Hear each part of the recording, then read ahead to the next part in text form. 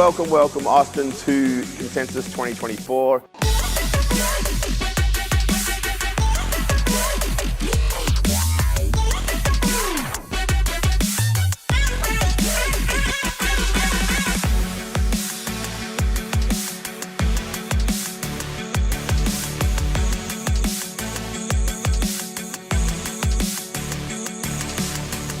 Really excited for Consensus 2024. Can't wait to see what's going to come next.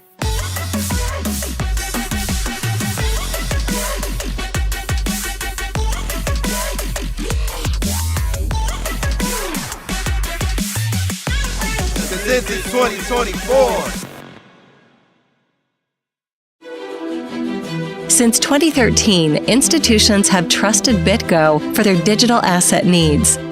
Backed by Goldman Sachs and other top investors, BitGo brings together the best of Wall Street and Silicon Valley to deliver institutional-grade security, compliance, and financial services. Today, we support all major coins and blockchain protocols and process 20% of all on-chain Bitcoin transaction volume for over 1,500 of the world's top institutions. When it comes to crypto, institutions trust BitGo.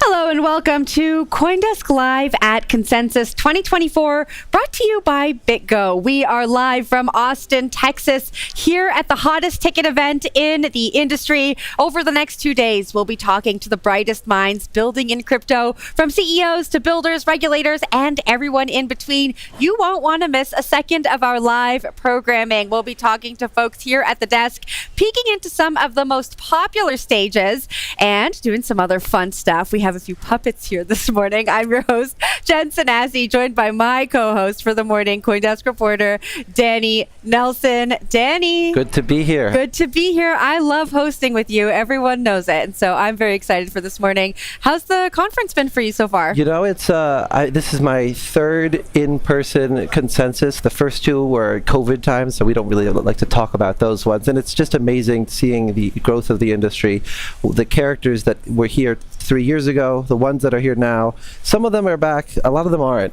It's just a massive time of change, and especially with the political environment around crypto right now, it's just really fascinating to see the conversations that we're having at this seminal conference. It really seems like the theme of the conference is policy, regulation. We're in an election year. RFK Jr. is speaking here at the conference. Anything in particular you're looking forward to, or any discussions you're looking forward to hearing on any of the stages? Yeah, I think it will be fascinating to see RFK speak. He's very vocal about his crypto support, and we've seen him speak at crypto conferences before, for example at ETH Denver, but now that Trump is speaking so much about crypto, and according to some reporting, Biden is also pivoting on these issues, I want to see what this independent candidate has to say about crypto. Mm-hmm.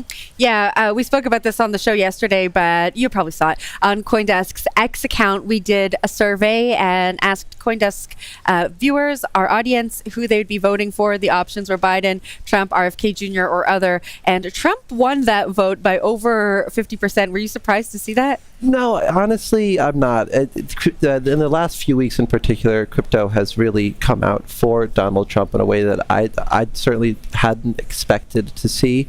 But Trump is calling himself crypto's candidate. He's speaking on the issues. He's saying things like free Ross Ulbricht and things like that. A lot of people in crypto are standing behind. And with the current administration, it's understandable, I guess, why a lot of crypto people are supporting Donald Trump. Yeah, well, let's get into our conversations now. We're coming to you from the Coindesk podcast studio, presented by BitGo, founded in 2013 with the first institutional-grade Bitcoin wallet. BitGo is the gold standard in custody, staking, and settlement. Today, BitGo supports over 800 coins and processes 20% of all Bitcoin transactions by value. Check them out at bitgo.com. Now, like I said, we're going to be here all day.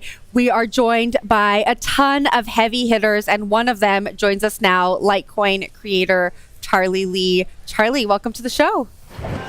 Thanks for having me. Of course, thanks for being here. Now, I'm going to ask you the same thing I asked Danny. What are you excited about for this Consensus? What's different about this Consensus when you think about the other ones that you've attended? To be honest, I mean, every consensus is pretty crazy. I mean, I've been to a few, and they're kind of about the same craziness. It's been a while since I've been to a consensus. I think the last one was like 5 or 6 years ago. Well, define crazy. When you say consensuses are pretty crazy. It gets bigger and bigger every year. Like the first one is kind of a decent size, but now it's a huge event. It's pretty impressive.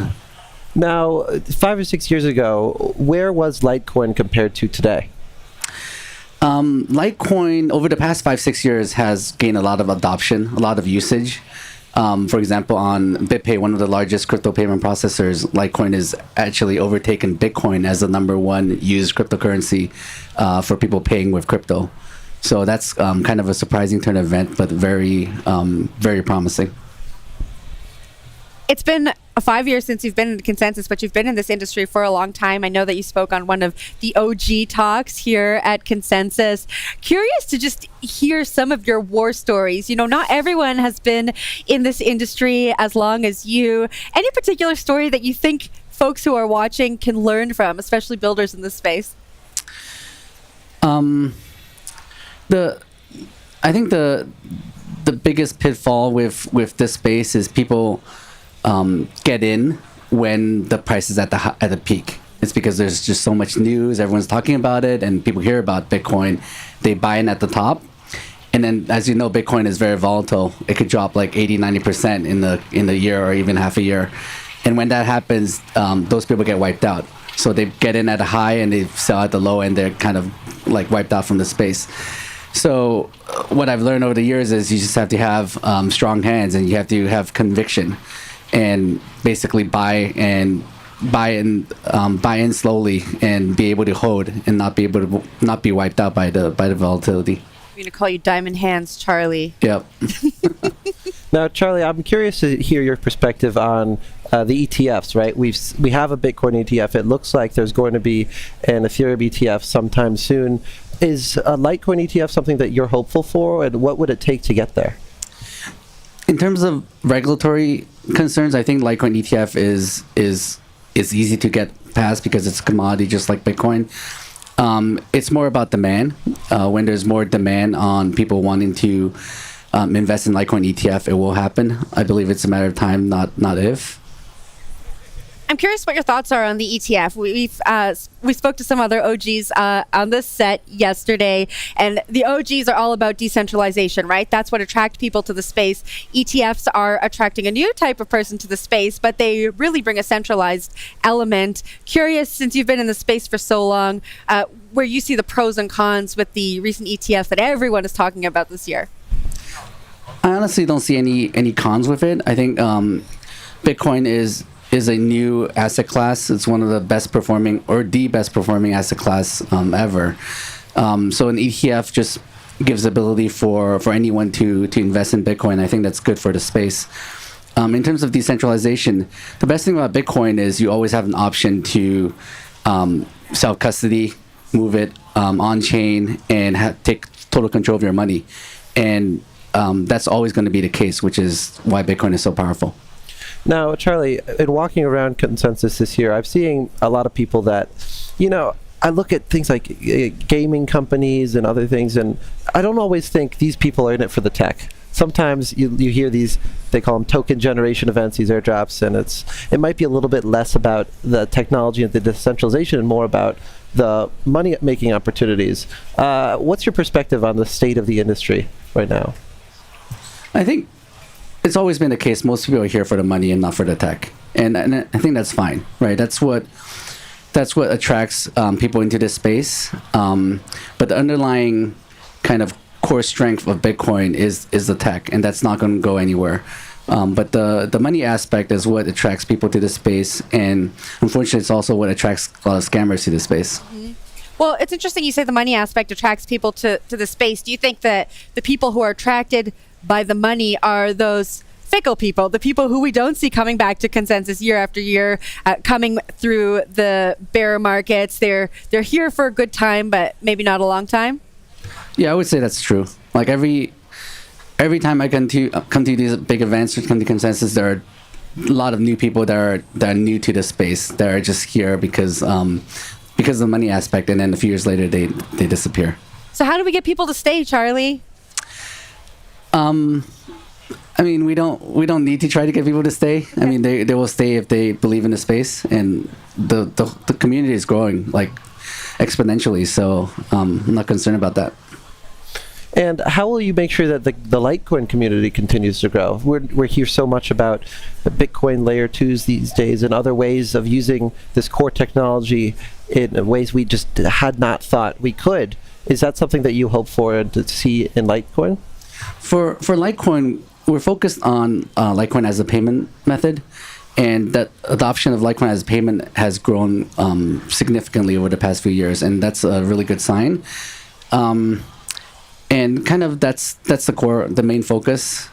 In terms of the community growing, most people using Litecoin don't even know who I am, and that's a good thing, right? You don't need to know the creator of Litecoin to actually use it, because it's a very useful currency, and they use it because it's fast, the fees are low, and it's accepted everywhere, and that's the best thing about Litecoin. Where are you seeing the biggest adoption of Litecoin? What regions are using it as a payment more than others? I think more like third world countries are using cryptocurrency more because it's useful, right? In the U.S., people are adopting Bitcoin, Litecoin more for speculation than actually using it, and it's because it's not really needed. But in a country where their local currency is hyperinflating, storing their value into cryptocurrency is a lifesaver for them. So that's where I see the most adoption. Do you think we're going to see more countries go the way of El Salvador and accepting or addressing Bitcoin and maybe even, I don't know, Litecoin as something more than just a cryptocurrency that exists outside of the state control? Yeah, I think the next big thing with crypto would be nation-state adoption in terms of holding it in their treasury, accepting it, actually legalizing it as a currency for the country, right? And we're seeing that in El Salvador. We'll start to see more and more of that in other countries, I believe. And what's next for Litecoin? I mean, you haven't been to a consensus in many years. What are you building? What are you looking forward to on your roadmap? Yeah, currently we're working hard on a feature we launched recently. Well, recent as in the last 2 years. It's called MWeb. It's a privacy and fungibility feature. It's a kind of a layer on top of Litecoin where you can send transactions where no one else can see how much money you're sending. Only you and the recipient will know. And I think that's one feature that's missing from Bitcoin, which is a layer of fungibility and privacy that really helps protect you from spying eyes, right? When you spend money, you don't want anyone to know how much money you have in your bank account. Charlie, thank you so much for joining us this morning. It's great to see you here at Consensus, and we hope you enjoy. Yeah, thanks for having me. Awesome. That was Litecoin Foundation Director Charlie Lee. We are going to take a quick break and take a look at what happened yesterday. This is the Day 1 recap.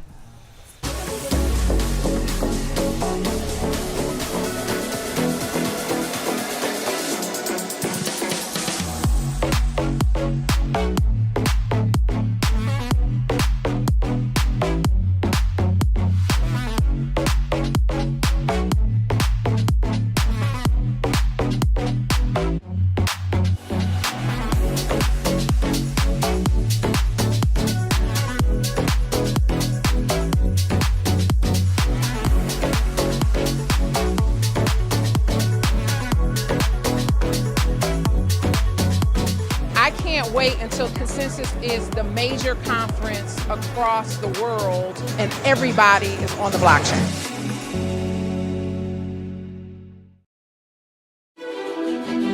Since 2013, institutions have trusted BitGo for their digital asset needs. Backed by Goldman Sachs and other top investors, BitGo brings together the best of Wall Street and Silicon Valley to deliver institutional-grade security, compliance, and financial services. Today, we support all major coins and blockchain protocols and process 20% of all on-chain Bitcoin transaction volume for over 1,500 of the world's top institutions. When it comes to crypto, institutions trust BitGo.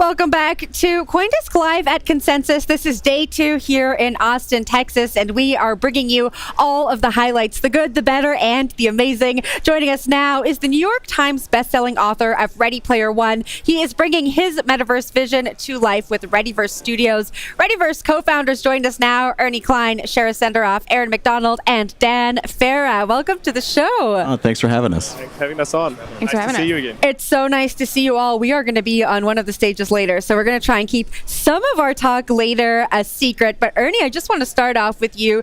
Ready Player One has been such an inspiration for so many people who are building in Web3. I think people read the book, watched the film, saw something that really piqued their interest about how we might interact with each other in the future. How does it feel to be here at Consensus talking about bringing your vision to life? It's incredible. Very few science fiction writers get to have the experience that I'm having, which is to kind of imagine something and then have a role in seeing it actually come about in the world. It's very exciting.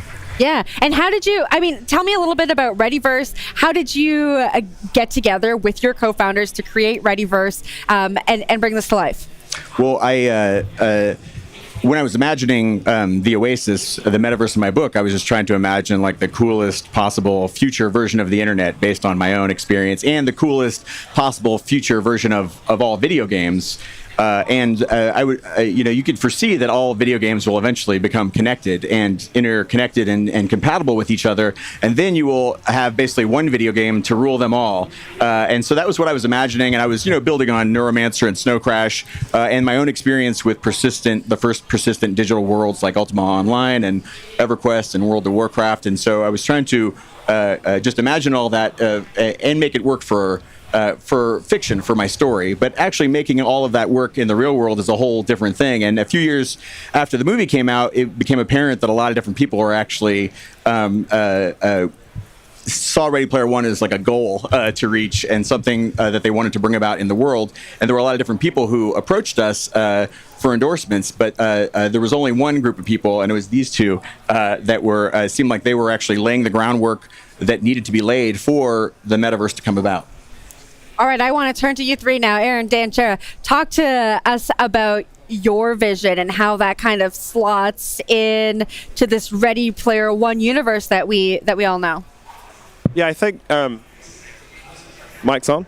So I think Ernie hit the nail on the head. I think the key for the vision is interoperability. I think in Web3, we've really jumped on the idea of ownership, and digital property rights is like a big thing in Web3. It's probably kind of the main thing. Own your assets, own your data. And so in the content world, we jumped into that too with things like NFTs. But right now, owning an NFT is like owning a dog that lives in your neighbor's garage, because you can't take it anywhere. You can kind of look at it and give it a pet sometimes. But without interoperability, ownership is kind of meaningless. And so when we started this, we really wanted to deliver on that vision of interoperability, make the protocols, the technology, the content pipelines, all the hard technical stuff you have to do to make interoperability work so that ownership has real meaning. And I think that's what clicked when we came together, was how can we bring that vision to life, not just as a video game, but as a world of interconnected games, applications, experiences, a new version of the internet built on the idea of that interoperability. And I think to onboard, just to add to that, to onboard consumers and to help them understand, so it's not a clunky experience, but it's a playable, play-to-learn style experience, we needed to bring big IP that could come together in one place, which is what Ready Player One really showed, that it was a multi-world, multi-experience. You could experience the things that you loved all in one place and all interconnected. So that was the goal of starting out with a property that the masses knew of how to define the metaverse and show them how it's done. Now, Dan, if for those crypto history nerds out there, they will remember that at the core of smart contract design is this gaming link. Vitalik Buterin, of course, came up with the idea for Ethereum after discovering that one of his favorite spells in World of Warcraft had been gotten rid of by Blizzard. Now, I'm wondering, how are all of you thinking about the role that moment, which is a seminal moment in crypto's history, will play in shaping how the Readyverse will actually work? I think that's a better question for Aaron. Yeah, I mean, I was a big player of World of Warcraft, and that story about how his warlock got nerfed and impacted the experience of gameplay, I think was one of the inspiring ideas for me when I first jumped into Web3 almost 10 years ago. You know, the notion that communities could be in control of the way that applications and games and experiences work was kind of the bedrock. I got interested a little bit in Bitcoin because the ownership thing was cool, but when you could jump from, you know, owning a thing to controlling a thing or deploying an application in the same kind of context where a community-owned infrastructure could be in charge of the way applications and experiences work, that really kind of sparked the moment for me, and I got all in because of that idea. And the notion that you can carry that through into the way that you build worlds, applications, games, and experiences. And really, I think the key thing here when we talk about the metaverse is it's just the internet growing up. It's not like this other thing that sits over there. It's not separate to the other things that are going on in Web3. It's just an application experience layer that sits on top of all the fantastic stuff that everyone else is building and makes it more immersive and more engaging. So all of those principles still apply to the things that we're building today. And Ernie, forgive me, I read Ready Player One a long time ago. I loved it. But the message that I walked away with about the metaverse wasn't necessarily a positive one. And I'm assuming that with Readyverse, you don't want it to be something negative, you want it to be something positive. So how are you going about that? Well, in my book, I tried to depict both the good and bad sides of all kinds of technology. And one of my experiences with playing really immersive video games like EverQuest and World of Warcraft, persistent digital worlds, they can be addictive. There's especially if you play them with friends that you know in the real world, it's a really addictive experience. And I've had the experience of playing like 12 hours in a single day and then wanting to do it again the next day. So that was something I wanted to portray in my book, but also I still play video games. It's not like I just wanted to show the good and bad side. So we want to make something that's really fun and addictive and exciting, and that connects people. That's the thing that's really exciting to me. We're kind of creating a new digital country that everyone can take part in, and this country has no borders, and its inhabitants get to create it and make it up as we go along. It's very exciting. I think to add to that, the real story that I took away from Ready Player One was a group of upstart punks and people on the fringes of society took it upon themselves to take control of the internet and change the fabric and change the way that it works from something that was controlled by a giant corporation to something that was controlled by a community. And again, that really speaks to the values of Web3. Dan, when we talk about metaverse, NFT, creating these experiences, we've heard that and it's worked for small niches so far, but we haven't really seen it work mainstream. What's different about this? Why is this going to work in a mainstream world over some of the other more clunky experiences like Shara you were speaking about earlier? I think that the major studios and IP rights holders see the Readyverse as a more interesting opportunity, largely because Ernie and I, for the last 20 years, have been focused on developing big IP in the studio movie business, in the studio world. We know how to protect IP. We know about the concerns studios have about protecting their IP, and we've really created this safe haven for them to be partners in bringing their IP to the metaverse through the Readyverse. There's really no downside for studios to engage with us, whereas I think past opportunities have had a lot of downsides. The other thing I think that will make this endeavor succeed where others have failed is that it's an open endeavor, that we're creating a metaverse, or we're not creating the metaverse, we're creating the groundwork for everyone else to build the metaverse on top of it, a compatibility standard that everyone can use to create what they want and have control over it. I think Ernie's point there is really, really important, that there aren't multiple metaverses. It's just the metaverse. We've talked about this before, Jen. A lot of people say, when they talk about building on the internet, if I came to you and said, I'm building an internet, you'd look at me like I was crazy, because it's not how it works. And so the metaverse is just the metaverse, and everything that's built interconnects. So we will be connected to all of the other builders that are even here at Consensus, who are creating experiences that our technology allows all of the assets and the IP to move through interoperably, which is really important. So a consumer can maybe discover something in the Readyverse, but take it out to another game or experience or platform or anything that they can connect to, which allows for the value, like Aaron was talking about, to be so much greater for the individual. And that's what'll entice people to come into the metaverse. Yeah, and I think the notion that the metaverse is a singular experience or application is kind of the big flaw, because when you're talking about changing the internet, it has to apply to every kind of thing that people want to do and everywhere they want to do it. You know, we just recently launched the Reebok Impact experience, which is inside of Instagram. You can go inside of there, DM our AI, it'll make a unique 3D digital wearable from a memory that you love, and then turn that into something that can be used inside of a range of applications and experiences that we've built, but also in things like Roblox and Fortnite. And so the metaverse, I think, as an idea failed because everyone tried to squash it inside of a game. And what we're trying to do is unpack that, open it up, and let it exist everywhere. Well, I look forward to speaking to the four of you later on stage. I know we have a preview. We're going to see what Readyverse is actually going to look like, how it's going to come to life. And so I'll see you all later. Thank you. Thanks for having us. Thanks. Awesome.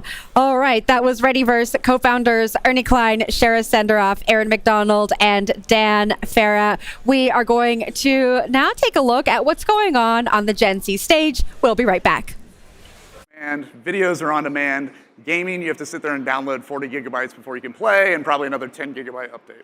It's not on demand yet, so why? It works. You can do this. There's been people that have done it, but you're using a GPU in the cloud, which runs about $2.50 an hour now because of things like LLMs, generative AI, all this stuff. It's incredibly costly. So if you took like the Travis Scott event that happened at Fortnite a few years ago, they had 12.5 million concurrent viewers. That'd be a whopping $25 to $30 million an hour if they were to stream that, right? It's just not cost effective, even for companies like Epic, even for companies like Microsoft. So we are starting to see some new tech. This is a company we acquired a few years ago. But what's exciting about this type of tech is we can now do a new form of streaming. We call this command streaming. And what's exciting even further is we think we can completely decentralize this over time, to where anybody now can provide access, anybody can provide resources into this new decentralized world, and from that, anybody can run games. And not only can you run games and do it cost effective, our solution is about 1/10 the cost because we're not using cloud GPUs anymore. We're using edge GPUs and using commodity hardware in the cloud. And I could do a whole talk on this alone, but I just want to show a couple things and show a quick demo.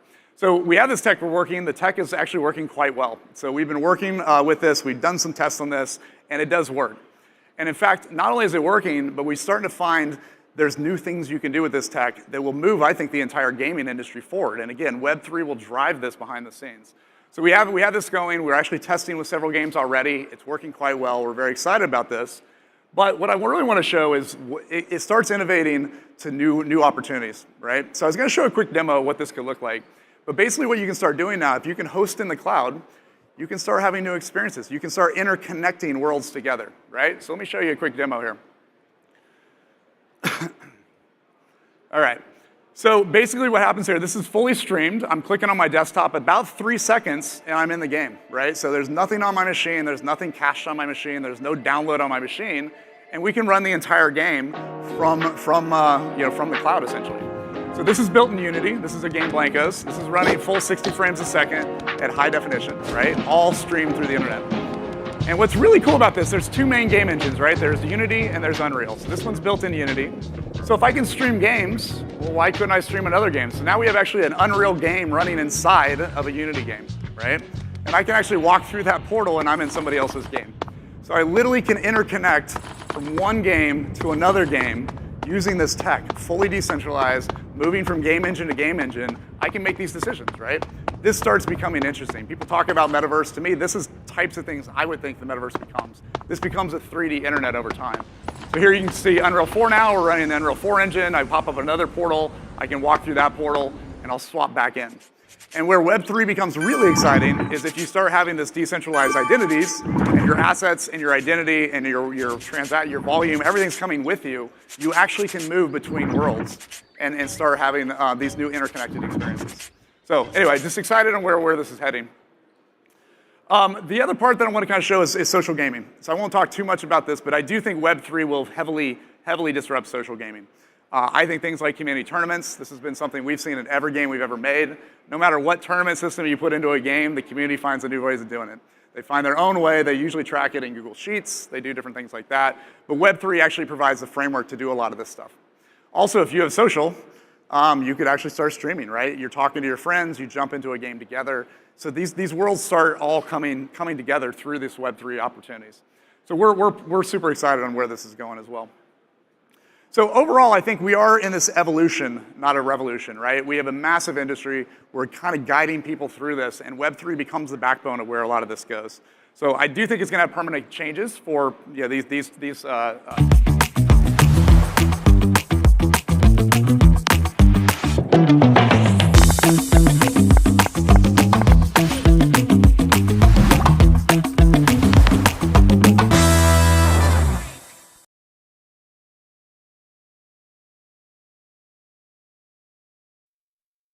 Welcome back to Coindesk Live from Consensus 2024. I'm Jen Sanasi here with Danny Nelson. And we're going to check the markets. We're going to take a look at the price of Bitcoin right now because we have some fun little puppets that we want to show you. I got a bear. Danny has a bull. Bitcoin's at around $68,000 right now. So I think Danny's bull is winning. Danny, are we in a bull market? Well, 68K I don't know. I mean, we're not at all-time highs right now. I feel like really to become a proper bull market, we need to see those prices keep on rising. So I'm a bear. We like to have fun here. We were fired from the puppet show. That's why we're journalists. And so, I mean, it's not really a bear market. This guy's probably from last year. Danny's bull is winning. Hi. Hello. Do a high five. High five. Okay, that's enough playtime. Let's get to our next guest, who is a lot more serious than we are, hopefully. Let's welcome Visa's head of crypto, Kai Sheffield, to the show. Welcome. Great to be here. Thanks for having me. Thanks for sitting there while we did our little puppet show. That's great. All right. So we are at Consensus 2024. Talk to us about how your experience has been so far. This is day 2. What have the vibes been like for you? It's fantastic. I think there's a lot of energy and momentum. We're really excited to see what developers are building and really how much blockchain technology has started to mature and how the infrastructure has improved and many different payment use cases that we think stablecoins can help enable. And so it's been great to engage with many clients, many companies and partners in the payments ecosystem who are all looking and exploring how blockchain technologies can be used to improve payment flows. Now, Visa is one of the most important companies for payments of any kind around the world, and you've been there for a while as the head of crypto. I'm wondering, from a couple years ago, how have the conversations changed from then to now internally? Like the ideas you're advocating for, the projects you're pushing, how's it changed over time inside of Visa? So we've made really steady progress consistently every week for 5 years now. And we actually set up the crypto team in the depths of the bear market, late 2018, early 2019. And so our approach was really taking a long-term view and saying, if Visa cares about any technology that has the potential to improve payments. And so we wanted to take our time, figure out ways that we could use these technologies to support our partners. And we've started to experiment with stablecoins. We started to do a lot of research, a lot of education for our clients. And our goal is to just continue to make consistent, steady progress over the next decade. And we're really excited about the opportunities that particularly stablecoins can enable. 5 years through the bulls and the bears. That was a nice little setup we didn't know we were doing there with our puppets. Internally, has there ever been any pushback? Anyone ever questioning you through the bear market? Like, should we be spending this time and effort building in this industry that seems to be quite volatile? There hasn't. I think we've been really fortunate to be at a company that has a culture that, really from the beginning, from the early days of Visa and, D-Hawk, going all the way back to the 60s, recognizing that value is going to be digitized. It's going to move over many different networks. And we want to be this single connection point for clients, to move value in many different places, in many different payment flows. And so we recognize that, the prices of crypto assets are volatile. We don't really care about the prices. We care about the underlying technology and the ways that it can be deployed within the payments ecosystem.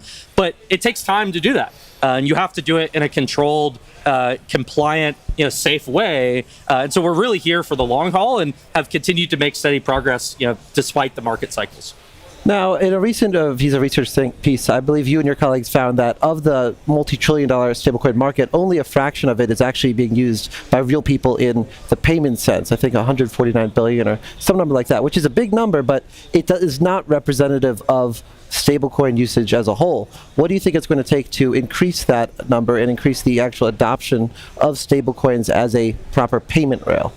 Yeah, so first, we think one of the unique aspects of stablecoins is the fact that you could see all of the data on-chain. And so we've invested a lot of time and resources in how do we understand on-chain data and understand how stablecoins are being used. And so we partnered with Allium Labs. We put up a dashboard, visaonchainanalytics.com. And it was really this exercise of, we use on-chain data internally. It answers some questions, it opens up many more questions, and we wanted to make that available as a free public tool and resource for our clients, for policymakers, for media. And we started with this adjusted transactions metric, looking to filter out transactions that seem to be initiated by bots or as a part of smart contracts. It's not perfect, so we're not saying it's the end all be all, but we think that there's so much opportunity for the industry to really use on-chain data to better understand how people are using stablecoins. And some of the takeaways to us, it's not that stablecoins are being used by consumers to buy their coffee. It's stablecoins are being used for things like large value B2B payments, cross-border, peer-to-peer. And so I think that we're just at the point where we're crossing the chasm from consumers who are already in the crypto space, who are trading crypto on an exchange, using stablecoins, paying other people in crypto, to the infrastructure being there that can enable mainstream consumers, particularly outside the United States and emerging markets, to pay each other, to pay businesses in many of these flows, over blockchain rails. But there's a long way to go. We're excited to figure out how we can partner with existing companies in the payments ecosystem to start to integrate stablecoins in unique ways. And we think it has to be the two together. It's not an either or, traditional payment networks or stablecoins. It's going to be how can they both interact with each other, to improve payments. Tell us a little bit more about that. What's Visa's role in the future of stablecoins? Yeah. So we see ourselves as a bridge between stablecoins and blockchain technology and the existing payments ecosystem. One of the things that we've been doing is investing in how we can use stablecoins within some of our core products. For example, when you tap to pay, with a Visa card, it's instantly authorized and you can walk out of the store. But there are a lot of things that have to happen for money to be moved from whoever issued that card, to the merchant's bank on the other side. And so we've started to experiment with stablecoins like USDC running over blockchains like Solana to give options for our clients to settle with us, over a blockchain. So we can receive stablecoins, to an account that we have with Circle. We can then convert them, to pay out in fiat to merchant acquirers. And so I think we've got, such a large, diverse network of traditional financial institutions, fintechs, crypto companies. We're trying to figure out how can Visa be a bridge that not all those companies are going to adopt stablecoins and blockchains at the same time. Let's meet them where they are. If they want to use stablecoins, great, we can support that. They operate in traditional fiat, we'll manage the conversions back into it. So we're excited to see how we can play that role as a bridge. And that reminds me, before Consensus, I got my pre-conference haircut, as we all do. My barber only takes cash. I said, it was just about the fees, because so often small businesses don't like credit cards because of the fees. He said, no, it's actually not because of the fees. It's because on Fridays, if I'm getting paid with credit cards, I can't go to the bank and get my money because the banks are closed. So I'm wondering how Visa is thinking about actually helping maybe small businesses even utilize and realize that stablecoins could allow for instant settlement, and they could take digital payments and not have to worry about things like the banks being closed on the weekends. Yeah, so there are a lot of things that we're doing across the company trying to speed up how quickly we can get money, particularly to small businesses. We've got a product called Visa Direct, where you could do push payouts and be able to have a small business get money directly to their debit card on a weekend.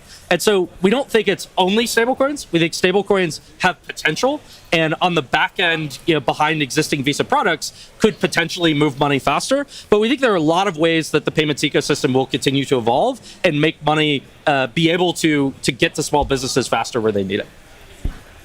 It sounds like Visa's focus when it comes to crypto is on stablecoins. I have to ask you, back in 2022, I was so excited when I heard that Visa had trademark applications for things like NFTs and Metaverse and wallets. What's happening with those? Is there any focus on that? Have those kind of been put to the side while you focus on your stablecoin research, dashboards, and looking at how Visa can work with stablecoins? So we've continued to follow the NFT ecosystem and the broader creator economy, and we think it's definitely evolved and changed. And I think back when we started exploring, experimenting with NFTs, NFTs were really only on blockchains like Ethereum. They were pretty expensive to be able to mint, and there was an ecosystem of fine art that people were collecting. Now I think some of the shifts that we're starting to see are a lot of the use cases for NFTs are things like loyalty. You can now mint NFTs for fractions of pennies. And so we're seeing interesting experiments with things like digital receipts and loyalty programs, where if you hold an NFT, you can get a discount on different purchases. And so, the culture that we have is really trying to learn by doing, and, working with clients around proof of concepts. We've got a Visa consulting and analytics business where we have had issuers and merchants come to us and say, how do we incorporate NFTs in a loyalty program? And so we're still absolutely interacting with the ecosystem and experimenting. I think we've just seen many of the use cases for NFTs evolve quite a bit from where they were a few years ago. But broadly, we're still really excited about the creator economy and the role that blockchains could play within it. Kai, thanks so much for joining us this morning. We hope you enjoy the rest of the conference. Thanks for having me. This has been great. That was Visa's head of crypto, Kai Sheffield. All right, we are going to take a quick break for a little announcement. Let's take a look.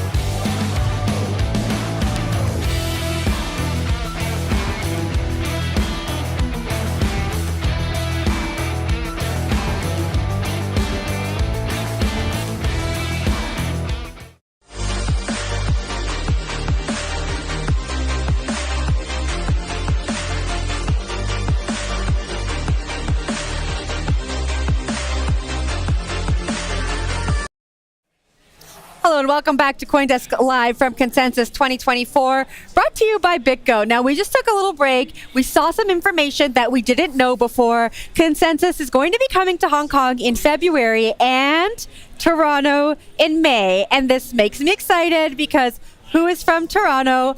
I am. Danny, what do you think? I've never been to either place. I'm very excited for both. I noticed you really must be from Toronto. You're saying it properly. That Toronto. No Toronto here. No Toronto. It's going to be in Toronto. Yes. What's the one?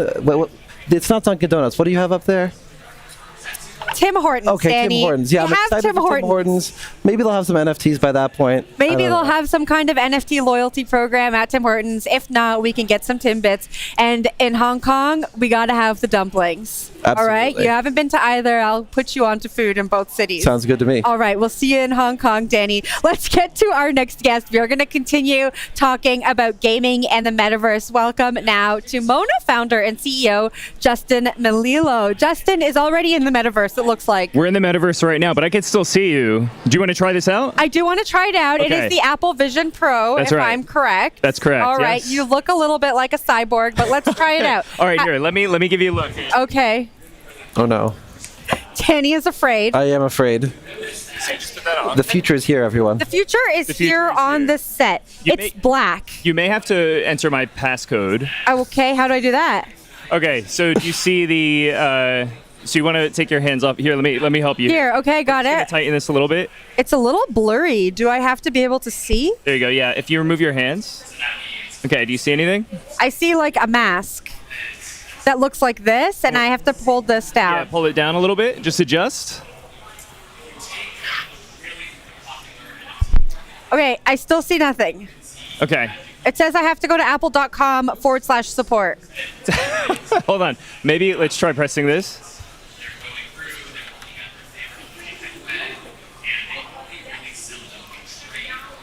Danny, how do I look? You look ridiculous. Yeah, right? Are you This seeing- is the future. Are you seeing anything right now? Nope, just the mask. Okay. All right, well, let me Jen, get back. Jen might not be able to see the future, but Yes. can you tell us about yours? Yes, yeah, absolutely. So basically what we're doing here, at Mona, we're building the open metaverse. We're dedicated to building tool systems and protocols that help developers and creators build the open, immersive internet. And so what we have here is just an early demonstration of our first app for the Apple Vision Pro, which essentially allows you to immerse yourself inside of NFTs. And so on the Mona platform, we have over 20,000 immersive worlds that have been tokenized as NFTs, all stored on IPFS, all decentralized. And now for the first time, you can actually experience immersing yourself inside of an NFT. I think what we saw there is it doesn't always work. We're still so early, is what people in the space say. When do you think that this is going to be something that's mainstream, that people are doing every day? It's not going to be as clunky. Maybe it's going to be in Danny's glasses. He's going to be seeing something that is not here in our physical reality. When's that going to happen? Yeah, well, I think one thing to recognize with the Apple Vision Pro, Apple's designed the headset to actually, like, the process of getting one of these actually requires you to measure your face. And so they have different sizes that basically match different head shapes, different eye shapes. And so this technology has actually come such a long way. I've been in the space since basically 2015 when I joined Magic Leap, which is another AR spatial computing startup. And so now with Apple entering into the field with their Apple Vision Pro, we now have the highest quality pass-through that you can get. It's an entire new paradigm for the way that we're interacting with a computer, with an operating system. And yes, it is still very early, but we've come such a long way with this that once you do get to try it and you get to experience the pass-through and you get to experience interacting with digital content that blends seamlessly with the world around you, it really gives you a glimpse into what the future holds. And so, over time, the form factor of the device is going to get lower. It's going to get smaller. It will eventually become something akin to a pair of glasses. And then once we get even further into the future, we're talking probably 5 to 10 years out, you have BCI, which is brain-computer interface, where we'll actually be able to be controlling it without having an actual wearable, which would be really exciting. So we'll have our Neuralinks connected to our Apple Vision Pros. Something like that, yeah. Now, I think I got a little glimpse of this future. I was at the Mountain DAO hackerspace in Salt Lake City over the winter. Shout out to Mountain DAO. And all those guys had just got a lot of money from different Solana airdrops, and they all went to the Apple Store and bought Vision Pros. So I had this weird experience of it being in a co-working space where 10 or 15 different people were in like semi-pass-through mode working on their virtual desktops. But also just turning around and continuing a conversation with me. Is this the future that you're betting on? Oh, yeah, absolutely. Over the next 10 to 20 years, we are transitioning away from interacting with the internet, with computers, from this 2D interface, which are screens, to a context that is much more immersive, and is much more conducive to how we as humans experience the world around us, which is in 3 dimensions. So yeah, this is absolutely the future. It may take, a couple of decades to get there to a place where it is really seamless and more commonplace for everyone. But we're already seeing really exciting things. And what gets me excited is placing the emphasis on the importance of providing creators and developers with tools so that they can actually build a really great future for all of us to experience these 3D worlds and virtual spaces, and a way for us to actually prove our ownership of digital assets. One of our guests earlier said when we talk about metaverse, there shouldn't be multiple metaverses. There's one. It's like talking about the internet. So with all of these different people and projects building their version of a metaverse, what does that look like in the future? Like, do some of them go away? Does everybody work together? Is it an interoperable future? What do you think? I believe in an interoperable future. I believe the metaverse is very much like the internet. It is essentially just that next evolution of the internet, one that is more immersive, one that is decentralized. And I think what we're going to start to see over time is a shift away from these walled gardens, platforms like Roblox, like Fortnite, where developers really benefit from the lock-in of keeping all their users on one platform. And eventually what we'll do is find a way for there to be incentives for developers to work together to encourage users to be able to bring their assets across to other platforms. That's why we're really dedicated to this mission and building an SDK that allows developers to tap into this giant library of user-generated 3D assets to build interoperable experiences so that we as players can bring our avatars, our objects, our environments from one place to another and have true ownership over the things that we own in the digital realm. Now, what's the incentive for the Metas and the Apples and all these big giant companies of the world to actually work together to create the standards that will be necessary if the metaverse that I think you're speaking of is to be like the internet that we're all using today, where everyone can use different devices to access it? Yeah, I mean, let me be clear. This is very disruptive. I mean, current platforms don't benefit from having their users be able to freely exchange their assets from one platform to another. That's why if you're playing a game like Valorant or Fortnite and you buy a skin in that game, you can only use it in that game because the incentive is only there for the platform to keep the user within that space. And so what it's going to take is many, many more experiences that prove the value to developers of having these assets become interoperable. And it's going to take players basically demanding that they want to bring their assets from one space to another. It's very similar to when the music industry shifted from physical CDs to streaming. It's because users were finding a way to share digital music digitally, and then the industry had to change because of the user demand. Tell me a little bit more about the users, because right now the users are in Fortnite, they are in Roblox, and in Danny's example, the users are on Instagram, they are on those Web2 social platforms. And how are you thinking about getting them away from that? Because they're very comfortable. It's going to take a big behavior shift, a big desire to want change. And I think that people who are playing in Roblox and Fortnite, as much as maybe it is extractive, they're still having fun there. Yeah, you're absolutely right. Roblox has something upwards of 60 million daily active users, Fortnite on the same scale. And then, of course, you have social media platforms like Instagram, Snapchat, et cetera, right? I think what it's going to take is a really large amount of high-quality IP. And I think this is something that I'm really excited for, particularly for Web3 gaming, because I think to date, most Web3 games have been really focused on the financialization of it and less on the value and the quality of the IP and content. If you look at it, Roblox has been around for over a decade, Epic as well, and they've built really incredible experiences and a really incredible game experience for their users. And so what I think is that the more experiences that are built that are of similar quality or even higher quality, that'll attract more users and will kind of encourage this shift. So we need more developers building really great games and experiences that are a lot of fun for people to try out and play. All right, well, Consensus is so fun for me because we get to bring people together from different worlds who are building totally different things in this space. We are going to welcome Ryan Rugg to the show. She's the head of digital assets for Citibank. She joins now. Okay, we have Citibank and we have the Metaverse, right? I know a few years ago we saw some banks doing Metaverse activations. Citibank have any desires to get into a Metaverse and try something out? We've experimented. We did a simulation of our lobby for clients to come in and use and so they could touch and feel. I think from a client experience, it's still a little bit far away. As we saw when you're in your opening segment, it still has a little bit of bugs that, we move trillions of dollars a day. We can't have those bugs just yet. So, but our clients are interested for everything from client onboarding to experiences, but I think it still has a little bit of way to go from a technology standpoint. How many people tried it out? Oh, several. Clients were walking by and loving it. And it's always really amusing watching clients. It's almost like children because they're trying to feel and touch. So I definitely think it has a place, but not quite yet in financial services.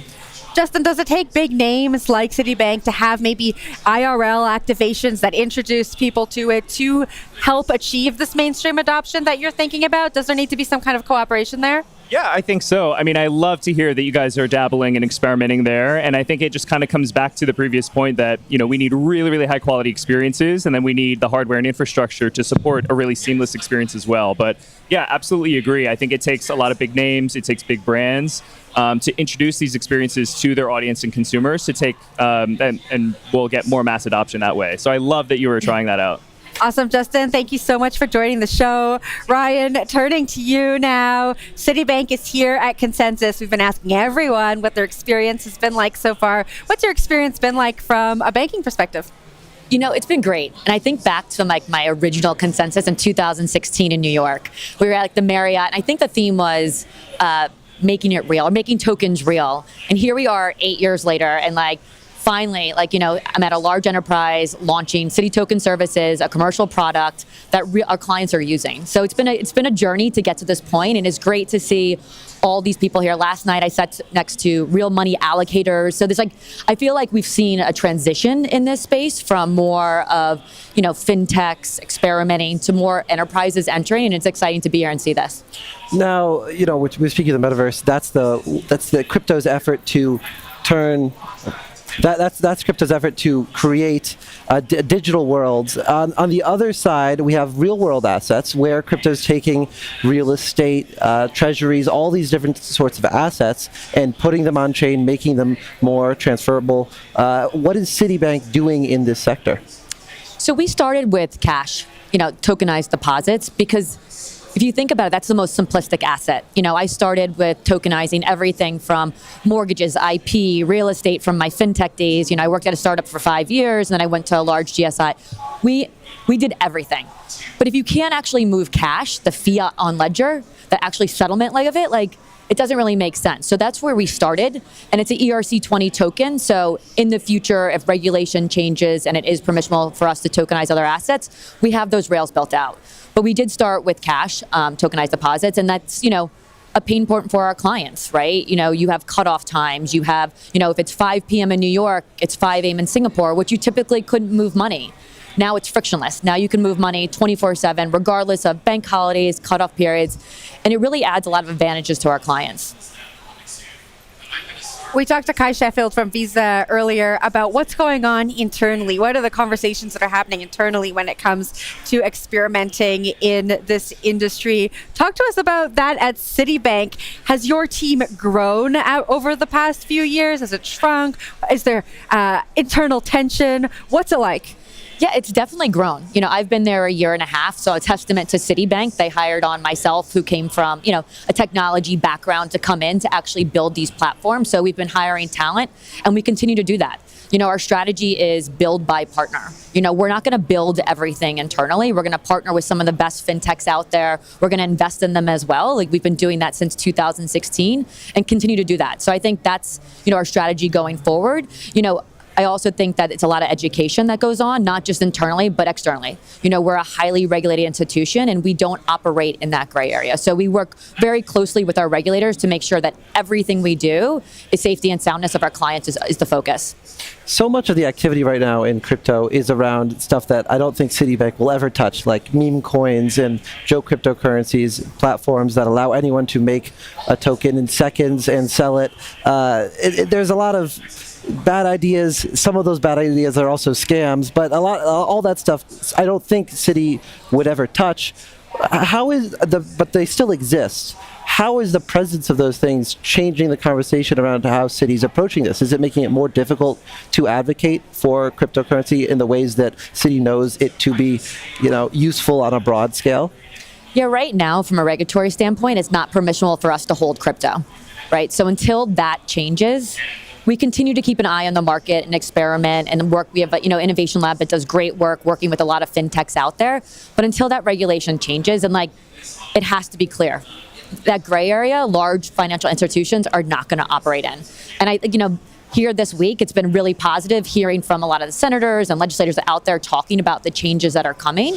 But until that is 100% clear, we just won't operate in that area. We spoke earlier, like I said, with Visa's Kai Sheffield about stablecoins. I know that you spoke on a panel yesterday called When Cash Has to Dash, Fast Payments Through Tokenization and Stablecoins. Yeah. Talk to us a little bit about how you're looking at stablecoins, how you're looking to implement that into banking operations as you move forward. So stablecoins are really interesting. If I think about my career journey and the evolution to where we've gotten in stablecoins, you started out with cryptocurrency, but it was so volatile that it wasn't actually good for payments. And what are stablecoins trying to solve, right? 24/7 frictionless commerce to match kind of like the digital economy that we have, which I think Citi Token Services does a lot of, right? Again, it's only an internal solution right now. We are working with several entities externally looking at how we connect, but to permission change. So it all goes back to, for us, regulation, right? If it's permissible for us to hold and move stablecoins by regulators, then we'll look at that. But if it's gray area, we're not going to do it. So, but again, we built out these rails that in the future, if it changes, we can potentially be able to do that.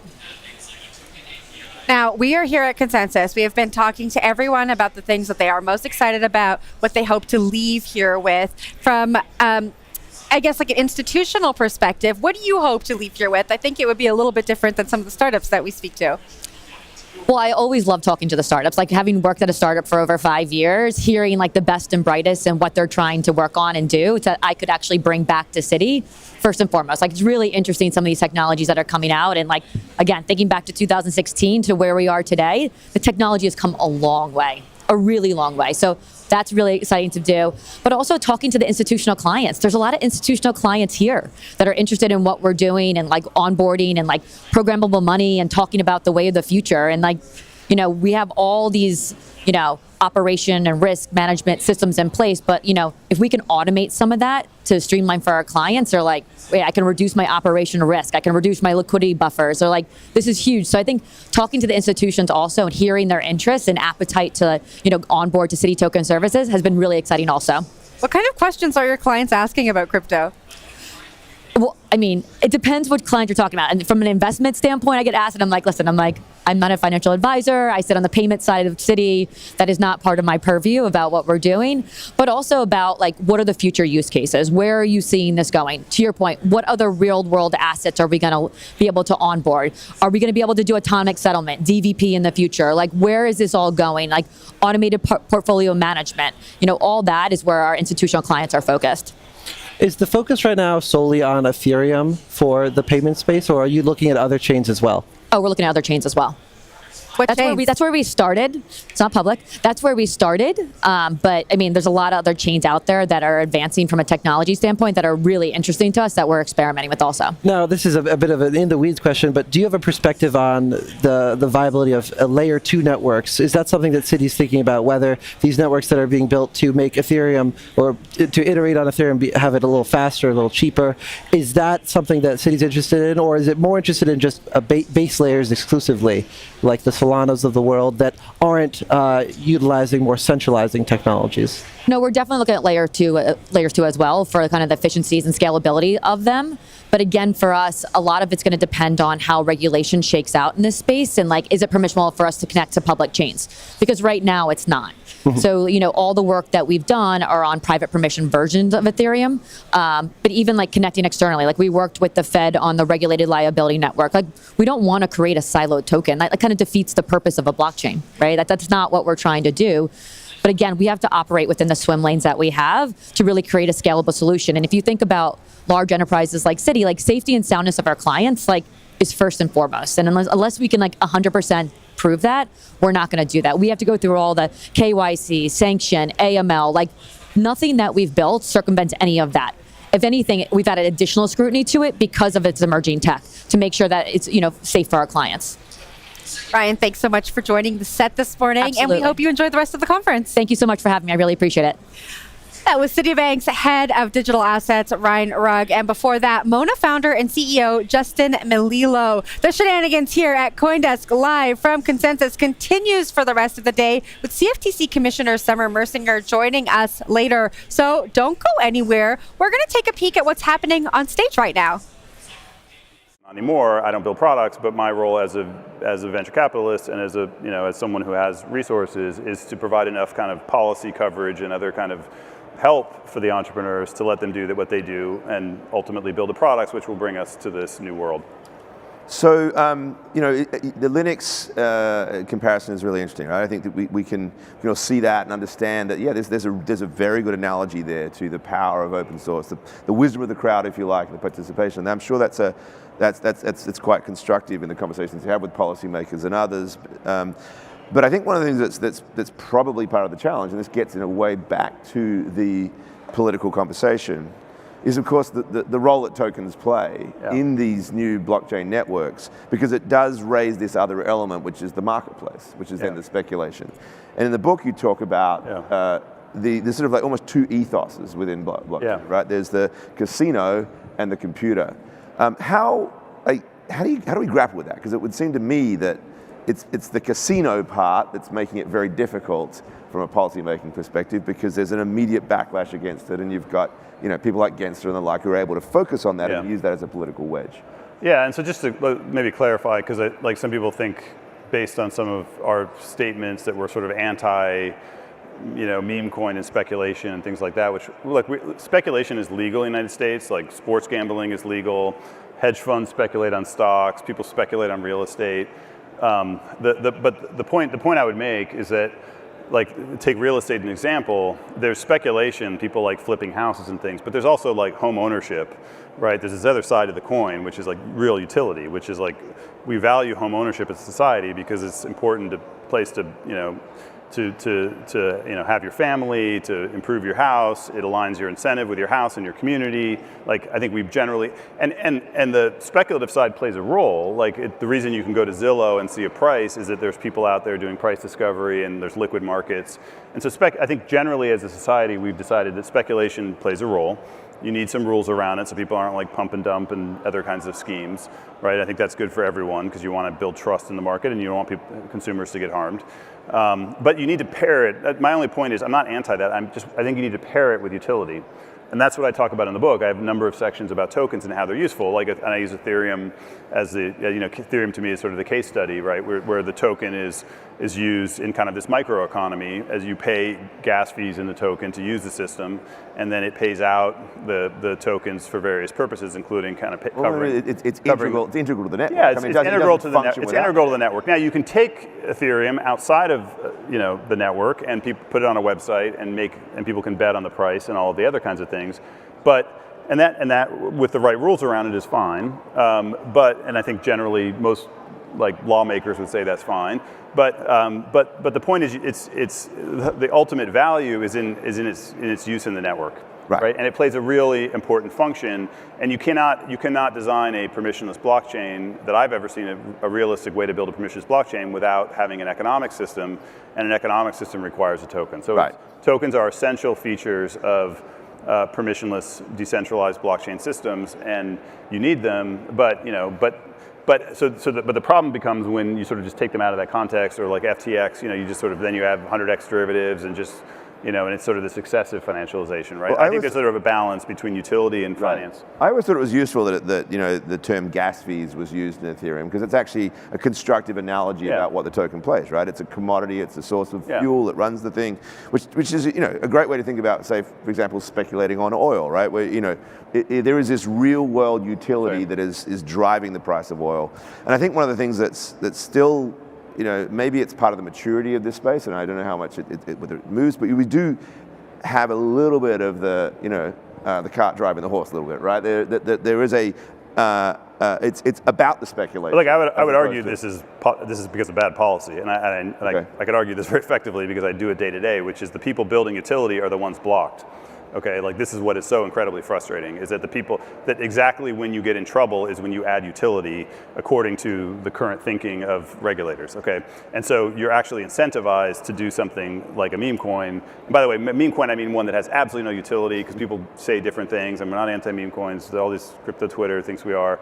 I'm anti a policy that says that you can't do anything in addition to a meme coin, which is the current policy, and I know that because God knows how much we've spent on lawyers, and our companies have spent on lawyers, and how many conversations I've had that are very frustrating. The default has become for most of these projects now to block the U.S. Like many projects now, they block North Korea, Russia, Iran, and the US. Like, this has become the norm in the space, which is just, I just think is absolutely tragic that this is the state of the art in this thing. And, or you go offshore, or you build something with like a meme coin with no utility. So I would argue, look, I think that situation is a result of bad policy.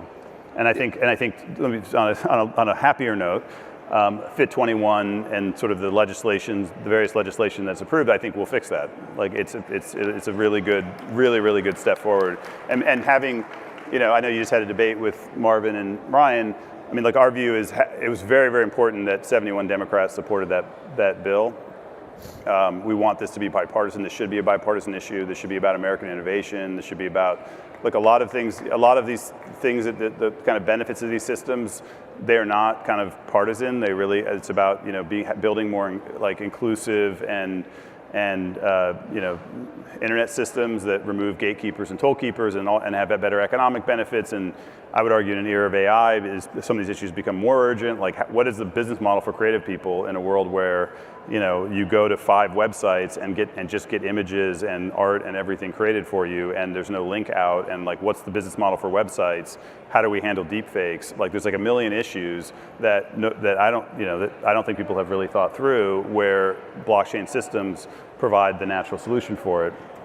So anyway, so I think we're making a lot of progress, and that's on that note of utility. I don't know if many people know, but I did spend a little bit of time as a colleague of Gary Gensler's at MIT when I was there, and I will say Gary's sort of take on crypto was very different. It did feel like he was wanting to embrace the power of it and the value of it, and breaking down intermediaries and attacking rent seeking. So I've been as surprised as everybody about this sudden shift. However, one thing he was consistent with then, and it still is now, his view that's sort of framed by the 1933 law, essentially, and the Howey test, that, pretty much every token is a security. That maybe has changed with this, view on the ETF and so forth. But the arguments he and I used to have back then were around, well, listen, Gary, if you just restrict the participation in these networks to accredited investors, then it ceases to have all the wonderful things that you are now telling me you think you believe in, right? So we have to have broad-based participation. I mean, like Fit 21 is very consistent with the Howey test. Like, the whole point of Fit 21 is that assets move from a security status to commodity status as they decentralize and fail the efforts of others in common enterprise prong of the Howey test. So I would view it as a clarification or modernization but very consistent with, and it specifically exempts, existing stocks and everything, which is not what the critics are saying. It's right there in the bill. So I think it's very consistent with that. It's a clarification, it's a modernization of it. Look, here's the reality, is that, like, I've had these conversations in the last 3 weeks. Like, an entrepreneur will come to me, like a really good entrepreneur, and he or she is thinking of doing either a crypto or an AI startup. And they ask me, can you guarantee me that if I get the best lawyers and do the right thing, and I go into crypto, that I won't get sued? And I can't, because it's random. It's like someone throwing hand grenades over it doesn't make any sense. Like, they're going after all the good people and not the bad people. Like, I give you a long list of scams that are just, nothing has happened. And then it's like Coinbase and Uniswap. It's just, so I can't. And so, is that a good situation? Like, and so then, and look, it'll play out in courts, but how long will that take? It's going to be two years for each court case, 2 more years for appeals. Like, do you want to do that as an entrepreneur? Is that how you want to spend? You just graduated from some school, you have brilliant ideas, you have the world's your oyster. You want to spend the next 5 years in court cases? No. So what happens is they go off and do something else, right? So ambiguity is the friend of ambiguity, and like nuanced legal interpretation, and all these things that we're discussing is the friend of scammers and is the enemy of good entrepreneurs, right? And so what Fit 21 is it's completely consistent with all of this legal precedent, with the Securities Acts. But it's a clarification, and it'll be very bright line rules, and that means it's much easier to go after the bad actors too, because you don't have to spend 5 years. It's right there. It's written, right? It will clean up. I think it will. You could clean up this space overnight if they had good policy. It's just a policy designed to hurt entrepreneurs and to allow the bad stuff to continue, I believe. So thinking about that Fit 21. Almost this clarification of the transition, how you evolve from being essentially a security to a commodity through the act of decentralization. What role do you see for VCs then, right? Because this idea of like you are accredited investors, you come in and can comfortably be there as participants. How do you facilitate the funding and then the transition to this decentralized architecture? And what is the ideal incentive structure for you to sort of enable that? I mean, I don't think it's, I mean, there's a lot of details that are different, but I don't think it's that fundamentally different than what we've been doing for 7 years or whatever, which is we fund entrepreneurs. We ultimately, if they're building a decentralized network, like something like a Uniswap protocol, ultimately our economics come through owning tokens. And I think it will be and I like that structure. Since 2013, institutions have trusted BitGo for their digital asset needs. Backed by Goldman Sachs and other top investors, BitGo brings together the best of Wall Street and Silicon Valley to deliver institutional-grade security, compliance, and financial services. Today, we support all major coins and blockchain protocols and process 20% of all on-chain Bitcoin transaction volume for over 1,500 of the world's top institutions. When it comes to crypto, institutions trust BitGo.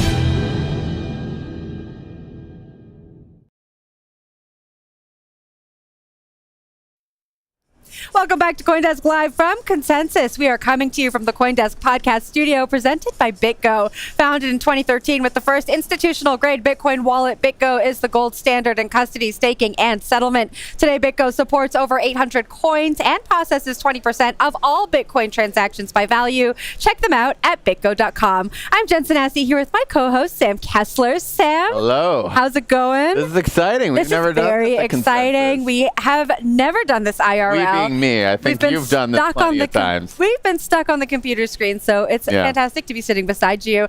Talk to me about what's been going on for you. No, this is crazy. I feel like I didn't really know what the vibe was going to be for this conference until maybe a week ago with that ETH ETF thing happening. Like, I don't know. Like, all my expectations that I've had for the past couple months as we've been thinking about this have kind of been, overturned. It's exciting. I'm just excited to be here. It's been an insane year for catalysts. We had the Bitcoin ETF. We had the Bitcoin halving. We now had the ETH ETF at the last hour. Let's welcome in our next guest now. I think he's going to have a lot to say about the catalysts. Joining us now is Bullish CEO Tom Farley. Bullish is the new parent company of CoinDesk. Tom, welcome to the show. Great to be here, a long-time watcher, first-time visit. I'm not only a colleague, but a fan of the work that you both do. Thank you. Good to be here next to you, Jen and Sam. It's an honor. We are also a fan of you. So three fan pals up here on the set. Tom, we were just talking about catalysts this year. What is the catalyst that you are watching out for the second half of the year? Well, just to pick up on what Sam said, I was the same way. I didn't know what the vibe would be until about a week ago. Everything changed a week ago. The Republican Party lurched towards crypto. The Democratic Party lurched towards crypto. And now, a week later, I just spent the last 45 minutes wandering the halls. This is like, Woodstock 69 equivalent of crypto. Everybody's in a good mood. Everybody sees the possibility. There's a little bit less weed and mushrooms. But in general, there's this like vibe of hopefulness and feel good. So I'm excited. What's it feel like? I mean, this is your first Consensus as the owner of CoinDesk. I mean, that must be a sort of surreal thing as you're talking about this kind of festival atmosphere, whatever it is. I think it's a 10 out of 10 from what I've seen. And in general, I was prepared to be a little bit critical because you always want to try to improve. And I kind of wandered the halls, and there's just everyone who's kind of important or is a decision maker in the digital asset space seems to be here. The networking is exceptional. The speakers are exceptional. I'm having a blast. Next year, we're moving this conference from Austin, where it's been for 2 years. It's been fabulous here, but it's nice to keep it fresh, to Toronto. So that's where I'm from. Yeah. So that'll be nice. We'll have a Canadian home for a couple of years, and we recently announced, as you may be aware, a Hong Kong consensus. Yes. February 19th, 20th. That has been very well received because our Hong Kong colleagues and brethren in the digital asset space feel a little overlooked. Yeah. And they're saying, wait, hey, look at us. We have these incredible projects. We're very interested in the digital asset space. So thank God you're bringing the Consensus brand, the CoinDesk brand, to Hong Kong. Well, we have Hong Kong in February, Toronto in May, 2 consensuses in 1 year. I don't believe that that's happened before. Why 2 in 1 year? Really, it's a long way to travel for everyday folks in the digital asset space to come from Hong Kong or Singapore or Korea or Japan or even mainland China all the way to Austin. And we wanted to have another place to have these conversations. There are other conferences in the digital asset space that are well attended, not many, but they tend to be frantic. There's just people everywhere and you don't know where to go, and the Consensus does it right. And I have nothing to do with this, so I can say it with all due humility. The Consensus team that runs it does a fabulous job. And so having one more in Asia, 12 time zones away, to give people an easier travel just seems simple. I'm curious, like we're talking about the Hong Kong thing. You've also talked when you acquired Coindesk about how you want us to have a little bit more of like an APAC focus like you have at Bullish. And I wonder just like, specifically, what are the things about that market that differ from the one here? And like, how would that manifest in terms of, the sorts of people, the sorts of events, the sorts of conversations that we'd expect to see at a Hong Kong Consensus conference? Well, let me take a step back. So I'm the CEO of Bullish. Bullish is a let's call it a markets infrastructure group, an exchange by and large, with a few other businesses, with a real nexus in Asia. So we have 120 excellent staff in Hong Kong. We have another, I'm guessing, 50 staff in Singapore. The majority of our customer base, the majority of our employee base is in Asia. One of the reasons why we acquired Coindesk back in November is Coindesk is very much a Western company. Very, very strong in media, conferences, and data, but in the Western world. And so at a high level, we said, well, wait a minute, we're really strong in the East, Coindesk very strong in the West. Maybe this can actually help us expand our markets infrastructure business to the West, and conversely, expand the Coindesk business to the East. So we're actively looking at things like, should we have a conference in Hong Kong? Yes. Should we have more of a media presence in Asia? On the way. Should we have a better, a more pronounced index business, for example, for Asian digital assets? Yes. So that was kind of the industrial logic, if you will, for acquiring Coindesk in the first place. I don't know if I answered your question. No, you answered part of it, and I guess the other part is obviously with a focus, shifting to APAC, either for Coindesk, for the Consensus conference. What does that mean in terms of like, are there things that we don't cover as much from a Western lens that you think will end up being covered more as a result of this sort of shift? Or are there themes over there that just aren't as prominent in the West that you noticed as somebody whose nexus, like you said, is in Asia? You're talking about Coindesk in particular? I'm talking about Coindesk in particular, but also the industry. Like, is the conversation, we talk a lot about regulation here. Is that the conversation going on as far as you can tell? Well, I'll give you a timely point. If you look at the Coindesk website, which terrific, I look at it. I'm a power user. I was a power user long before we acquired Coindesk. I hope so. As you know, I'm a power user because you get emails from me telling you how much I love your stories. Thank you. But anyway, if you look at Coindesk today, I'm sure you'll see a story about U.S. regulation and Biden or Trump or Fit 121. Today's the day the Hong Kong regulator is announcing which exchanges will be deemed, for the very first time ever, as fully deemed exchanges able to conduct business in Hong Kong. I don't know that we're going to write, maybe we've written one article about it. It certainly wouldn't get the same prominence, but everybody in Hong Kong is waiting with bated breath. Oh, will Bybit be deemed? What's up with KuCoin or OKX or what have you? So it's just having a sensibility about what's important in Hong Kong, what's important in Australia, what's important in Singapore, whereas right now we tend to be more Western focused, which isn't a bad thing. We've had to make decisions based on resources, but the vision that, I'll say me, but really the Bullish team, the vision is how can we be the de facto news source all around the world in digital assets.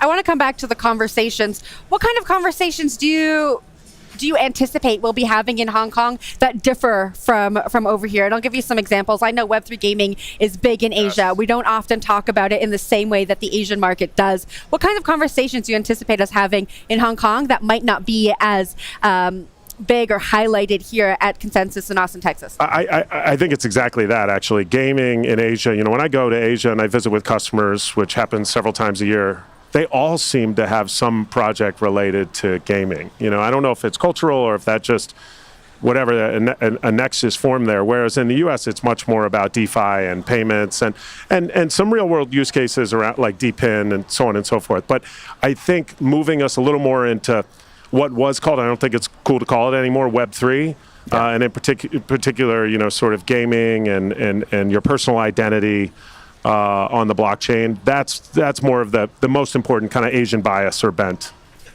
Tom, and just before we let you go, what are you looking forward to? Any talks? I know RFK Jr. is going to be here. Yeah, I'm looking forward to RFK Jr. The political. I'm a total political nerd.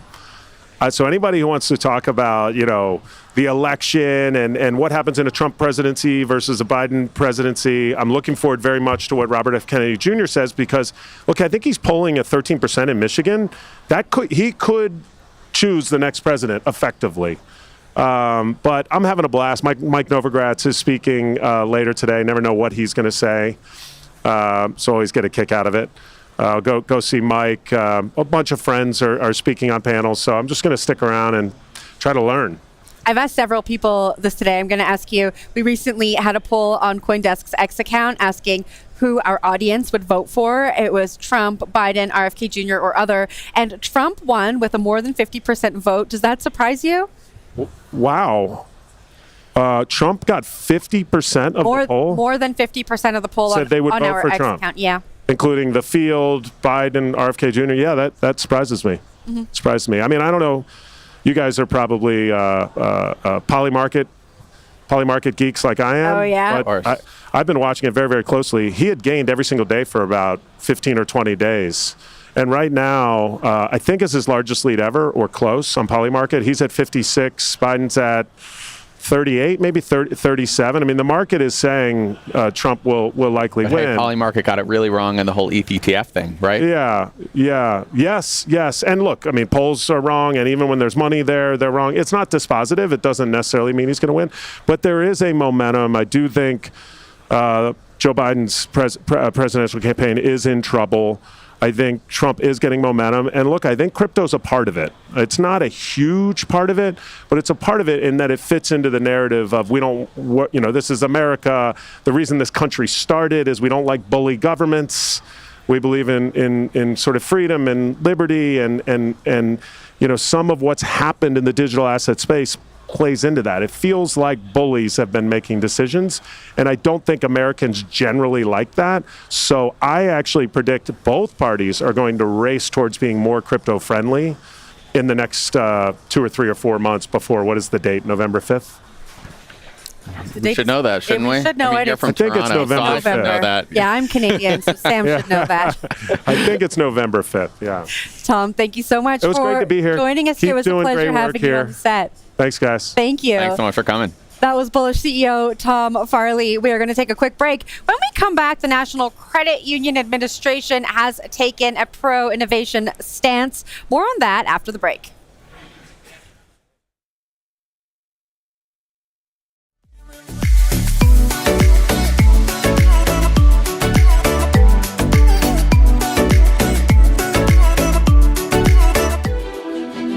Since 2013, institutions have trusted BitGo for their digital asset needs.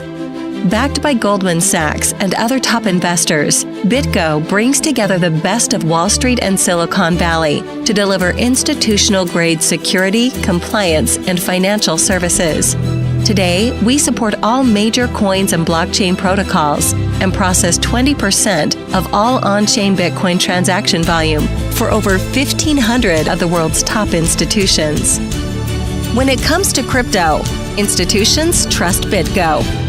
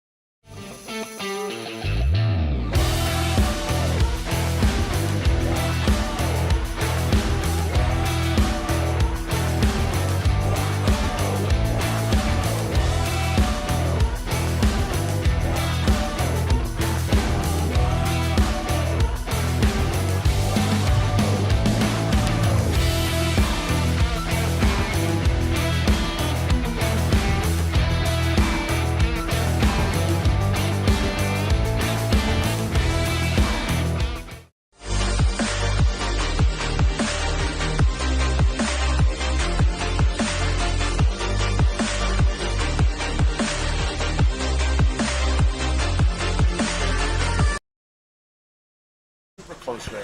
Welcome back to CoinDesk Live from Consensus, brought to you by BitGo. Joining us now is the National Credit Union Administration Vice Chairman Kyle Hopman. Welcome to the show. Glad to be here. Thanks for the invite. Of course. We were just talking about the elections, a Twitter poll on CoinDesk. Were you surprised to hear what we're talking about? Yeah, I mean, Twitter polls are Twitter polls. Yeah. But you weren't trying to do a regular poll. You were trying to find out what your people, digital assets people, thought, right? That was the point of your poll, because there's regular polls. And I think you said Trump had the majority. Trump had the majority. I believe RFK Jr. came in second, Biden came in third, and other was last. And RFK Jr. is here at this conference. Yes. Yes. Yeah. All right. And it's, there's definitely more votes. Listen, I'm a political appointee. I stay in my lane. But even I think the anti-people, there are more votes on the pro side than there are on the anti side. Does that make sense to you? I think people who are against it don't vote on it. People who are for it may. Sure, right? sure. Within the crypto community, I mean, just broadening the conversation a little bit. I wonder if you can talk to us a little bit about how your agency views digital assets and, why it's a little different from the banking industry. You bet. NCUA is like FDIC, but for America's 4,600 credit unions. We have an insurance fund, just like everybody else. We don't like to write a check for a failed institution, right? We've gone a different direction. I'm very proud of that. As an American, I wish everyone else had followed our lead, because obviously I think what we're doing is right. But I don't like that we've zigged and everybody else has zagged. What we've done is put out at least 2 pieces of positive guidance on blockchain. The reason it's guidance is because none of this stuff broke any rules, and we've seen projects start at a level higher than the banks. Everything from buy, sell, hold crypto via your credit union app, and the credit union makes a little bit of commission, to tokens for identification. Fraud is a big deal. KYC. Using blockchain as a tool, and then some are actually involved in capital C crypto, loans versus Bitcoin, et cetera, that kind of thing. When we gave some affirmation and we saw projects launch, we just on Tuesday put out something that's not a big deal, but it was affirmation that the custody for credit union state chartered, that's about 1/3 of them in America. We got a question that says it doesn't break any rules. Or is it cool if we have a custody business, just like you charge for safe deposit boxes? We put out something just this week, said, from an insurer perspective, you're cool, but talk to your state regulator. Anyway, I think you realize that sort of thing does have value. All we did was reaffirm that no, there's nothing prohibiting it. But even putting that on paper, I've noticed changes behavior. That's interesting that you say, your agency has zigged when others have zagged. Does that create a sort of tension? Does that create confusion for folks who are interacting with the agency? Well, we're not all supposed to have the same opinion, or it would just be one giant financial regulator. You're supposed to have different opinions, and the agencies themselves have different opinions. We're a 3-member commission, like the SEC's 5. We don't always agree, and you're not supposed to, otherwise you wouldn't have a 3-member commission. But the main thing they've done is, as the banking agencies that we did not sign on to, was the one that caused a lot of projects to stop. You must get written notice of non-disapproval from your examiner for anything involving digital assets, okay? We did not put that out.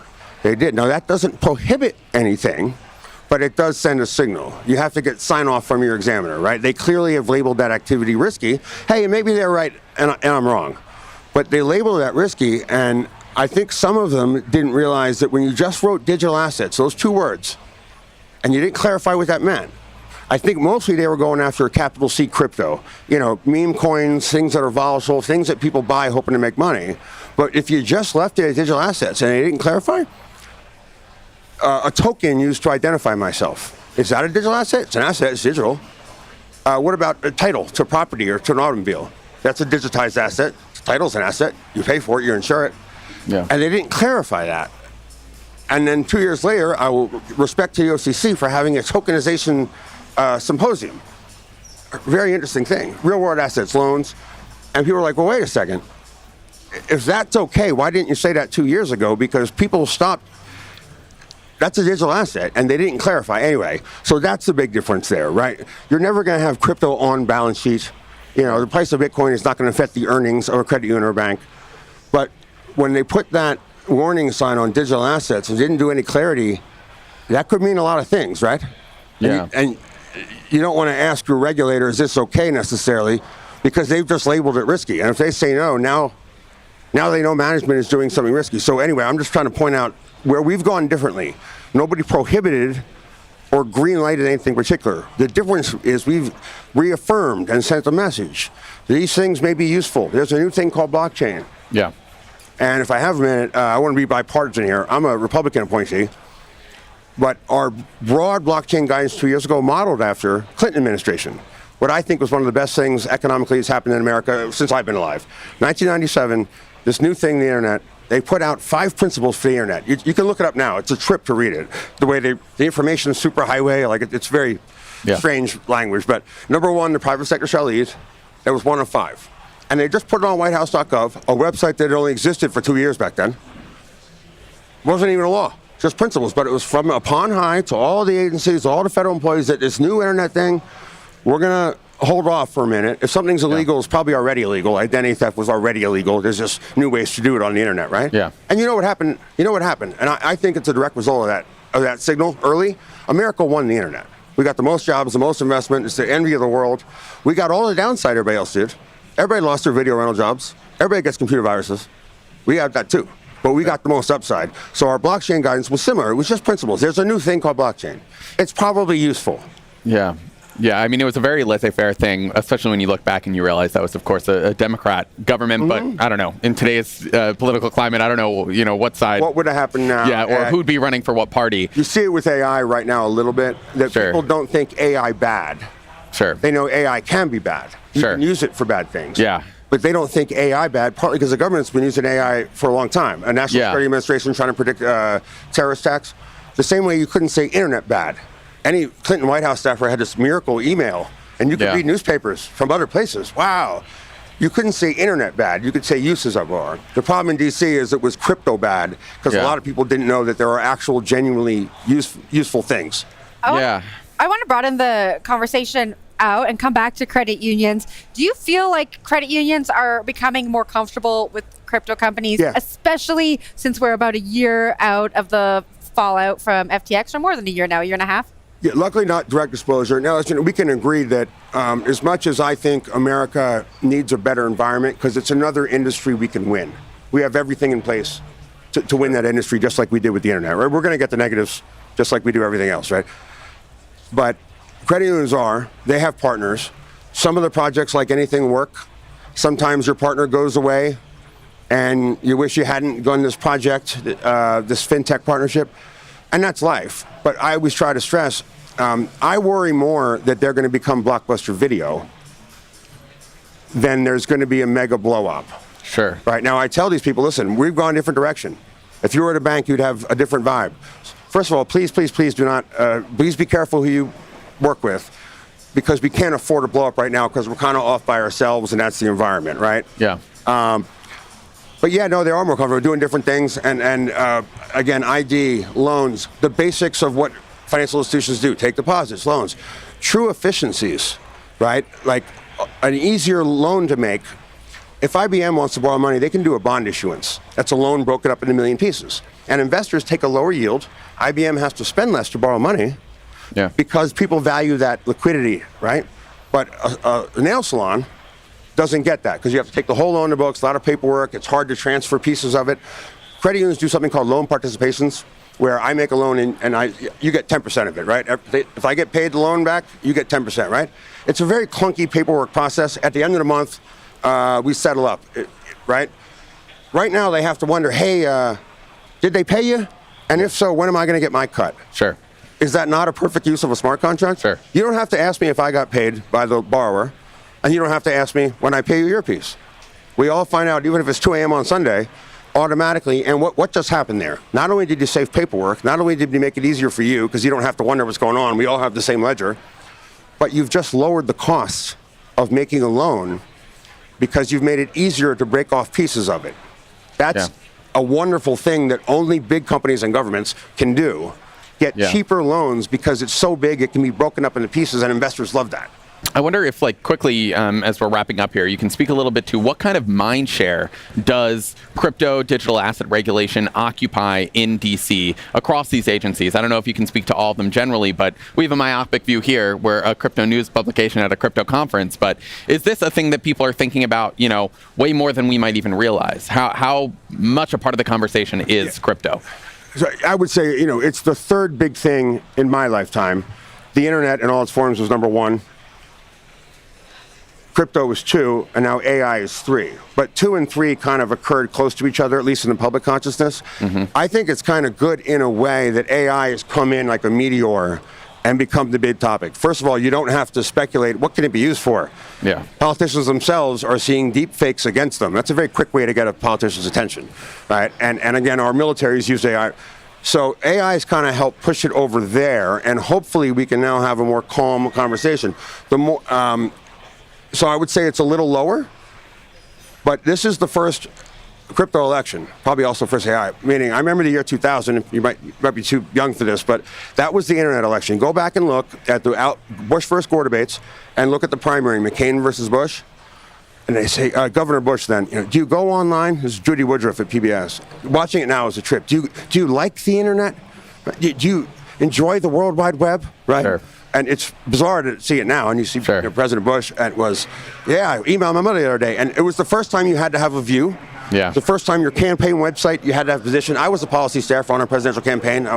You had to have somebody on staff. You had to have a view on the internet. This election, your campaign website, you got to have a crypto staffer who can answer questions and create memos for presidential candidates, probably Senate candidates too, and House. It's the first election where you have to care about it, and 2000 was the first time you could accept money on the internet. John McCain raised money on the internet.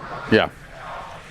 More widespread donating crypto yeah, too. like but politicians are expected you have to be to have a conversant. view. The 2000 cycle, you didn't have to have a view. You didn't have to have a person on staff to create memos. You have to now. It's the first time that's happened. The first time voters might matter in some way. Kyle, thank you so much for joining the show. It was a pleasure having you on the set, and we hope you enjoy the rest of Consensus. Absolutely. This is your 10th one. Happy 10th birthday. Great conference. Thank you. Thank you. That was National Credit Union Administration Vice Chairman Kyle Hauptman. All right, we're going to listen into what's happening on the Gen C stage now.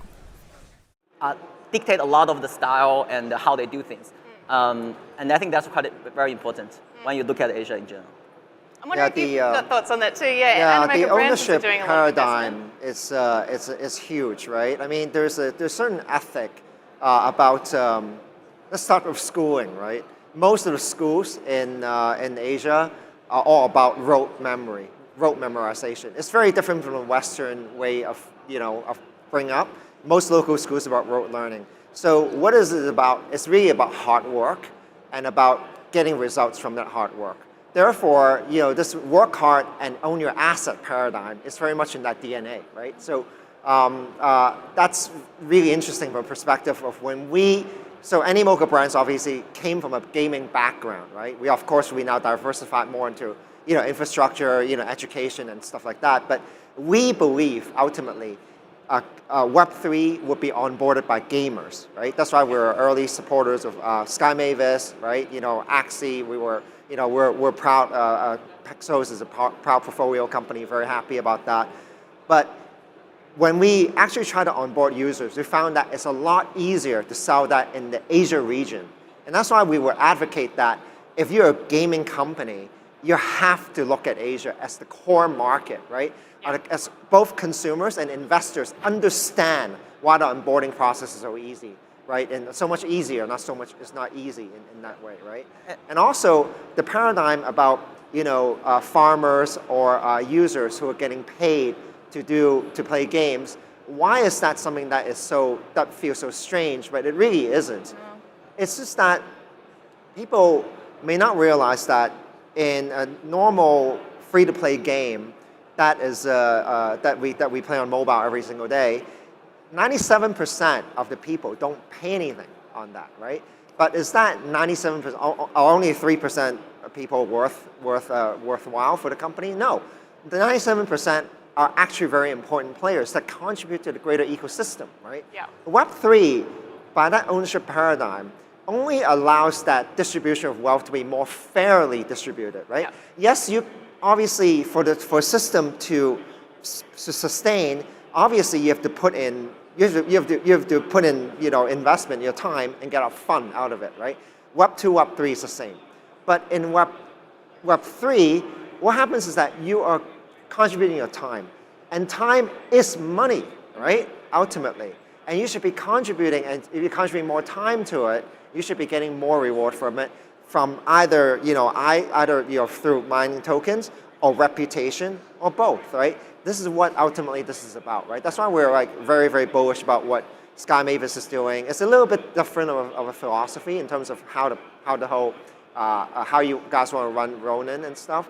But at the end of the day, if you look at the success, right, that is the users and the number of games that are trying to get on Ronin. It's a testament of why focus is important as well. It's a different philosophy. Our philosophy obviously is openness, but Ronin has a slightly different approach. It's more permission-based with gradually opening. But it's really interesting, the success that that particular path took as well. Yeah, I would say also, I just add to that, in free-to-play, right, I think that's a very good point. Time is an investment, but also who are the product in free-to-play game? It's actually the people who play for free. Because without a free player, the whale don't have incentive, motivation to pay, right? So that economy is there. Yeah. And when we talk about the West Asia difference, I totally agree that Asia is going to be the first adoption, like first wave adoption, and just as in free-to-play games. But just look at the US right now, or US Europe, free-to-play game it's already a bigger market than traditional premium games, right? Even in the West. And the majority of them are actually pay-to-win, gacha games. I think there's a huge cultural difference among different countries, different regions. But in the end, human beings, their motivation are very similar. I think it's the Asian publisher, developer actually figure out how to apply the free-to-play and those motivation to the Western market in Web 2 space already. It's happening right now. And so I think we just need to see who can figure out how to do that also to the Western player in the Web 3 space, just like how that already adopted in the Asia, right? So it's unknown, I would say right now, but there's a lot of model that could work. Yeah. We are very looking forward to see it actually succeed. Well, just on that business model innovation piece, I'm interested to know more about how you're seeing that manifest in Web3 gaming now. But not just on the software side or even, say the monetization side, but also through devices. Like, how are you seeing the demands from the East actually impact how these games are being designed and built and distributed? I think the future, at least right now, is mobile, right? Yeah. I mean, it's absolutely. Already mobile. Yeah. And in Asia, definitely. In Asia, but even in the West, we talk about the mobile game market in the West is already bigger than the PC console as well, right? So I think that's no question. I think there's a regulation and a policy about Apple Store, Google Play, which kind of relevant here. But I think in general, I think there's a few different trends going on, right? There are the fully on-chain trend, which again, it's very theoretically it's very attractive, but also it actually bring more complication to play.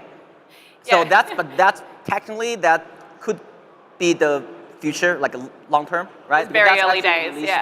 The power of Web3 games, and then there's the Asian way. Like there's also the fair skill gaming play, right? Playbook that you can say there's a real skill involved. So there's a loss of the loss of asset, which will actually lead to a very good economic system. But then also the skill gaming has a very high bar. So I think a lot of Asian developers are doing is actually not trying to be super perfect in system and the theory, right? They just try to say, okay, I have a good content, I have a good enough economy system, I will get people adopt, and then adjust the economy system gradually, right? I think in general that's why I find we found that Asian developers are more practical in Web3 space. Think about business model, and a lot of Western developers are more theoretical, which could lead to the next innovation. That's what I feel today. Kathleen, I'd love to hear from you because you're out there speaking to game makers every day, and I think if they're looking at Ronin, they've probably got the Southeast Asian market in mind. Yeah. What are you hearing from them in terms of how they might be shaping their games to attract that market? Yeah, as I mentioned earlier, mobile is very important. Like have a playable build on mobile, and that's because this is an emerging market, and a lot of folks, they have a cell phone over a laptop. And so again, meeting that player where they're at, and then also we now see more games that have like free-to-play elements, but very unique strategies of getting the players to have like a sense of emotion when they start playing, and also when you expose a player through like free-to-play, then you also expose them to our communities. Ronin has an extremely strong community, and all the games that we bring in have very strong communities. They all have something to bring to the table, and the community is able to create this sense of FOMO. So like me as a free-to-play player, I may then want to grind and actually own these assets so I could participate in these conversations and be part of something. And that's what I think Web3 really enables. And you touched on it earlier. I think these teams are more likely to iterate live, so they will be putting out like alpha tests and betas and working with the community and understanding feedback. I think that is more prevalent within Web3. Because you're always communicating with the community. You're launching this, but you're doing it on the premise that, hey, we're going to listen to you. You guys own these assets. We want to listen to you. We want to help further your investment. But then also these individuals are like, hell yeah, I want to give feedback because I'm a part of this and I own this and I want to help make it better. So there's this better sense of like listening to your community, I believe, that Web3 really instills. I guess as a final question, we've only got a little bit more time left. I'd love to come back to something you mentioned, Ryan, about the developer's perspective. How different is it in Asia? I'm thinking things like whether it's raising money, hiring great talent. What is the landscape like in terms of Asia compared to, say, some of the games that you might be investing in, say, in the West? I would say Asia has a very mature Web3 ecosystem in terms of funding, right? From the incubator, investor, listing, right? Advisory, go-to-market. So, mostly the Asian developers could already, raise the money and get listed in Asia alone, right? And then a lot of the market is Asia already, right? So, but a lot of them these days also try to get the support from the Western, institutions, right? So we have been very, as a fund based in New York and California, right? We have been very successful in navigate that, dynamics and try to get very good deal.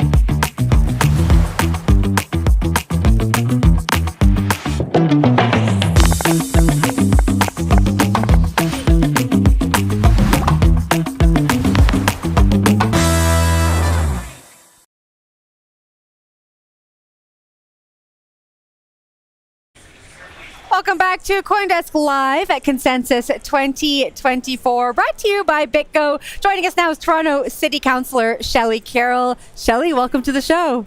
Thank you so much. We've had a very exciting morning. We have. Now, we're going to talk about a big announcement, but I got to ask you something. As someone from Toronto, who do you think won the rap battle between Drake and Kendrick Lamar? The world is watching. The world wants to know. It's a really unfair battle because we all love them both, but I'm a hometown girl. I'm all Drake all the time. Wow. Okay. We go out of our way to drive by his house to get to our house. Yeah, I think everyone in Toronto does. Hey, Aubrey, we're still here. I think everyone in Toronto. If you have to go anywhere near Drake's house, you make a little drive by, make sure everything's still good at Drake's house. 100%. All right, Shelley, we are here to not talk about Drake. We are talking about an announcement that happened at Consensus 2024. Next year, Consensus will be heading to Toronto, Canada, for the first time. Talk to us about what we can expect and the city welcoming this conference to our friendly friends north of the border. Well, this conference is all about networking. It's about the networking. We got the deal flow going on over there, really connecting people in this really fast-growing space of blockchain, Web3. A lot of people don't realize how those things are already affecting their everyday experience. They're becoming a part of every enterprise, and that's also true in Canada. But a lot of people don't know about it. I'll tell you who does know about it: our talent. we have a huge tech sector and all sorts of enterprises and businesses that really are beginning to explore this and use it. And so for the people that are here today, it's really just a logical next step for them to come to one of the most exciting places in North America, and of course the most exciting place in Canada, Toronto. I mean, I'm sure you've seen a bunch of the panels. You've been on the panels. I'm not sure what your day or 2 days have been like here, but I wonder if there are any standout conversations, panels, anything that you've seen since, you've been on the ground here at Consensus. Well, for me, I love the panels. I love Town Hall. Town Hall, where they're covering the big issues, the ethics of it all, and the effect on youth, but also looking at, what does the regulation need to look like? So they're looking at the big issues, but when you walk through the whole floor, you begin to hear people really, sharing with each other. So much sharing is going on. Here's what we're working on. What are you working on? So there's a really open feel to Consensus where, people don't let proprietary concerns stand in the way of progress. And I think that's why they're really going to enjoy Toronto, because we are about growth and progress. We have a growing population, a very diverse talent pool, and all these post-secondary institutions, U of T, York University, TMU, they're all organizations that really want to churn out more of that talent, gender diverse, ethnically diverse, making sure that there's mad opportunity. And so Consensus allows them to get in on the ground floor of some of those ideas, see if one sparks another, and also get in front of venture capital and really see if they can scale up quickly. It's interesting you say that. I coincidentally got into this industry while doing my MBA at the University of Toronto. So the academic institutions in Toronto are very much focused on bringing innovative technologies to the students. Talk to us about the conversations you anticipate we'll be having at a Consensus in Toronto. We just spoke to Bullish CEO Tom Farley about the conversations we might be having in Hong Kong. How do you think they might be different than the ones we're having here in the States? Well, certainly being the home of the Vector Institute and Jeffrey Hinton, the grandfather of AI, who's going to be here tomorrow in Austin. But certainly the fact that that's Toronto's claim to fame at the moment means that'll be a big part of the conversation. But I was just mentioning venture capital. I've been in my business for a long time, been a counselor for 20 years now. And I can remember in early days, we were having conversations with, we would collect businesses, bring them together, and we were talking about the fact that Canadians are only investing outside of the country. There's a lot of venture capital capability, but it seems to want to invest abroad or invest down south. That's not so necessarily true now. This type of change to the Internet of Things, Web3, et cetera, means that people can invest anywhere right now. It's that fast and it's that easy to verify and be able to trust the investment you're making. They're learning how to do that, and people are going to find the potential for that in Toronto is massive, because people are sort of now saying, I gotta double back and make sure that I'm really investing in this country. I just need great ideas to invest in. So we were talking a little bit before our segment about how you've been in your seat for 20 years. You said you walked into the State Senate with a Palm Pilot. So it sounds like you've kind of seen Toronto's how it's adapted to some other big technological shifts. And I wonder, from your seat, what do you feel like cities like Toronto can do to foster innovation in sectors like our own? Well, we have a very robust and regulated public sector. And so we're a great source of potential there. Publicly funded healthcare system means massive public systems that need to innovate. And so, for instance, Snowflake just moved to Toronto and set up a base office. Unilever, which is a worldwide company, has set up their Center of Excellence for AI in manufacturing in Toronto, because there's all of those things that need to be learned. And for me, that is, I can't take credit for it, of course, but I'm certainly having a front row seat to seeing that change. I did walk into City Hall with a Palm Pilot in 2003, and then have watched so much happen. RIM came and went. We enjoyed it while it was nearby. It's a good movie. But that wasn't the end of things. That was really just the beginning of things. It's just that we were growing in different directions. And across all of our sectors, there's room for the use of this. We have a huge digital media and film sector. We are the second largest financial service sector in the world, or in the North America, and in the top 10 of the world. Lots of trading going on there, and all of that needs to innovate to keep up. And so we're going to find that all of these networkers and startups that are here at Consensus are just going to enter a whole new market in a city that's just darned enjoyable to be in. I got to ask you, just from speaking to people who I know that live in Toronto, there's a little bit of a brain drain, I would say now, right? People saying that Toronto, it's just becoming very expensive to live in. And I think that's not just a Toronto thing. That's like in any big city, big hub challenge. Are you hoping that by bringing conferences like this to the city that people will start to feel energized again and want to stay in Toronto and continue to build and innovate instead of going to find better pastures elsewhere? Well, absolutely. Worldwide, we're all experiencing a very disrupted economy because of that thing that starts with a capital P that happened a few years ago. And we're all experiencing that. Toronto a lot. But we have an influx of population coming from all over the world. But the kinds of enterprises that people are selling here, talking about here, they are the very solutions. They are the things that are going to get our economies back on track, employ people in new and exciting ways in the world of work. And we need that as much as any American city. But what we're finding is where people used to create and then leave, they are able now to create and utilize and cut that deal right then and there. And so they don't have to move. Now, there's, the snowbirders are coming south still, but those who are interested in excitement and growth in the world of work are finding they can do it right in the business district of the city of Toronto. Yeah. I wonder if you've noticed any hesitancy towards crypto, towards digital assets from your position in Toronto, or has it kind of all been rah-rah, like, let's figure out how to bring this onto our turf? Well, the hesitancy is really just from the layperson.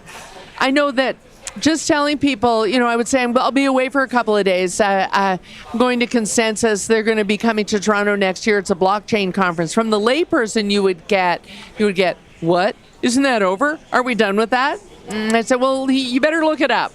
Yes, there have been a couple of crypto controversies, and those are in the news. To put it lightly. But embedded in every business is a digital department beginning to look at how they're going to use this in their enterprise. But if I was talking to someone in the world of business, they were, okay, because I need to delve into that, and I haven't even started. Okay, but they're coming here, yes, and you're going to buy a ticket. So it depends on who you're talking to. Yeah. Councillor, thank you so much for joining the show. We hope you enjoy the rest of the conference. And I just want to end this segment with saying Canada had the spot Bitcoin ETF first. All right. That was Toronto City Councillor Shelley Carroll. We're going to take a quick break. When we come back, we'll take a look at how Napster is using Web3 and AI to elevate the music experience. Stick around.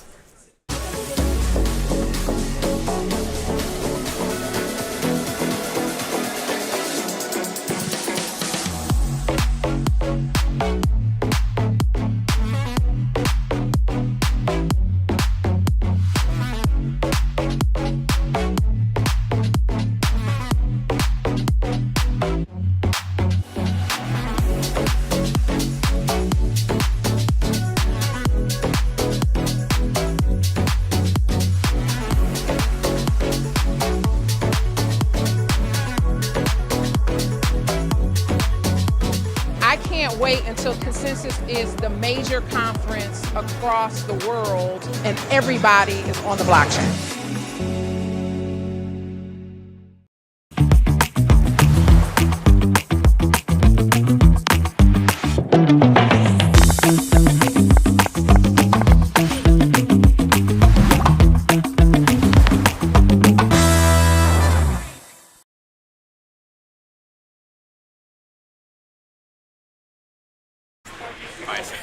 back to Coindesk Live at Consensus, brought to you by BitGo. We are just getting warmed up for a jam-packed day 2 here in Austin, Texas. I'm Jen Sanasi. As you know, I'm joined by my co-host, Sam Kessler. Sam, what conversation has stood out for you so far? Oh, what conversation has stood out? I mean, we've been talking a little bit about that poll. That was not the conversation itself, but this poll around like how crypto people are thinking about the election. And I think I've had a series of conversations that have been really election oriented. And so I think this idea that political candidates for the highest office in the United States need to at least be conversant or have people on their staff that are conversant in crypto as an expectation, not kind of like a cherry on top.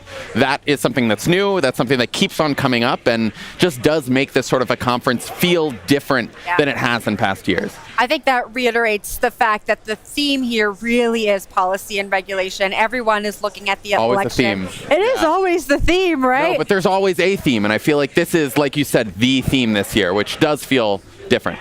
Some other conversations we've been having have been about Web3, the Metaverse, what life is going to look like in the future. But let's turn the conversation to something that is a blast from the past. Joining us now is Napster CEO John Vlasopoulos. John, welcome back to the show. You were here last year. I was. It's good to be back. Good to be back. And vote on the political theme, vote Napster.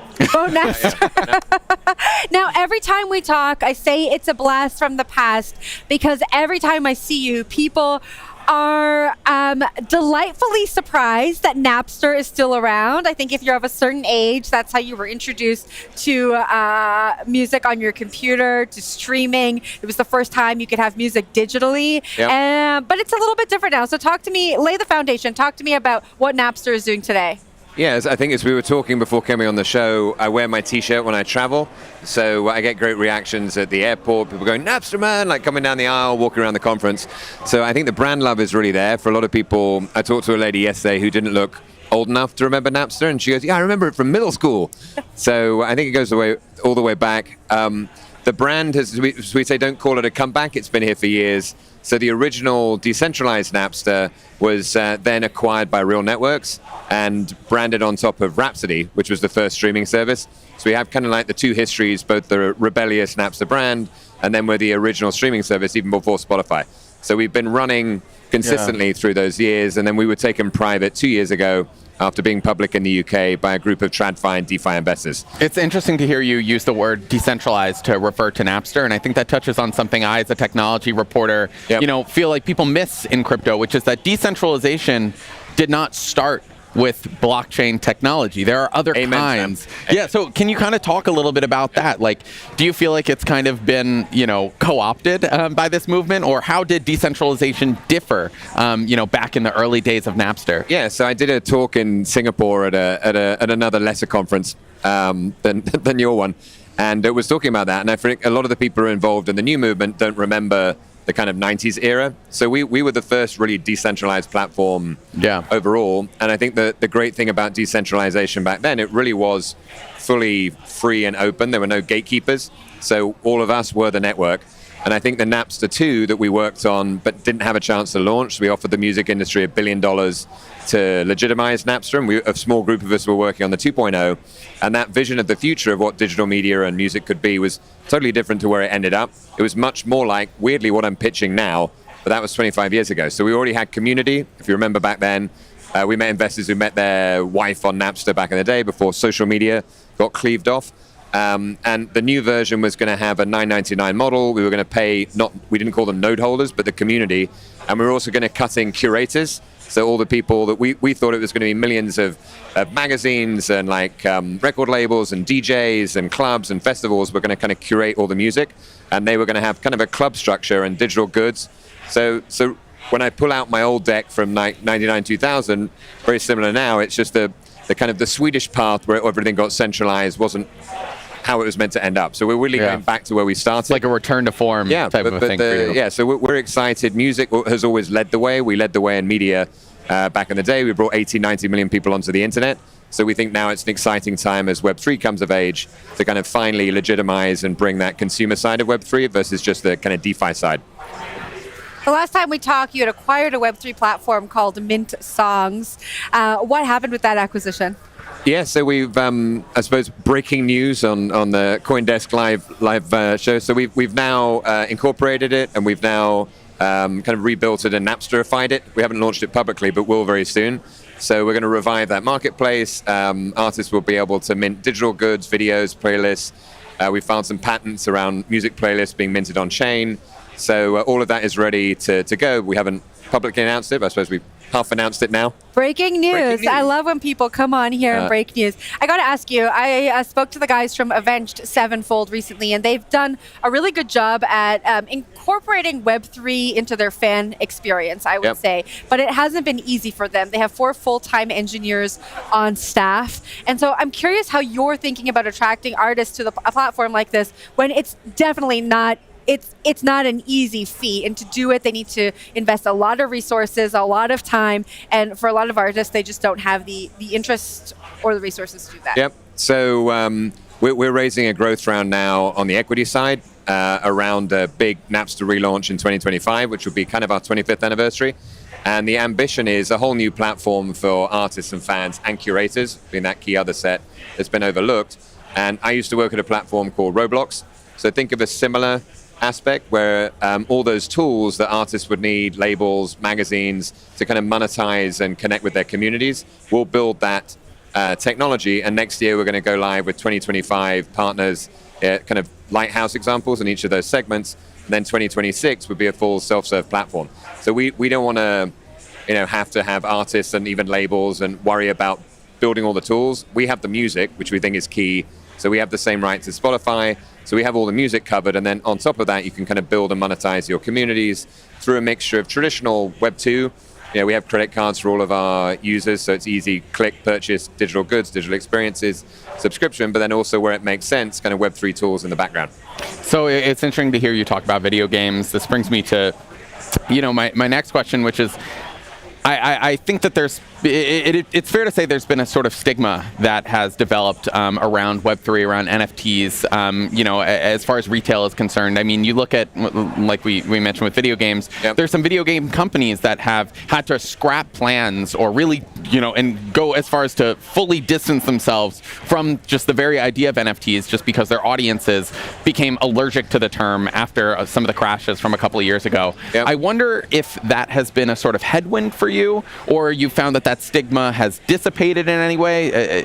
Kind of an open question, but does that feel like it's changing in recent years? Yep. So I think that the interesting thing, traditional gaming is a massive industry and is reasonably good at innovating. So it has community, it has digital goods, it has subscription. Music is not. So what we're seeing on the traditional music side is a major step change to a new set of platforms that will start to be material challenges to companies like Spotify and others over the next 5 to 10 years, Napster being kind of leading the charge of that new set of platforms, which doesn't have anything to do with Web3. So there's a bunch of things in the music industry around superfans. This, again, connection between artist and fan, monetization above and beyond subscription, which if you read all the music trades is the kind of trend across the board with those public companies. So we don't feel we need to lead with Web3, but sure. In the background, there are a bunch of things that kind of make sense around rewards, around kind of royalty payments, if you like, on the back end. So we don't think it needs to be front-facing as much, which is the whole kind of politely get rich quick kind of NFT era, which didn't feel good. So we feel we can lead with a lot of traditional, old-fashioned credit cards and engagement and community and video and all those things on the front end. But you'll see more of the Web3 and blockchain happen in the background. One caveat being within Web3, Metaverse is still in there, like my old world. So we think front end, we did a launch recently with an artist who dropped his record and did like a live chat in a 3D immersive space on Napster. This artist is called Rick Wilson. Super cool. So all the fans could hang out, and that's sort of the beginning of the community where fans can meet fans. Artists can have a 3D version of themselves, trick out these spaces. So expect more of that on the front end side around Metaverse, and then maybe digital goods, etc., that are transacted in the background, where we would just take a cut. So think of a more platform model. We empower all artists, not like Snoop, artist by artist, big drops, which think is sort of a previous era. Web3 aside, how are you thinking about taking market share from the Spotifys and the Apple Music? So we feel pretty good. So I think when I came back to music when I was at Roblox, I think as we were talking last year, I presumed everything had changed in 20 years, but realized not much had changed. So there hasn't been a lot of innovation in the traditional DSP space. So I think the good and the bad of everyone going, oh, Napster, we love Napster. What's it doing now? Is they're not used to a certain interface. So we have a good user base, but not hundreds of millions. So when we come back with our big launch, we feel we can bring to market a whole new experience for fans that brings in social. So you can connect with all of your friends, which is natural for music and has been unnecessarily taken away. And then you can also kind of get deeper with artists and communities and curators that you love, DJs and labels and festivals, to transact on top. So the experience will look fundamentally different to what's available now. And we want to embrace all those curators. So your favorite festival will be on there and their crew, your favorite club, your favorite DJ, your favorite label, your favorite magazine. So kind of partnering with the curators as opposed to dominating all that curation with some of the current services. We think we can really have a good bite at the apple to start to bring people to an experience which we think they've always wanted, but just haven't been able to get. John, thanks so much for joining the show. It was a pleasure having you back on the set. Very good. And Sam, we'll get you a t-shirt this year as well. Please. Cool. Thanks so much. Giving t-shirts out. All right. That was Napster CEO John Vlasopoulos. We are going to take a quick break and we will be right back.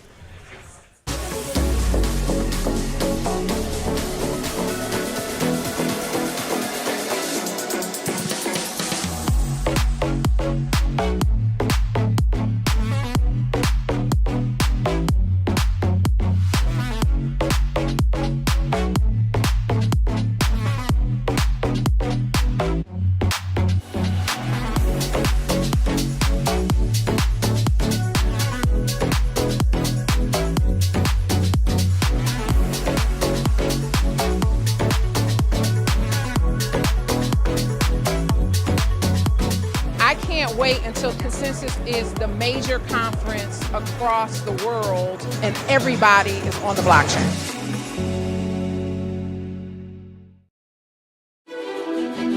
Since 2013, institutions have trusted BitGo for their digital asset needs.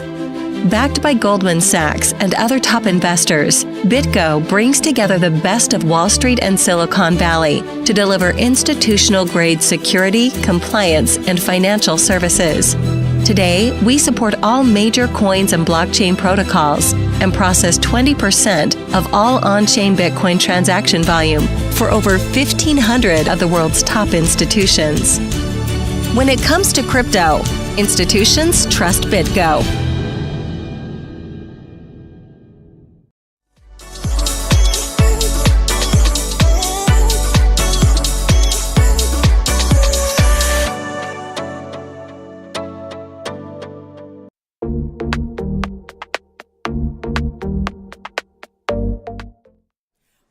To our live programming from the exhibition floor at Consensus 2024. We are coming to you in real time from Austin, Texas, with previews of what's going on hot ticket stages and conversations right here at this desk. Our next guest is speaking tomorrow about the liquid staking and restaking explosion on the main stage. Joining us now for a sneak peek is EtherFi CEO Mike Silgadze. Welcome, Mike. Hey, thanks for having me. Thanks for being here. Now, we're asking everyone this. Talk to us about the vibe at Consensus. What have you been up to? What are you looking forward to? Well, so the secret is that most founders, when they go to these conferences, don't go to any of the conference events. Instead, they go to all the side events and have like tons of meetings. So this is the first, like an hour ago is the first time I actually got to the event venue. It's great. Yeah, the vibe is really cool.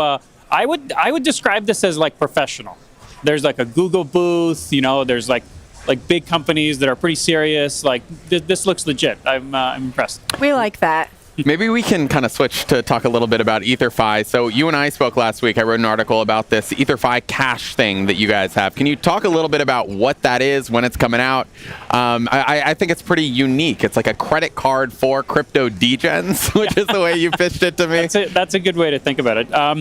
So EtherFi, our claim to fame, what we started with is a liquid staking product. And really that, I think, is an important service. But our long-term vision is to create a suite of integrated apps that make DeFi easy for normal people. Sure. That suite consists of 3 products that we've now launched. The first is staking. The second is Liquid, which is a DeFi strategy vault. So it automatically deploys your ETH into DeFi and earns the best yields. And the third that we just launched is called EtherFi Cash, which is your spending account. And what that consists of is a mobile wallet, mobile app wallet, and a credit card that's tied to all of your assets on EtherFi, such that you never have to off-ramp. You basically just deploy your assets into crypto, stake them, deploy them into DeFi, earn great yields, and then with cash, go around the world and actually use crypto in real life. So when you buy a latte or whatever, you pay $5. Well, that's automatically, you can set it up so that it borrows it against your assets in EtherFi, and then it's automatically settled. So you never have to off-ramp. You don't have to pay, 1% or 0.5% or whatever to swap out of crypto into fiat. It happens automatically for free. And, you don't have to, spend multiple days doing that, which is what most crypto degens, I guess, have to do, every couple months. So EtherFi's token saw a lot of positive price action last week or the week before. I'm losing track of time now as a result of this announcement, but also that big news around the, approval of a ETH ETF. But kind of on the more, I don't know if it's the negative end, but pessimistic end. I don't know. Like there's another conversation to be had, and a lot of that conversation has, I've had since being at Consensus. It's revolved around staked ETH, which is kind of what your company focuses on, what your protocol focuses on. And there's some question as to whether, okay, maybe the SEC is okay with ETH as an asset, but that might just be kind of one thing, whereas they'll in the future go after this staked version of ETH, which is what these liquid staking platforms like your own focus on. I'm kind of rambling here, but I wonder if you can talk a little bit about whether that's a concern on your end. Do you think that there might be some focus? I mean, trying to predict what the SEC will go after is very hard, and a lot of their actions, frankly, don't make a lot of sense. So. I won't try to forecast what they're going to do.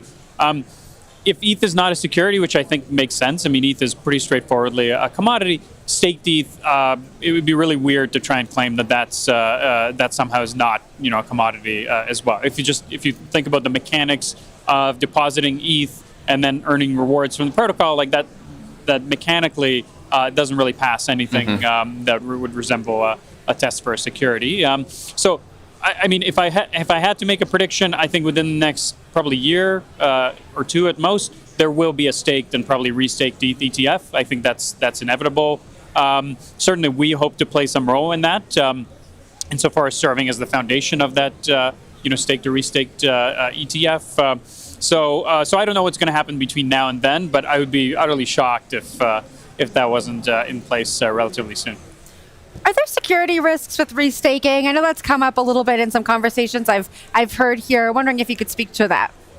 Yeah, so it's a little bit like if this then that kind of thing, where if you think if everyone finally accepts that ETH is not a security, then staked ETH, again, it would be really weird to now claim that staked ETH is a security. So I think logically, if ETH is not a security, staked ETH is not a security, restaking is just doing the same thing. I mean, you're just doing it for another network, right? Restaking is where you stake your ETH, and then you reuse that same asset to provide security to another crypto economic network in the same way that you provide that security to Ethereum. And you can just play further out on the risk curve, let's say. So it's straightforwardly kind of maps to where, if ETH is not a security, then restaked ETH is not a security as well. I don't think that would be very hard a very hard case to make. So we've talked a little bit about this topic before, you and I, how there are new restaking solutions coming in addition to EigenLayer, which is the incumbent. Right. So for some context, EigenLayer was kind of the company that kicked off, or EigenLabs is the company, EigenLayer is the project that kicked off this whole restaking boom on Ethereum. They now have something like $18 billion worth of deposits. A lot of that comes from people who have worth of deposits. A lot of that comes from people who have staked with EtherFi and use that as sort of like a funnel to have a liquid receipt on their deposits into EigenLayer. Long story short, EigenLayer is kind of the incumbent, but there's two big, upstarts. Carrick, Symbiotic might also launch sort of soon. I wonder how you're thinking about this developing landscape and whether you think it's a winner-takes-all thing, or how do you expect this whole thing to evolve? Yeah, that's a great question. I don't think it's a winner-take-all space, and I think it's better for the ecosystem if it's not a winner-take-all space. EigenLayer, of course, it's hard to speak in certainties. I would be surprised if EigenLayer was not by far and away the market leader. Yeah. But the approaches that Carrick and Symbiotic are taking are substantially different. neither one of them, I think, has native staking. Not to get into the weeds of our we're in the weeds already. works. Yeah. So neither one of them has native staking, which is an important component of EigenLayer. Meaning you can't stake with ETH. You have to stake with ERC20, other Ethereum-based tokens. You got it. Yeah. So that's one big difference. Symbiotic is taking like an extreme decentralization path, from what I understand, where it's fully permissionless and in some ways is more flexible than EigenLayer. So whereas Carrick is taking restake anything, restake USDC, restake Dogecoin. Restake your mom. Yeah, there we go. So these are just completely different approaches. I think it's good to explore the problem space and for there to be alternatives, both from the standpoint of not having as much concentration, and I think there's just there's value in not only having one player own the entire space. And as EtherFi, we when these other products launch, we're certainly going to evaluate them, do a risk assessment, and assuming it's solid, we plan to support them all. Like EtherFi, we want to be the one-stop shop that makes DeFi easy for normal people, and a normal person shouldn't have to know the difference between Carrick or Symbiotic or EigenLayer. They should just, deposit their ETH and have it go to work for them. I guess none of us here are normal people. I think that's, in that case. That's probably true. Now, outside of what you're doing at EtherFi, because we're here at Consensus, is there any other part of the industry that you're watching that maybe has piqued your interest? Not staking or restaking, something else? Yeah, I hope. Let me say it differently. I hope that the next bull market, that the next 10x on crypto comes from external cash flows, not from just new money coming into the space, but from productive assets and utility that comes out of crypto. Because I think there is a lot of utility that's already there. Stablecoins are probably the killer app at this point, but there's lots of other applications. So my hope is RWA, real world assets, becomes I think that's inevitable. I mean, it will be a mega a driver of growth in crypto. But other payment networks like EtherFi Cash, I think bringing utility to normal people that then brings cash flows and income streams from the outside world, from people doing productive work, is what hopefully will drive the next bull run. I think as much as meme coins are fun and great and it lets people enjoy and get exposure to crypto, that's not going to be a $10 or $100 trillion market. You need some equivalent of NVIDIA. Built on top of crypto, just as far as size goes, that will really explode the space. So, what do you think that RWAs are? What role are they going to play in the restaking conversation in the future? Is it going to be restaking platforms securing RWA protocols, or is it going to be people restaking with real world assets? I mean, it does feel like we're building primitives on top of primitives, and it's like a layered sort of a thing we're talking about. But well, the power of crypto and DeFi specifically is composability. So certainly there will be some connection between restaking and RWAs. It's not like a direct line, right? Okay. Restaking is a very specific thing. Providing economic security to crypto economic networks. RWAs are just, I think, just a big driver and catalyst for the entire ecosystem as a whole. So, it's like the rising tide thing. Yeah, like lots of people working on tokenized real estate. Real estate has income, right? Real estate is a productive asset. Tokenizing that and feeding that income stream into DeFi is going to be great, and is going to be a powerful catalyst. Treasuries, obviously, everybody and their uncle is now tokenizing treasuries. Whether we like the income stream or not, it is an external income stream. It's coming from lending to the U.S. government, which keeps printing more dollars and feeding it into crypto in this case. But it's an external income stream. So those types of things are, again, I hope will be the things that actually drive economic development. Like EtherFi Cash, our card and payment network, people are using it or will be using it to buy stuff. That's an income stream that comes back into crypto. So those types of things are sustainable and are less susceptible to the types of insanity. Everything's up 10x, down 90%, up 10x, down 90%. Like crypto will never be taken seriously until that's over, and it becomes a much more just mature component, just a component of day-to-day life. You're not even thinking about crypto in the same way that. When you pay with your, let's say your Google Pay, app or whatever, you're not thinking, I'm using the internet Like, yes, you are, but that's almost irrelevant. It's just a piece of infrastructure. Yeah. Mike, thanks very much for joining us, and we hope you enjoy the rest of the conference. Great. Thanks for having me. Thanks. That was EtherFi CEO Mike Siligadze. CoinDesk, a parent company Bullish, is an investor in EtherFi. We are going to take a quick break. When we come back, the Protocol Podcast takes the desk.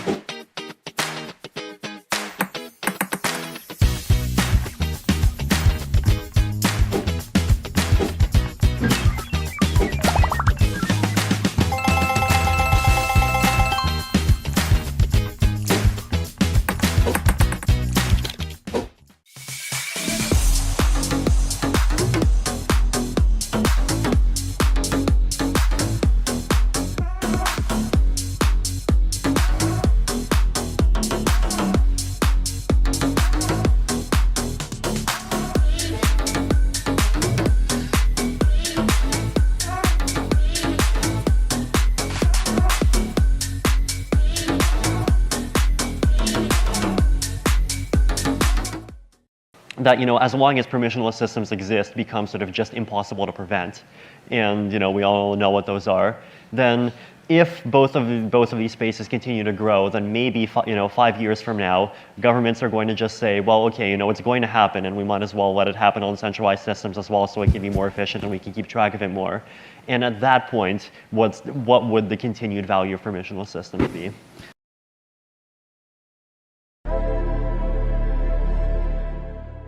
This whole collection, this ecos brand, would not be possible without Web3.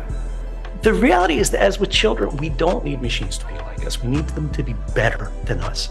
I learned about Bitcoin in 2011, and after a little initial skepticism, that was an incredibly powerful idea, and so totally fell in love with it. The 2008 financial crisis that got me very curious about money, and that got me down the whole alternative economic school of thought rabbit hole. I see bear markets as times of clarity.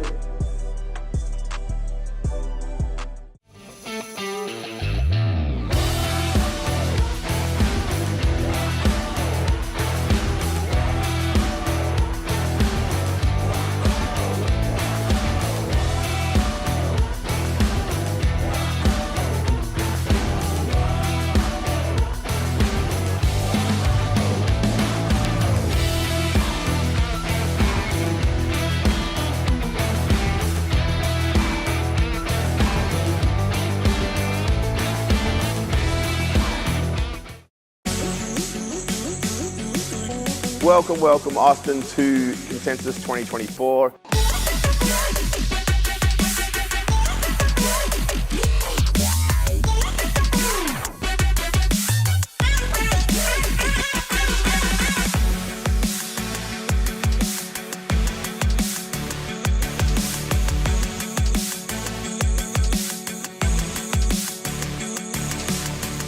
Really excited for Consensus 2024. Can't wait to see what's going to come next.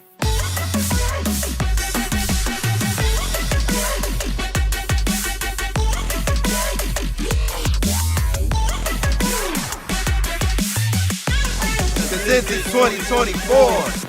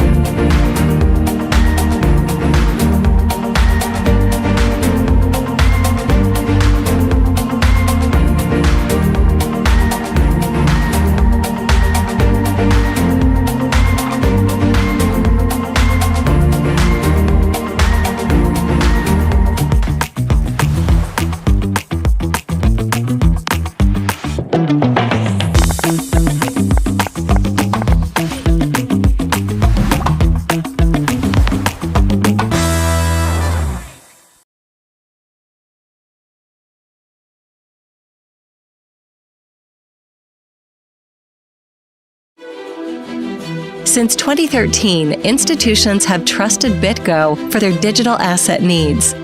Backed by Goldman Sachs and other top investors, BitGo brings together the best of Wall Street and Silicon Valley to deliver institutional-grade security, compliance, and financial services. Today, we support all major coins and blockchain protocols and process 20% of all on-chain Bitcoin transaction volume for over 1,500 of the world's top institutions.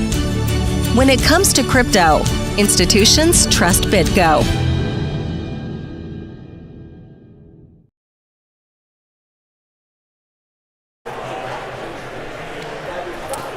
Hello and welcome back to Coindesk Live at Consensus. We're coming to you from the Coindesk podcast studio presented to you by BitGo. Founded in 2013 with the first institutional-grade Bitcoin wallet, BitGo is the gold standard in custody, staking, and settlement.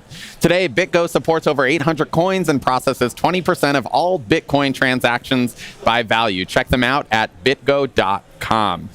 We're joined today by my incredible Protocol podcast co-hosts, Brad and Margot. I'm so excited. We've never gotten to do this in person. We also have an incredible guest who we'll introduce in a moment. But Brad, Margot, how has the conference been for you guys?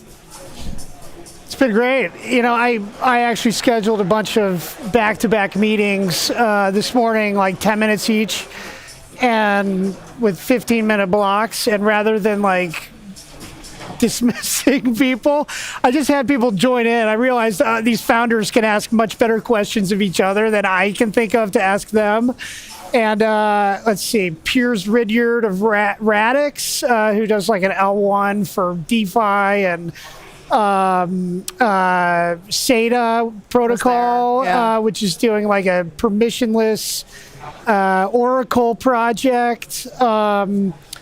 Dune Analytics came over, and we were all talking about how we all use Dune all the time.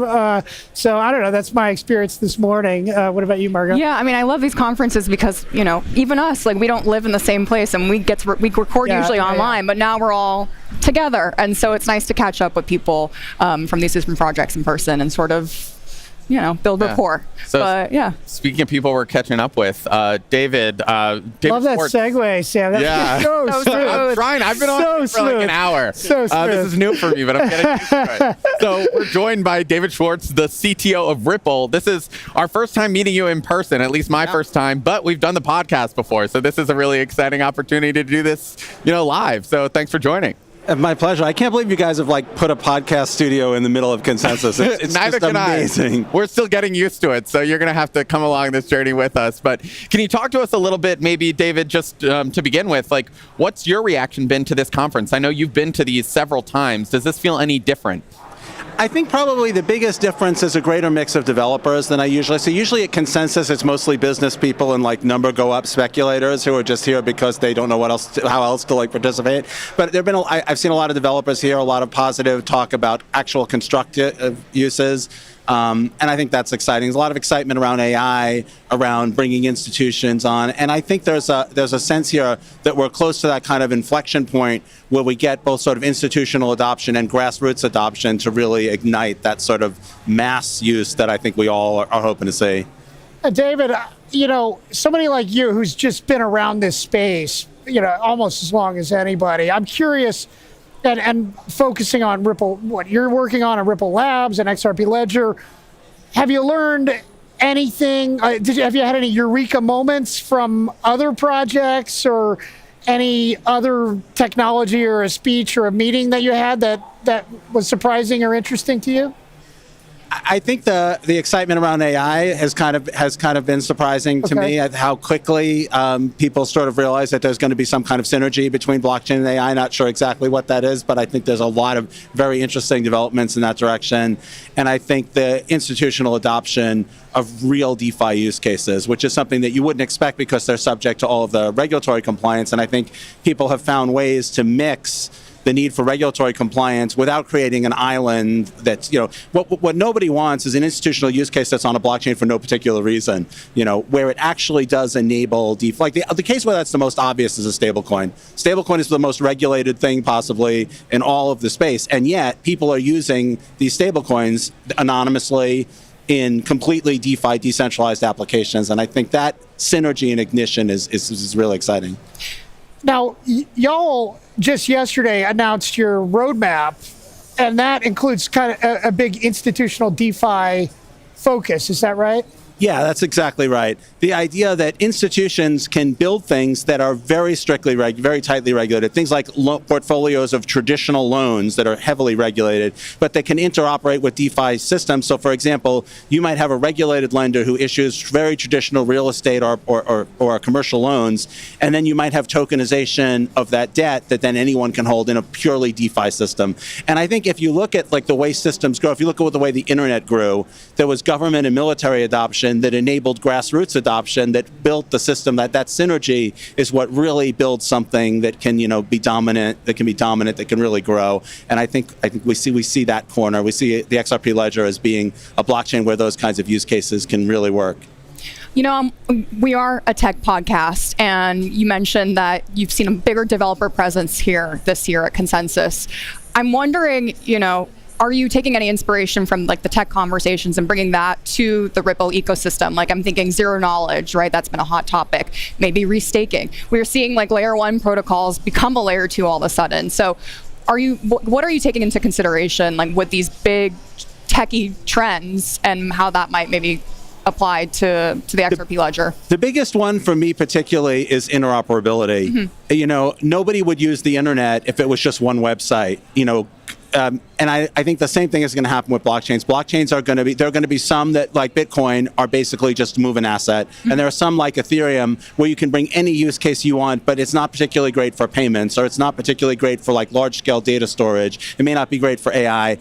But if we have all of these specialized solutions that don't work together, and people are going to constantly have to think about, when you use a website, you don't have to think about what hardware they're using, what software they're using, how they connect. It all just works. Mm-hmm. We're going to have to come up with technologies that allow the entire system to just work for people so that they don't have to think, oh, I have my funds on this blockchain, or the token I want to buy is over on this other blockchain. And I see a lot of people who we don't really know how to do that very well yet. There are a lot of people who think when you're pushing a technology, it's tempting to say that it solves every problem perfectly, but we all know that interoperability is going to be something we're going to be working on for a long time, and it's just going to gradually get better. But I think like the very first step of that is token portability, and there's a lot of companies that I've spoken to who have really good solutions to that. And I think like that is the baby step that we absolutely have to have. But if people have to think about what blockchains they're using, what technologies they're using, then we're never going to get mass adoption. But what specifically are those challenges then with interoperability? Because we're seeing all sorts of different solutions around that too. Even like, I'm thinking like Polygon is coming out with its own ag layer, right? Where they're sort of keeping everything in their system so that like the different chains within their Polygon ecosystem can sort of interact with each other. Or, what was it called? Storage proofs, so you don't even need to like move your assets over to another chain. You have proof that like it sits on another chain. So I'm just sort of wondering what sort of solutions you're thinking of in interoperability to these challenges. There are a number of different dilemmas that you run into with these solutions that sound really good, and they do work. I'm not saying they don't work. That there's these dilemmas you run into when you want people to rely on them for perhaps tens of billions of dollars.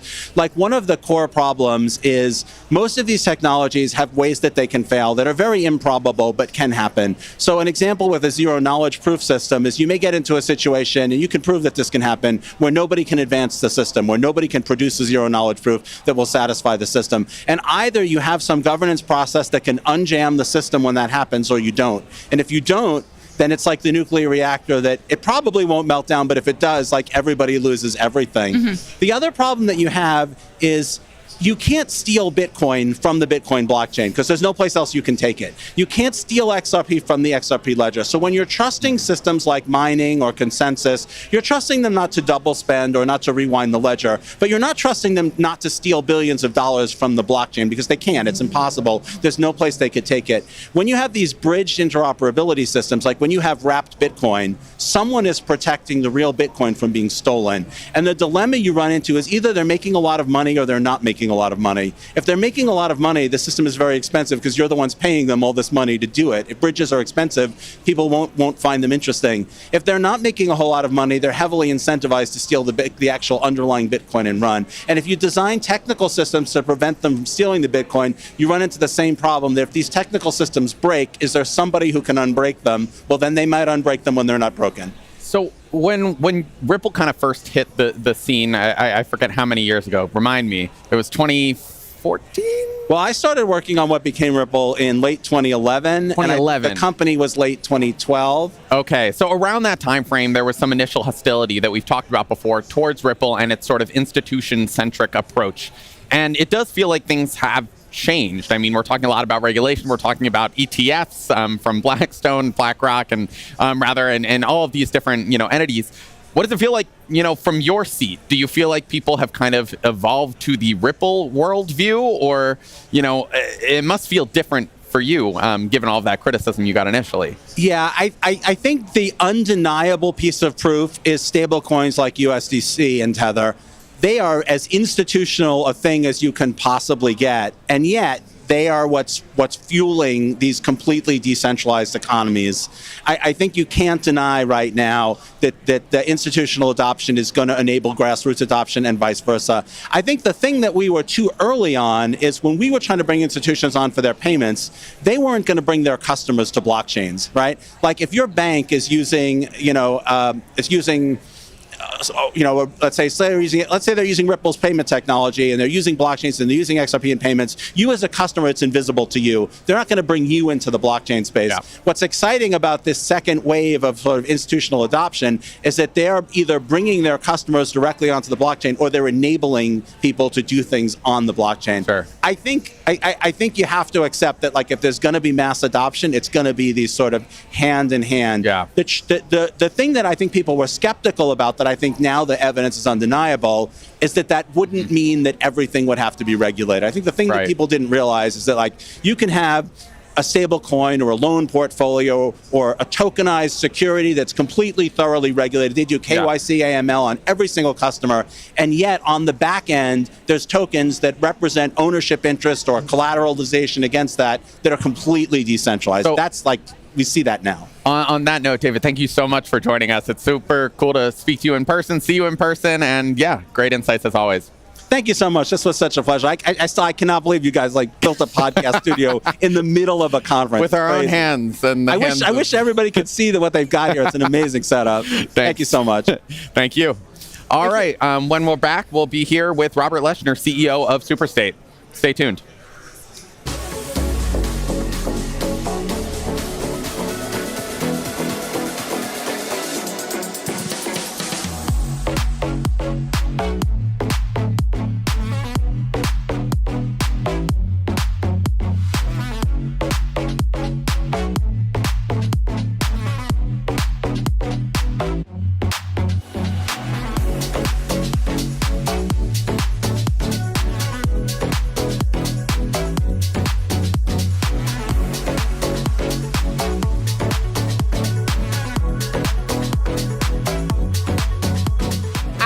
Wait until Consensus is the major conference across the world and everybody is on the blockchain.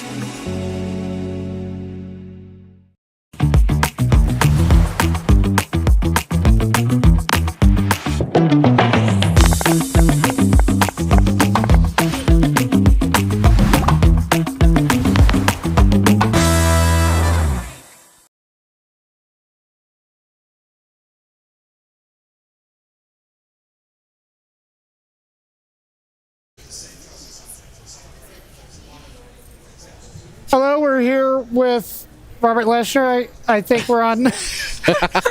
But Robert Leshner of Compound and of Superstate, your real-world asset project you're doing now, which I was just talking with Robert. I, in some way, kind of broke the stories of both of those projects. Not really on Compound, but I did end up writing about Compound when DeFi summer, when Comp suddenly had billions of dollars in it, and I talked to you that day. That was super fun. And then with Superstate, I found the SEC filing when that went public. But we're so grateful to have you here. Thank you so much.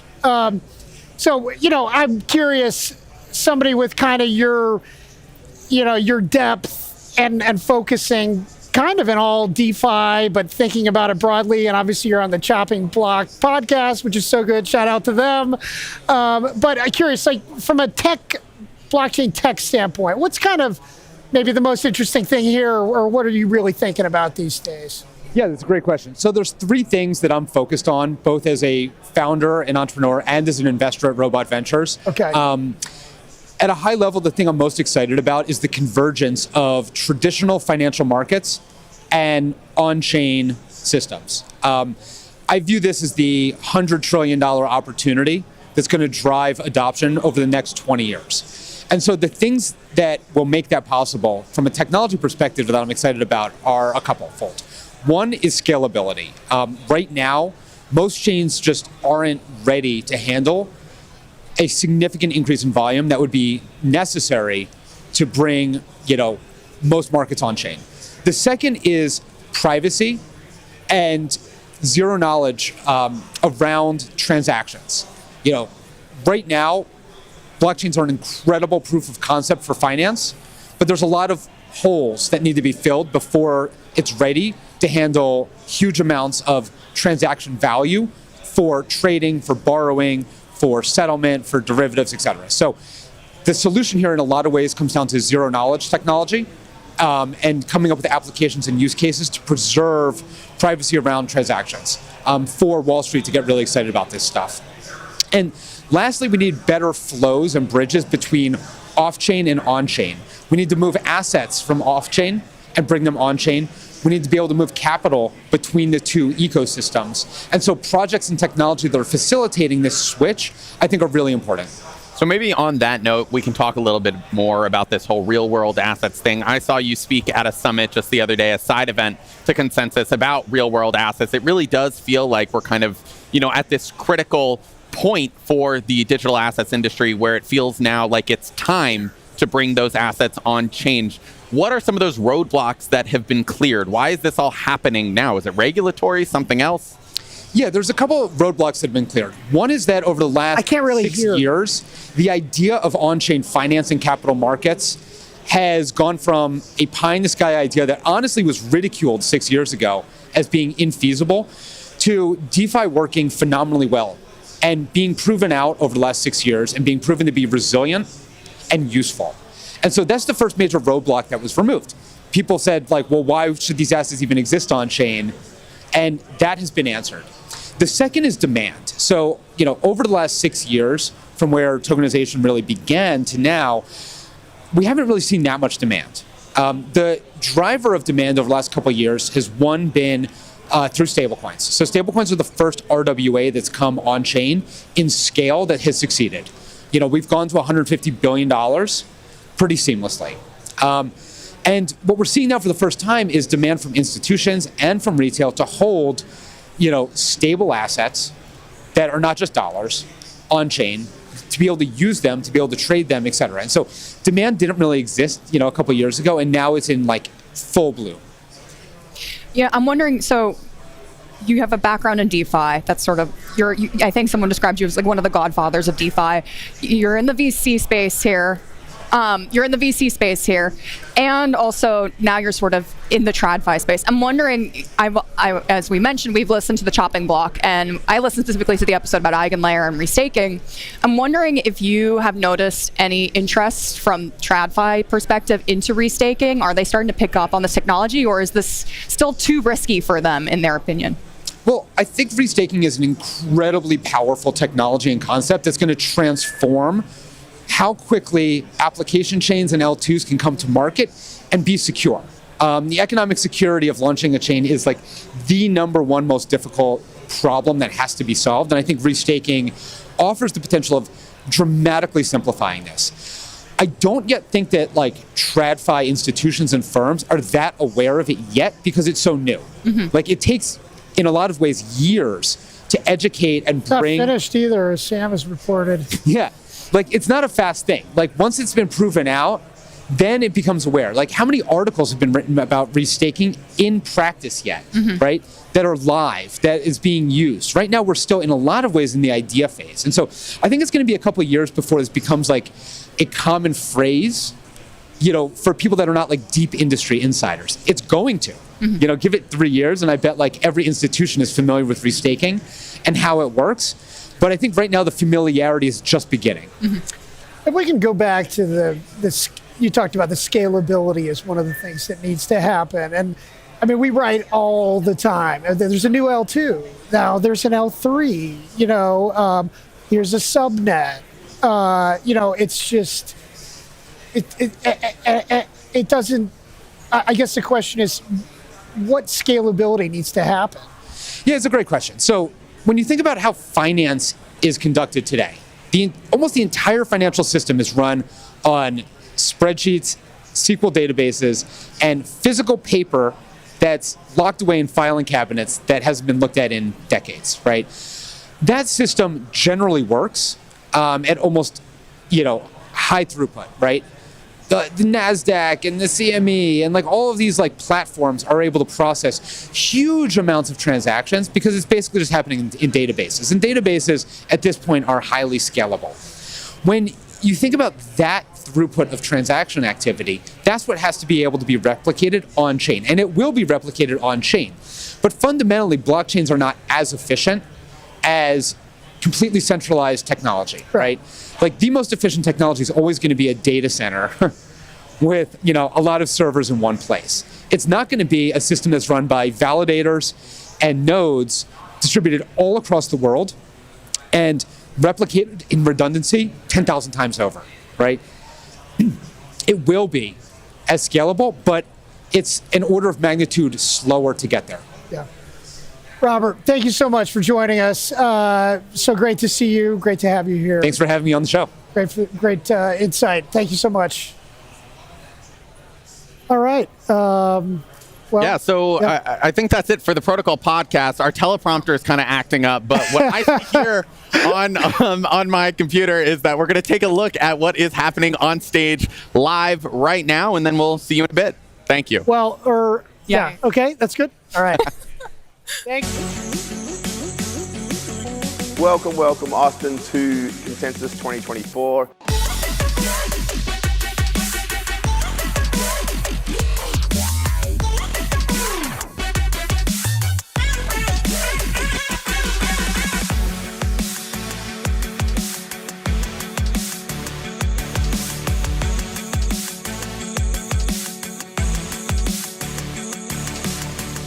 Really excited for Consensus 2024.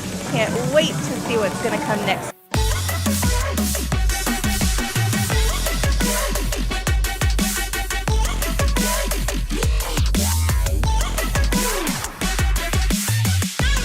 Consensus 2024.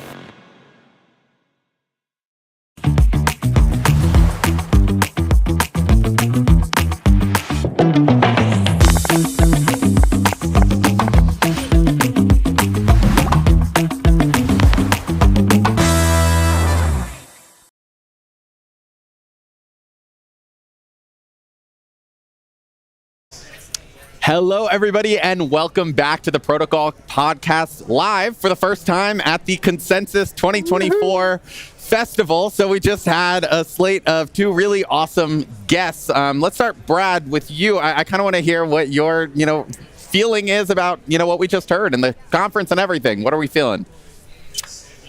I would agree with David's comment about interoperability. That is a fascinating topic. I feel like that is every conversation that is being had now is in some ways about interoperability. A lot of competing solutions that seem different but are basically related. You have bridges, you have, they call it general message passing, which is kind of the same thing, and then there are oracles, which you can kind of configure certain ways to kind of do similar things. It's not transferring assets, it's mirroring assets, or, some Polygon Ag Layer is another solution. And so it's just becomes so easy with all of these stacks and chain development kits to just, one click, you fill out a form and you got a blockchain. They're everywhere. And so, and then these basically building a a country of cities, and how are you going to connect them all? You've been pushing me to write that State of Interop article for over a year now, so I see what you're doing. Even on air. Write the article. Even on air. Now there's proof. But what about you, Margot? I really enjoyed the conversation. I mean, I enjoyed both guests, but I really love talking about restaking just because I feel like that's the big topic, and hearing sort of Robert's perspective, about he's really knee deep in everything. And so just to sort of hear that restaking is going to come to traditional finance in the next 3 years, he said. I don't know what he said, 3 to 5 years. Yeah. I mean, there's two different camps when we listen to these things. Some people think this is not going to work at all. There's too much risk. And some people think, it's risky, but it's going to take time for it to, get up and running. So that was really interesting. Yeah. My perspective. I'd say my takeaway was similar. I was having a conversation with somebody before the podcast about how everything is just so financialized in crypto that it does feel like narratives have so much more sway in this industry than in other industries. And so when we talk about things like restaking, we're kind of talking about 3, 5, 10 years in the future rather than the current state. And I feel like that conversation with Robert kind of grounding us in the here and now was really helpful context and had a lot of nuance to it. So, on that note, I'm, sad we're already ending.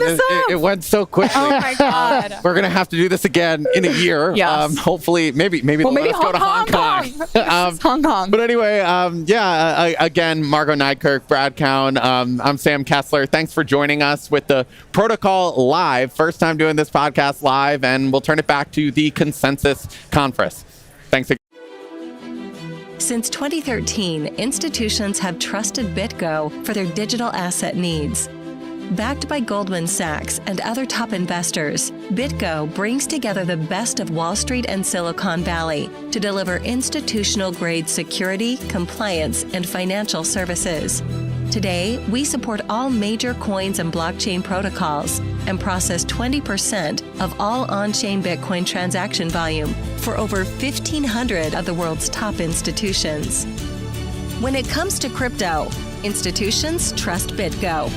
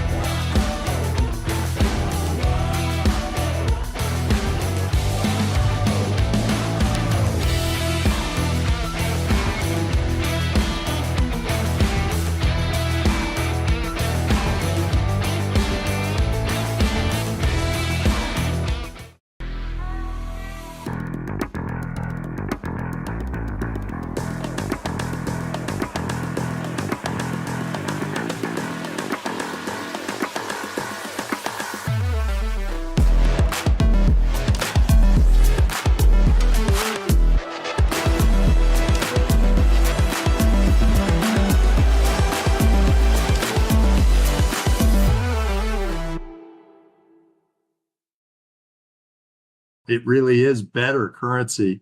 It creates more freedom. It creates more liquidity around the world, and more liquidity creates more wealth and fewer people who are homeless, and everybody's better off when there's more wealth.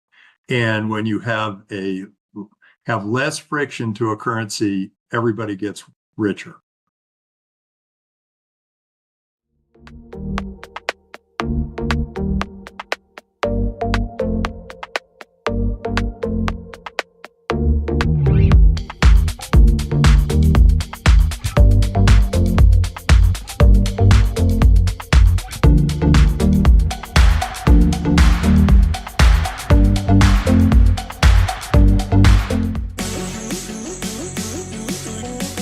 Welcome, Austin, to Consensus 2024.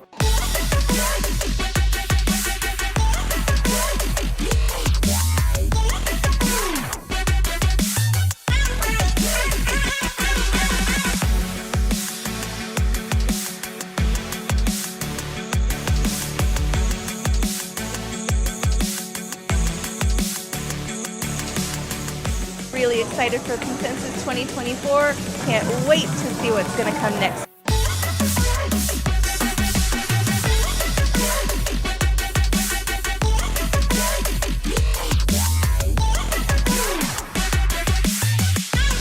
Consensus 2024.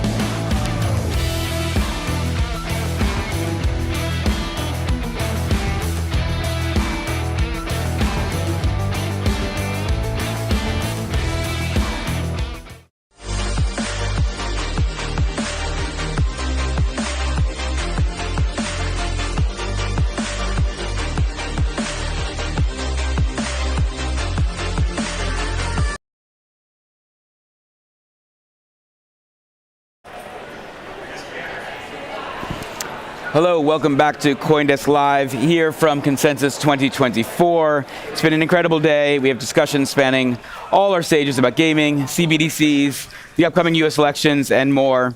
I am Sam Ewan. I run Coindesk's Head of Media Innovation and Experience. I am joined now by Zebu CEO and founder, Raj Barambat. Zebu is one of our sponsors at 2024. They are literally all over the show floor. So I wanted to just talk to you, Raj. One, just like, tell the audience what Zebu is, and then also, what are you hoping to get out of Consensus? Simply put, we're solving the value transfer problem for telecom companies. Right, you think about especially the tier 2 and tier 3 telecom carriers. Those are the ones that actually enable global voice, SMS, and data transfer. Their margins are generally very low, so they're constantly churning high volume transactions. And with low margins and high volume transactions, if they're paying high forex conversion fees, banking fees, and have to wait for days at a time for the payment to actually transfer, it can vastly hurt their business as a whole. So simply put, we took that problem and we created a solution for it using blockchain technology, and we created a very simple to use user interface. And today we have onboarded 106 institutional clients, done over $2 billion in transactions in 8 to 9 months. Where these users are enjoying the benefit of transferring value within 5 to 10 minutes at pretty much no cost, and at the same time earning some loyalty as they go along to help their margins. I definitely want to get into the telecom side in a second, but when you and I were talking earlier, you were talking about some trends that are happening in the industry that you guys are seeing, how global crypto is, and I think you're the perfect example of the global. So, like, one, tell us about Zebu's footprint, but also I would just like understanding the idea, because you made this statement about commodities and digital assets right now being the best store of value. So how does that work within the Zebu ecosystem? Well, look, within the Zebu ecosystem today, we understand two things, right? Blockchain technology is super, super important. And when it comes to store of value services, clients pretty much need safe ways to actually store their value, whether that's stablecoin, wallets, etc. Institutional grade clients don't want to go on exchanges, buy coin, bring it to their MetaMask wallet, Trust wallet, etc., and have to go through this non-abstracted process of trying to do a transaction with blockchain technologies. So within Zebu's ecosystem, we tried to aggregate all of those services and made it as super easy for Web 2 institutional grade clients to use and store value in. But other than that, today, if you think about it, between digital assets and the dollar, digital assets have been relatively performing better over the past, let's say, 5 years. Right. I would say so because digital assets as a whole run on a trust network, right? The dollar doesn't necessarily run on a trust network. The dollar has a lot of third-party kind of participation, which is, that would be the Fed, for example. So today, digital assets being such a safe way to store value and transfer value, people also need to understand that it's not just for speculation.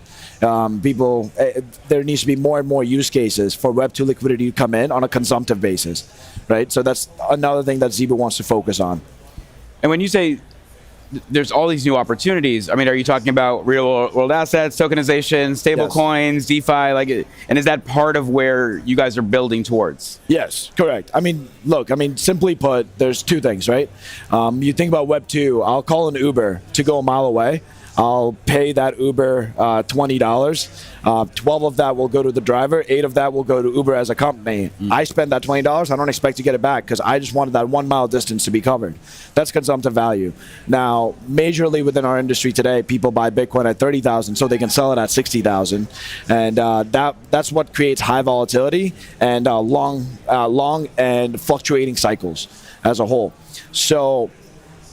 At Zebu, what we want to do is we want to create more and more consumptive use cases around digital assets, simply because we understand that the curve is coming now, where people are buying digital assets and using blockchain technology, not because they want to speculate around it. Right.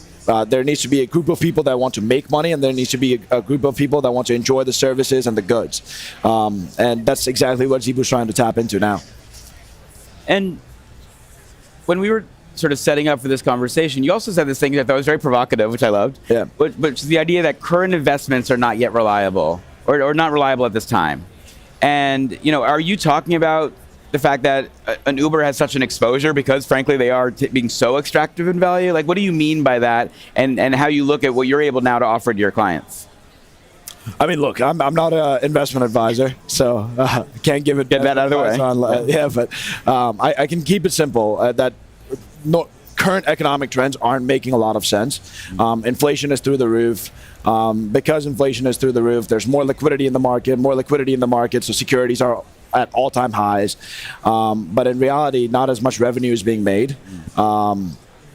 The economy isn't stimulated to the degree where it should be, and people aren't earning as much money, right? Because they have to spend so much. And at the same, I'll say the same about digital assets today. A lot of digital asset valuations aren't making a lot of sense because if you look at the actual exposure Web3 has to Web2, today there's maybe $1 billion in value on chain. Right, assets, not value, assets, and probably $140 to $150 billion worth of Web 2 liquidity in Web 3. The rest is pretty much anticipated.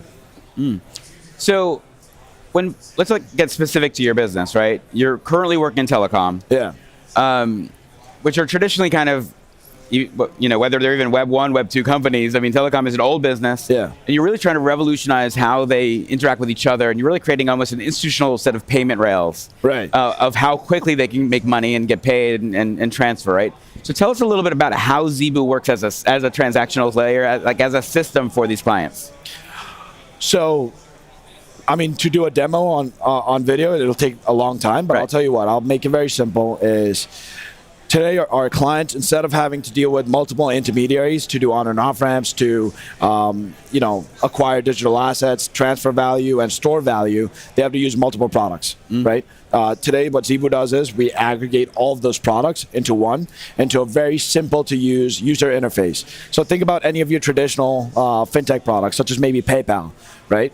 We abstract away from all of the complicated blockchain stuff, right? Our users don't need to know what GUI is because they don't know it. We abstract away from the complicated blockchain stuff. We create a layer where they can access all of these services all together in a seamless way. But this was mostly a POC phase. So when we started, we decided we're not going to do this big pump of saying we're doing 1 billion things as we go along, right? It doesn't make a lot of sense. We said, here's the telecom market. It's $2.8 trillion in value. We'll pick the niche market, which is the global voice, SMS, and data transfer, which is $120 billion in value. We'll go after that first. We'll do a POC of 1.8 billion. We got that POC done within about 7.5 months. Today, we sit at 2.1 billion. So from here on, what we want to do is scale our efforts and come out with our own liquidity protocol. The point behind the liquidity protocol is, number one, to democratize the platform and the ecosystem, because today, whether I'm here or the executive team's here, the platform should keep going. So we want to decentralize the whole thing. We want to invite institutions, individuals, infrastructure providers to come together, create a proof of stake network, create a whole trust network by bringing in liquidity, and that liquidity will be further used to maintain instantaneous withdrawals and transactions. So we like to keep about 72 hours worth of liquidity in the pool at any given point. So that's how we have a target TVL of between $1 to $3 billion within the Zebu liquidity protocol as we launch it. Now, once this protocol is launched, we plan on building more utilities on top of it. Over the past year, we have collected a ton of customer data, right? When I say customer data, it's their transactional patterns. It's, let's say, me as company X, I have 10 counterparties. I transact with them, like Y amounts on a monthly basis. So now Zebu's native machine learning-based credit rating system can derive a credit rating for me. One of the biggest problems in not just telco, industry-wide, in the whole world today, is working capital for companies. They lack working capital. So if they have a credit rating that lenders could trust, simply based on real-time data, they could raise money at probably market competitive rates. They could borrow it, they could sell off their invoices, take a hit on it. If their counterparties are insured, we're working on getting a deal with an insurance company to do insured factoring as well. And eventually, this is kind of a copy and paste framework, right? We can go into multiple industries other than just telco. We started with telco because we have a DNA for telco and we understand it. One of the things that you said, I think, is a theme we're hearing around Consensus. You really mentioned the idea of really abstracting crypto away. Yeah. And one of the things I've heard at multiple stages is the idea that the crypto is not yet consumer grade, that the technology does a lot, but that the interaction level from a consumer level still need to know too much. And so it sounds like, you guys are also doing this thing, which is, let's make sure to take the hard part away, easy interfaces, and sort of help them get there without them needing to become very technical themselves in terms of your clients. But one of the things you're also doing, which I want to find out a little bit more, is you're also creating a loyalty network for them. You're able to allow them then to benefit within the ecosystem. So tell us how these telcos are able to also get something they've probably never been able to have before, which is really a reward system akin to what we see with Delta or we see with Starbucks. How does that work? So this is what we did, right? We initially, to start off, every company needs to do this. You do some sort of a loss funding thing to onboard clients. So the first 25 clients that we onboarded enjoyed about a 300 basis point loyalty on each transaction that they did. After that, we just got the multiple. Each client brought on about, on average, 7 to 8 counterparties. Today, we do 25 basis point loyalty to a certain amount of the transactions. Let's say if a client has a $500,000 limit on the first 100,000 that they transact for the day, they can get a 25 basis point loyalty on each and every transaction. The point behind this is to incentivize more and more consumptive use of the platform, onboard more and more customers, and most importantly, they have to use the ZBU token to get the basis points, the loyalty on every single transaction. Another smart thing we did was, even if they're using the ZBU token to initiate the transaction, the counterparty always receives it in a stable balance. So the volatility is taken away. Exactly. They know what they make. Yeah. Exactly. And then the other problem within the industry today is, I would say, slippage. Slippage is a big problem, right? So our stabilizer model entirely takes away the slippage problem. It's very well hedged between ZBU token and stables that it's paired with within the platform. So clients are actually better off using the ZBU token when doing transactions. So. And you've been finding that this is well received with them, I assume. They love it? Oh, they absolutely love it. I mean, today we have a wait list of about 240 confirmed institutional clients that want to come on board, and then we have a pipeline of additional 500. Right.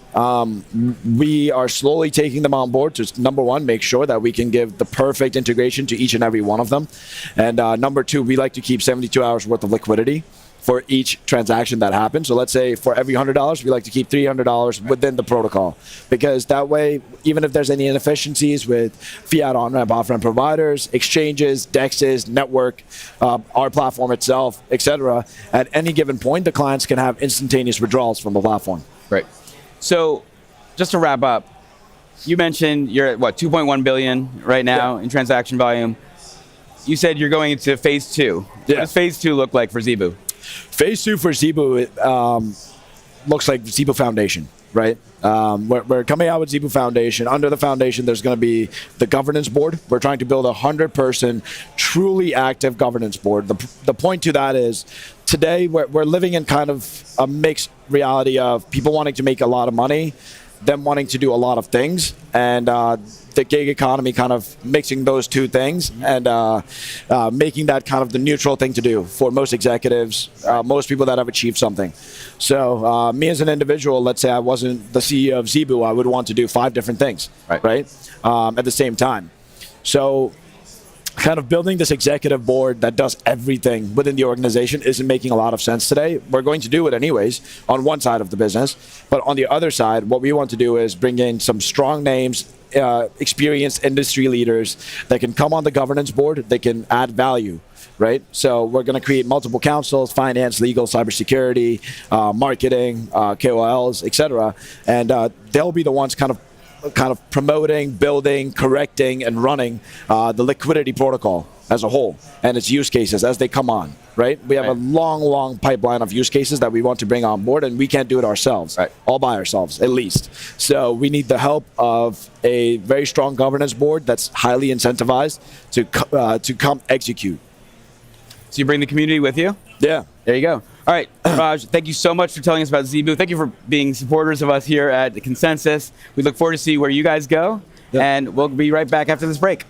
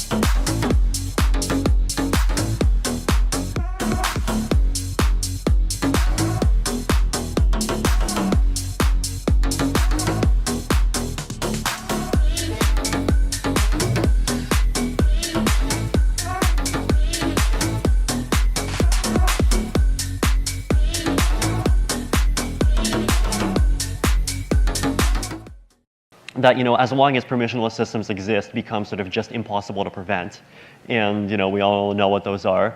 Then, if both of these spaces continue to grow, then maybe 5 years from now, governments are going to just say, well, okay, it's going to happen, and we might as well let it happen on centralized systems as well, so it can be more efficient and we can keep track of it more. And at that point, what would the continued value of permissionless systems be?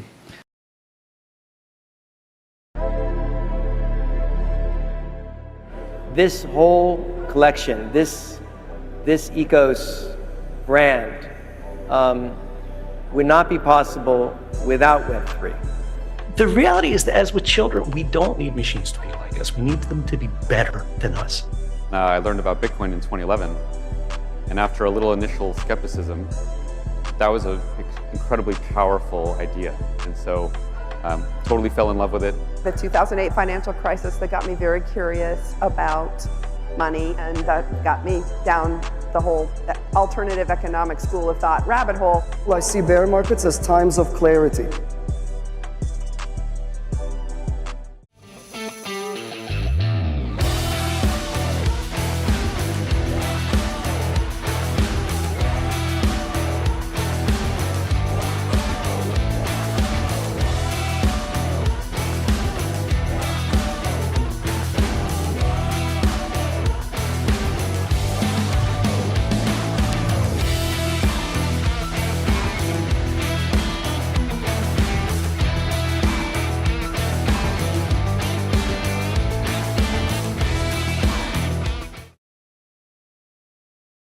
There we go. So weird. Welcome back to Coindesk Live from Consensus. We're coming to you from the Coindesk podcast studio, presented by BitGo. Founded in 2013 with the first institutional-grade Bitcoin wallet, BitGo is the gold standard in custody, staking, and settlement. Today, BitGo supports over 800 coins and processes 20% of all Bitcoin transactions by value. Check them out at bitgo.com. I'm Will Foxley, and this is the Mining Pod, live from Consensus. We're joined today by Justin Ballard, who is not only a good friend, but he's the general counsel at Atacon. Is there like a second part to that name? Just Atacon? Atacon Energy. Atacon Energy. And then also the co-founding partner of Firm 21 Million. Justin, welcome to the show. Thank you for having me, Will. It's a long time coming. Well, we've done a few shows before, but first live one, I think. Live one. They've always been remote. Yeah. So, but I've wanted to get on here with you and want to have you come on to ours too. Yeah. This is the first of our crossover episodes. Give the plug for what you're doing. All right, Energizing Bitcoin. We're on the Digital Wildcatters platform, and we're not a mining pod yet, but we're working on it. We're trying to ride your coattails and follow your footsteps, man. Trailblazer. Shout out to Digital Wildcatters. I mean, no, Digital Wildcatters has actually been super helpful for me. Yeah, what Jake and Colin have done, they've helped me out a lot as I'm getting my media startup going. So, well, they obviously think very highly of you, and we also put on the Empower conference. Yes, we had it in March this year, and it went very well and continuing to grow. And I think there's going to be even more growth with it this coming year. So, I guess next year. Yeah, it's going to do great. Yeah. It was great this year. Okay, so for this show, what we're going to be talking about is Bitcoin in the sea of tokens at Consensus. We're going to delve into the orange side of the pool. Let's talk about Bitcoin mining and what you're doing with Bitcoin mining, specifically on the legal side. And we could probably do a bio in there first, right? Yeah, I get. You want me to just kind of delve into my background? Yeah. All right. Well, I'm kind of the Forrest Gump of the Bitcoin world, I think, for a variety of reasons, but hopefully mostly of the good reasons. But I've had a lot of different kind of hats I've worn in the space so far. I'm an attorney by background, obviously, and I got my start with Bitcoin mining actually in the oil and gas industry. I was at a private equity-backed oil and gas company that had started up in Wyoming. We had a well that we had drilled that we couldn't get a pipeline into, and really the only option was to put a Bitcoin mine on the well site. This is back 2018, 2019. We ended up getting a small mine set up, about 30 kilowatt mine. We worked with Crusoe on that. Actually had gotten the idea, though, initially from something I read about Steve Barber with Upstream Data. But we ended up putting that small site on there, and then actually I'm kind of looking back at the numbers and trying to figure out what we're making from this Bitcoin mine, which everyone made fun of me about wanting to do in the first place, except for Ryan Leachman. He ended up coming on, and he backed it as well. And once he blessed it, everybody was willing to do it because he's an ops guy. But I'm doing some back calculations, and it was coming out to about $7 to $9 an MCF. At the time, people were selling gas for about $1. And so, when I realized that kind of revenue could be generated, I thought, I ought to try to raise some money and put together a bigger operation on this, which I did. And in 2020, we started J Energy and kind of grew pretty quickly, mining strictly off natural gas in Wyoming. Got up to about 9 megawatts worth of mining operations, and then did some on-grid deals in Texas with Texas Pacific Land, or large publicly traded company, largest landowner in the state of Texas, and ended up kind of growing that way, and then left Jay after a couple years and went to another law firm where I worked primarily on Bitcoin mining deals and put together several more. and then left early this year to join Atacon Energy, where I'm the general counsel. We have about 225 megawatts of power in a PPA at a power plant up in North Dakota. We're working with some very large groups where we host, and we have a little bit different structure. Can't talk about it publicly about our structure, but it's a little creative and able to give people opportunities to keep their power price very low and get some very reliable power. And we got a locked in power price for a long time, and it kind of is what I think is going to help set us apart from a lot of other groups out there, is having kind of long-term locked in power. And then I also recently started Firm 21M, where we are focused exclusively on Bitcoin mining deals and Bitcoin mining work. And we've grown rapidly. I've been really surprised and happy with who we've been able to pick up. And it's been great. And just kind of, the nice thing about this entire space is that we're still really, really early. And there's opportunities for you to kind of make businesses out of ideas and be creative with what you want to do with your time and your expertise. And I'm lucky in that there's not a ton of attorneys that have operational experience in the Bitcoin mining industry. And so it's kind of given me the opportunity to reach out to some large scale groups and have a lot of fun doing what I'm doing. Podcaster, lawyer, ops guy. Dad. Does it all. Yeah, getting married next week too. Next week. Man, I'm just trying to get everything knocked out at the same time. I love it. Okay, so let's talk about the legal side of things. I think that's the thing I want to talk about most for this show. We've had you on before. We did the TPL deal, believe it or not, over 2 years ago. Yeah. So that was a huge deal. Go check that out. It's in the Mining Pod archives if you're interested in it. Again, the largest landowner in Texas and how they came to deal with your firm at the time to mine Bitcoin. Right. But tell me a little bit about the legal structures you guys come across in Bitcoin mining, whether it be like a JV operation, you're trying to sign two companies to work together, or standing up a new startup. Yeah. How are you kind of work in this new legal landscape for Bitcoin mining? Yeah, so that's a good question. There's a lot of room for creativity in this industry, and I've talked about it a lot before, but there's so many similarities between Bitcoin mining and the oil and gas industry. And that's true from the fact that, in oil and gas, you have a well bore that you generate hydrocarbons from that you then sell for USD. In Bitcoin, you have an ASIC that you produce terahash from that you sell for Bitcoin. Both industries, you want to be the lowest cost operator to produce a barrel or a Bitcoin.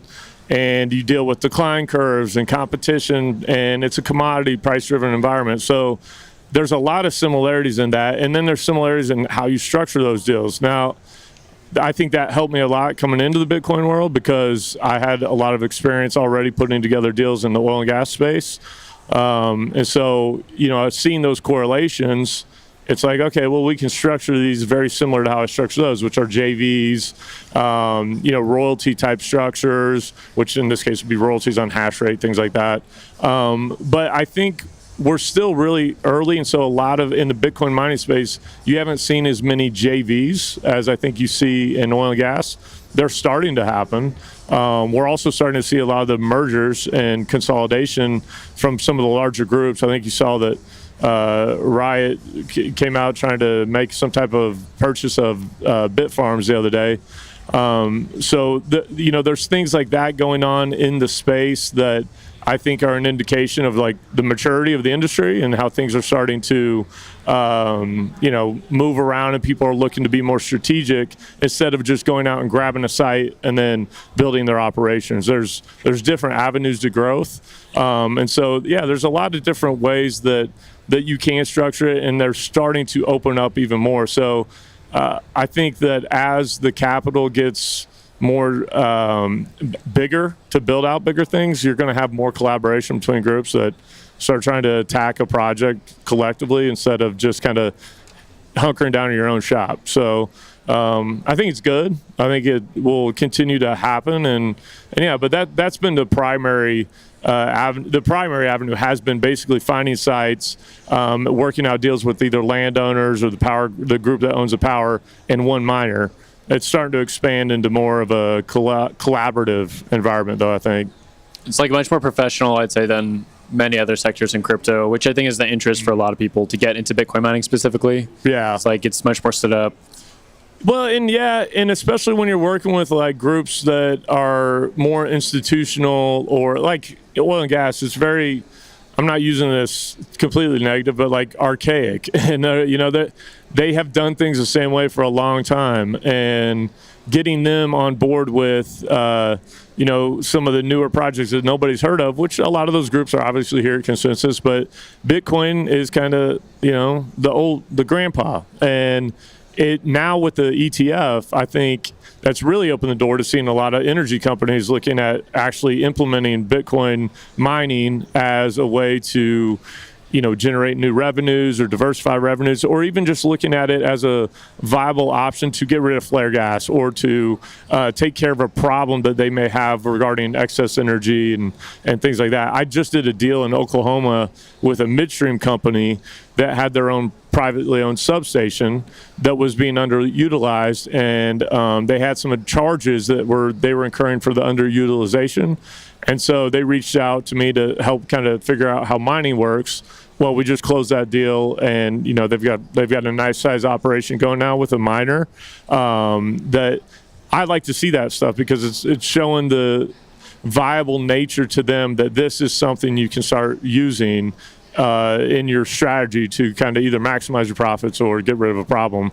And that's going to happen more and more. And I was really happy to get that one done because that's something I've been talking about for like 4 years, is that there's opportunities in portfolios of energy companies all over the place that they don't even realize are there. And so once this group did it, and I can't wait, I'm going to have them on the podcast here pretty soon with the mining group, so we'll get to talk about it more, but they're a very, very, one of the largest private equity groups backs them. And so seeing that happen, it gets me excited because it's a precursor to what I think is going to happen throughout the entire industry. And dude, we've been talking about this for a long time. Like, once oil and gas companies get in it and energy companies get in it. Yeah. Well, I really do think the ETF gives them a lot of credibility or like confidence that this is viable. Is it because like the market's more liquid, or is it because like these big asset institutions have like given the stamp of approval? I think it's a stamp of approval more. I think that it's almost like a legitimization that this is real. You have really kind of an adversarial SEC approving of it, and so now that has happened, they're more inclined to say, okay, we can look it out. We can do this. This isn't going to this isn't going to come back and bite us in the butt, frankly. I want to walk out like two different situations. The first one I want to walk through is like, what sort of deals have you seen with these energy companies? What would be an example you give to someone who, friend or family who might kind of know the energy industry, but generally is unsure how Bitcoin mining plugs into energy? Oh, right. Okay. I'll give you two scenarios. I'll give you the one in Oklahoma because it's a very recent one. It's easy. The underutilization of a midstream facility or power plant or substation, I'm sorry. That is a very common situation in the oil and gas space, is that they own substations that were built to scale for their maximum operations. Well, obviously, oil and gas, you drill wells, you go somewhere, you have enough product coming into a certain place, you need the maximum level of capacity, but things move on. Like you drill up all your locations. So the activity then is going to go to another location, and inevitably you're going to have an overbuilt substation where you have excess capacity. 85% of the capacity was available at this one. And because of the structure they had with the utility, they're carrying these extra costs. And so it's like, if we can go in and utilize all that power, we're dropping our CIAC charges dramatically. And it's a huge cost savings for them for something that was already existing. It doesn't require any capital from them. They just went out and said, okay, we are willing to bring a miner onto our location and allow them to set up operations that are going to coexist with ours, and provides us a huge value. They also get a surface lease out of the deal, and so they're getting a little bit of extra revenue from that. But the main driver economically was cost savings because they're spending this every month. Another one that I'm working on and looking at a couple different situations with it is oil and gas companies that out in West Texas in particular, where Waha gas prices, which is the regional market. And a lot of people, I don't know, your audience probably doesn't realize how gas pricing works, but it's very regionally based. And Waha is the West Texas, New Mexico kind of area, highest drilling activity in the country. There's a lot of gas that can't get to market, and the prices often are negative, and so operators are having to pay money to put their gas on to the market, or they are so constrained by pipeline capacity, there is none, that they can't sell their gas, and they can't then bring their oil to market, and so that actually negatively impacts all of us, because we end up paying more at the gas pumps, we end up paying more for utilization of the oil, of the hydrocarbons. And so in those situations, I've got groups now that are looking at utilizing gensets they either have already, or buying gensets or renting gensets from mining companies, and basically giving power away to miners so that they can bring their miners in, and they're running at a very, very low cost for OpEx. You may not hit the highest runtime, but you're looking at a power price of sub 2-3 cents. So how much energy do you think is out there for that kind of thing? Because this was a huge storyline. Right. 2021 was we're going to fix all of the energy problems of the world by moving flared gas to Bitcoin mining. Is there like really enough energy to? Yeah. So man, this is a how deep much time we topic. got? Yeah, this is a deep subject, because it is something that I think is misunderstood a lot. Is we talk about flare gas and it's like, oh man, there's so much flare gas. We could mine the whole Bitcoin network with flare gas.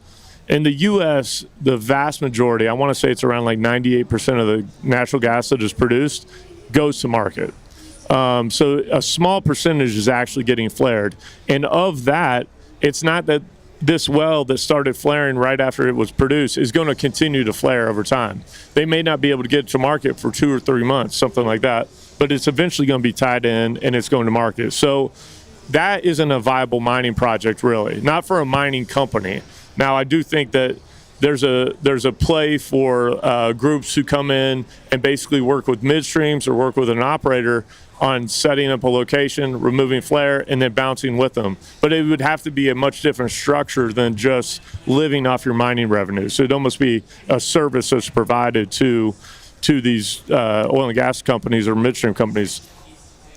And when you're evaluating whether or not you can actually make a flare gas well or flare from a gas well profitable for a miner, there's a lot of evaluation that goes into it. And it has to do with duration of the flare, because these wells decline. It has to do with the quality of the gas. It has to do with whether there's H2S, which is a very dangerous, deadly molecule that can be in produced gas. And so there's a lot of things that go into it. I don't think it's as big a play as people think sometimes. What I do think there's a big play for, though, is the stranded gas in West Texas and in New Mexico. That area has severe capacity issues, like I was mentioning, and getting that gas to market is very, very difficult, and that prohibits the oil sales in. So while it's not flare, it is shut-in gas that you can then work out a deal with a miner, create a much better stream of revenue for you. Instead of paying $1, you might make 50 cents. So that's a big swing when you're talking, 3 million MCF a day on a pad. And a miner can turn that into a sizable operation. It really only takes about 250 MCF to create 1 megawatt of electricity. And so, 250 MCF is not much. It's not much. Natural gas, as bad a rap as we get from, environmentalist groups, is probably one of the most efficient power producing energy sources you could find. It has a very small footprint, and it doesn't take much to generate enormous amounts of power. So there is a market for the flare or gas mining. I think the flare gas mining, if you're looking at setting up an operation, I'm gonna give my shameless plug right here, you should call us, because in addition to our legal services, we offer a lot of consulting services as well.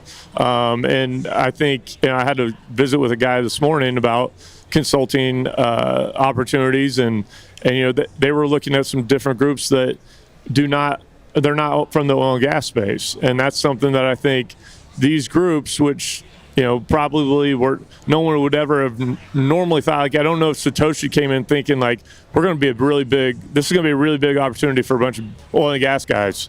I don't know if he thought that or not, but there's such a correlation between the two that I think there's a huge opportunities for the oil and gas companies to get involved, but also miners to get involved working with oil and gas companies. Well, this is the second thing I actually want to talk about, is you to do more extended plug here for the services you guys offer. So if I came to you and wanted your consulting services, what are the sort of things you lay out to a possible client for, let's say, a stranded gas case where, I have some capital I raise, or I have some capital from like debt, something like that, and I'm coming to you and saying, I have like these options from energy brokers.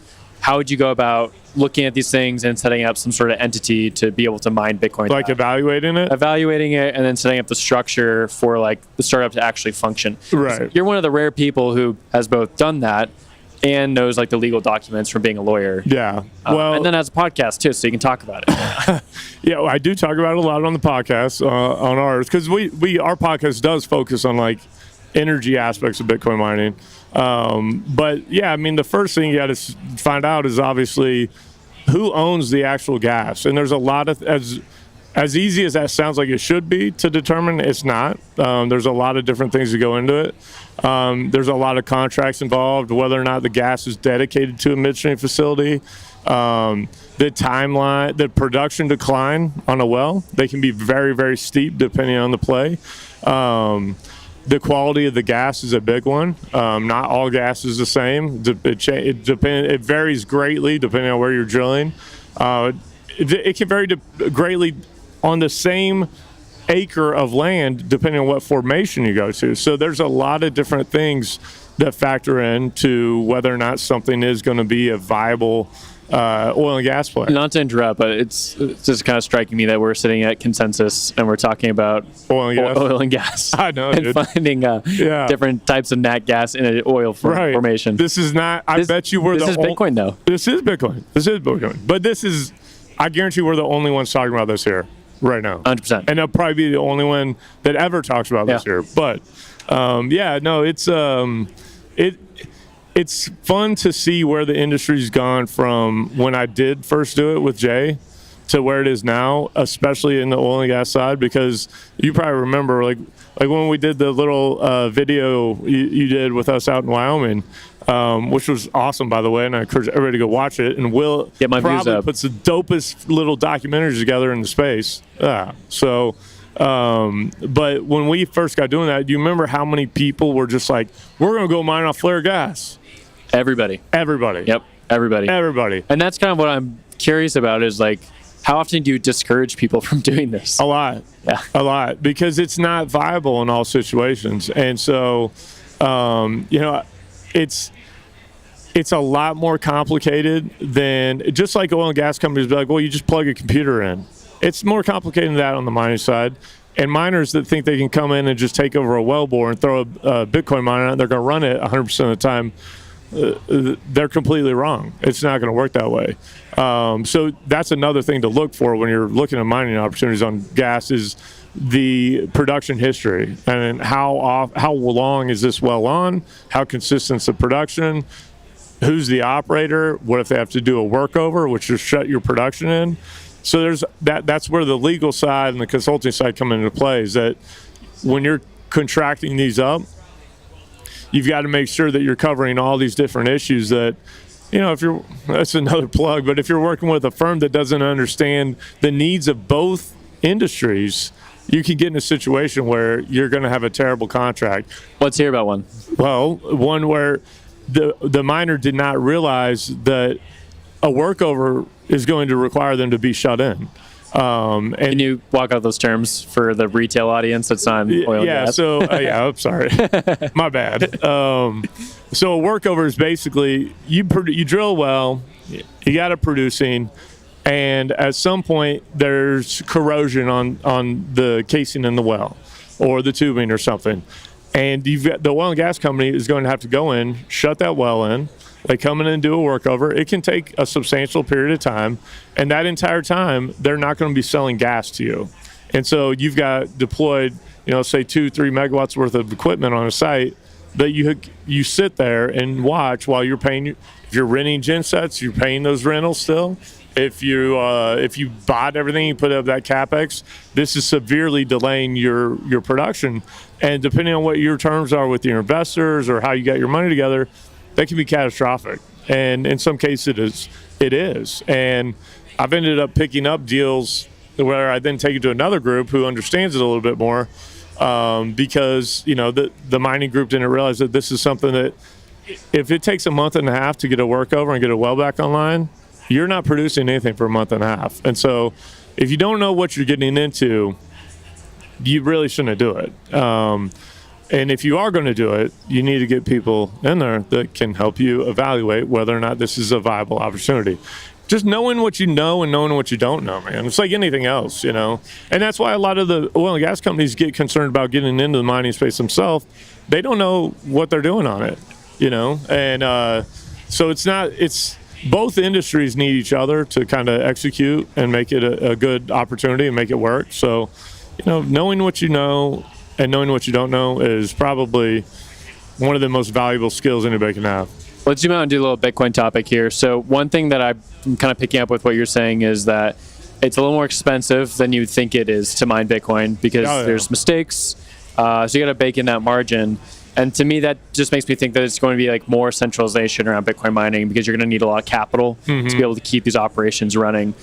From your experience, both working with some big players at Atacon and then also with Firm 21, and then also your experience running a Bitcoin mining startup. A little bitty guy. Yeah. A little bitty guy. Yeah. What was like your learning from the economics of Bitcoin mining here? Well, they can be very different, but they're also pretty linear, right? Like things scale up and it doesn't change a whole lot. But I think probably the biggest learning for me was that on-grid is way, way easier than off-grid. But off-grid can be way, way more fun if you got the right kind of team. A little more cowboy? Yeah, a little more cowboy. And there's a whole there's a sovereignty aspect obviously to Bitcoin and to the Bitcoin world. And I think that's where a lot of that interest came from. Is because you're off grid. You've got your own kind of little world set up out there. You're not dealing with utilities and all the things that come along with the regulations being on grid, and so you feel like you got a little bit more control probably in some respects. From a regulatory front, I would say yes. You also have a really good story that you can tell, especially if you're working with flare gas. So I enjoy that kind of cowboy nature of it.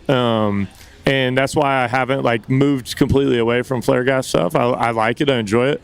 And there's some really unique opportunities that you can find in it. So, while the on-grid stuff is big and scalable and, frankly, somebody like me can probably make more money working with big deals like that and all that. There's an aspect of flare gas and just gas in general that I enjoy and that I'm always going to probably be partial to because it's just more fun. And it's like if the world went to shit and I've got to figure out what I'm going to do, I would have some little natural gas Bitcoin mine in my backyard. That's how I'm okay. That would keep me afloat financially. And that definitely appeals to a lot of Bitcoiners. Yeah. Okay, flip side, as we kind of close out here, Atacon now. What does it look like to be working at a big mining firm, and what are you seeing in the tea leaves for Bitcoin miners this year? I'm talking the big guys. You referenced Riot and Pit Farms earlier, so it does seem like M&A is in the playbook later this year. Right. What, from Elbow's perspective, are they a friendly competition, or is it No, I think it's friendly competition, right? For the most part, things like that will probably change. And look, I will say I don't know anything about the Bitcoin or the Bit Farms and Riot stuff other than what was out publicly. I just want to make sure everybody understands that. But I think for the most part, things are still very friendly, and there's enough meat to go around. But that will change, just like it has in oil and gas. There's only so many basins, and the opportunities to grab large chunks of power at a rate that you could actually build a company around, a large company around, they get fewer and fewer.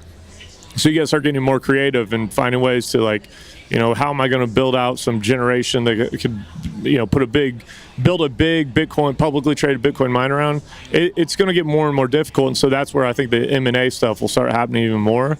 But I think one thing that I don't hear talk about enough still is the value of long-term locked-in power. And I think PPAs, like we have at Adicon, a long-term PPA that we did with Rainbow, those are going to become more and more valuable, because even if you just look at power and inflation, how it's priced in with inflation over time, it's going to go up. I don't see any reasonable case for why power is going to all of a sudden start getting cheaper over the next 10 years. So finding ways to lock in power now for the long-term future, it's going to become more and more valued. And I think that's one of the things. That's one of the big reasons I wanted to go to Adicon, was that I had a few different opportunities, but Adicon having that locked-in power for 20 years is that's really, really valuable, and I think it's going to help further set them apart as things go on, and provide us different opportunities to be even more creative on our structures. So, yeah, I think that's probably one of the most discussed things I've seen. You see a lot of people setting up on grid, and that's good. There's great opportunities. Texas, TVA, PJM, MISO. There's more and more utilities getting more and more open to it. But having a behind the meter locked in PPA, I think is going to be invaluable in 5+ years. That's the real Bitcoin, huh? Real Bitcoin. Okay, well, we got to wrap there. It's Justin Ballard of Adicon and Firm 21M. You can find him on Twitter, prolific tweeter. That's it for the mining pod right now. We're going to take a break and return to the CoinDesk podcast studio after a little bit. Thanks for having me, bro. You have created an effective compliance program after the misconduct. That is something we consider as to whether or not you need a monitor. The other thing we look at is the pervasiveness of the criminal conduct. So if it's really bad, you did it on purpose, it involved the CEO or senior members of your management team, your compliance officer was involved, and it was a ton of money, then that's going to lean more in favor of a monitor. And then the last thing is remediation. When you found the problems, did you clean it up? Did you pay restitution to the people you needed to pay it to? Did you invest in a compliance program? Did you fire the people who did the bad stuff? Did you come to the government and report it? All those things are things that we will look into. And if the balance of those factors suggests it, in the case of Binance, they hit almost all 10 of the factors in a very negative way, and so that was the reason why they ended up with the monitor, even though they did do a significant amount of remediation and they did cooperate in the investigation. Really, it was the pervasiveness of the conduct, the egregiousness of the conduct, the fact that it involved the CEO, and that there was no self-disclosure. We came to them to do it. But in a lot of other cases, well, let me back up for a second. So if we decide that there's a monitor going to be imposed, there's a whole series of criteria. There's a committee that has to go up to the Deputy Assistant Attorney General, and in big, huge cases, they may go all the way up to the Deputy Attorney General, who's the number 2 in the department, to determine whether and how to pick the monitor. And so there's a whole process that we go through where we evaluate the monitor's capabilities and their expertise, and try to make sure on the front end as much as we can that their scoping is such that it will minimize the amount of expense to the company. Now look, it's going to be expensive and it's going to be invasive, but we try to minimize that as much as we can. Now I mentioned those 4 criteria earlier because those factors very much intersect with the overall corporate enforcement policy and lead into ways in which you can avoid a monitor in the first place. So one, again, is voluntary self-disclosure. You come to us, you don't have another obligation to report, you come before we come knocking, you have remediated, you fully cooperate with the investigation, and you do all of that as quickly and as soon as possible and in real time, and do it substantively. Then you do all those things, you can get a declination. You won't get a guilty plea, you won't get anything. We will decline to prosecute, or at least there's a presumption that there will be a declination. But if there's aggravating factors like egregiousness or pervasiveness, or you've done it more than once, your executives are involved, or you made a bunch of money on it, you may not get the presumption, But even if you don't, you can still get a declination if you do the VSD immediately, you do effective remediation, and you have extraordinary cooperation with the investigation, which means timely updates to the government, making witnesses available, producing relevant documents, and collecting and organizing and translating voluminous evidence. If you do all of that, even if you get a criminal resolution, you can get a 50 to 75% reduction on the sentencing guidelines. And even if you're a recidivist and you do all those things, you can still get a 50% reduction. It just won't be off the low end of the guidelines, it'll be off the high end of the guidelines. So I guess if you wanna not get a monitor, you voluntarily self-disclose, fully remediate, fully cooperate, and realize that it's never too early in the process. So yes, maybe the government knocks on your door already and you think it's too late to self-disclose. It's not. If we knock on your door, there's other ways to disclose. You can still disclose, you can still remediate, and it'll still limit your ultimate punishment. Even for Binance that had to plead guilty to 3 criminal offenses, their ultimate punishment got discounted because they remediated to some extent and because they cooperated with the investigation. So if you want to avoid a monitor, do all of those things. And really all I'm saying with that is, you're gonna do everything in advance that the monitor will make you do later. So if you can prove to the government that you've done all of those things and you don't need a monitor, then we won't impose one. Because it's expensive for you, and again, this is my view, not the government's view, but like, we have to monitor the monitor and we have to do a whole lot of work with respect to that monitor. So if we can avoid that whole thing because y'all did the right thing, awesome, that's great for us. So I think sort of from a table setting perspective, that is what you can do to sort of avoid having a monitor. The last thing I'll say is on the self-disclosure piece, there are very vital whistleblower programs with the SEC, the CFTC, and FinCEN. If your company doesn't come to us to voluntarily self-disclose, maybe your employees might. So it's another good reason to voluntarily self-disclose. Kevin, thank you. That was very interesting and hopefully gives people a really good sense of how the DOJ thinks about corporate monitorships. The DOJ, of course, is not the only federal agency that can impose monitorship requirements as part of litigation settlements. There's also the CFTC, the SEC, and others. One of our panelists, actually, the CFTC enforcement director, got stuck with travel delays, so he can't be here today. So Dorothy is going to outline really quickly some of the considerations the CFTC, another government agency, federal government agency, applies in thinking about corporate monitorships. And then we'll quickly, I know Renato, poor guy, has been waiting patiently. We can switch over to talk about some of the practical considerations. But Dorothy, can you just give us a summary of CFTC-related considerations? Sure. So I was director of the Division of Market Oversight at the CFTC. A sister division is the Department of Enforcement. I am speaking on my own behalf and not on behalf of the current enforcement director who had hoped to be here, or the CFTC or otherwise.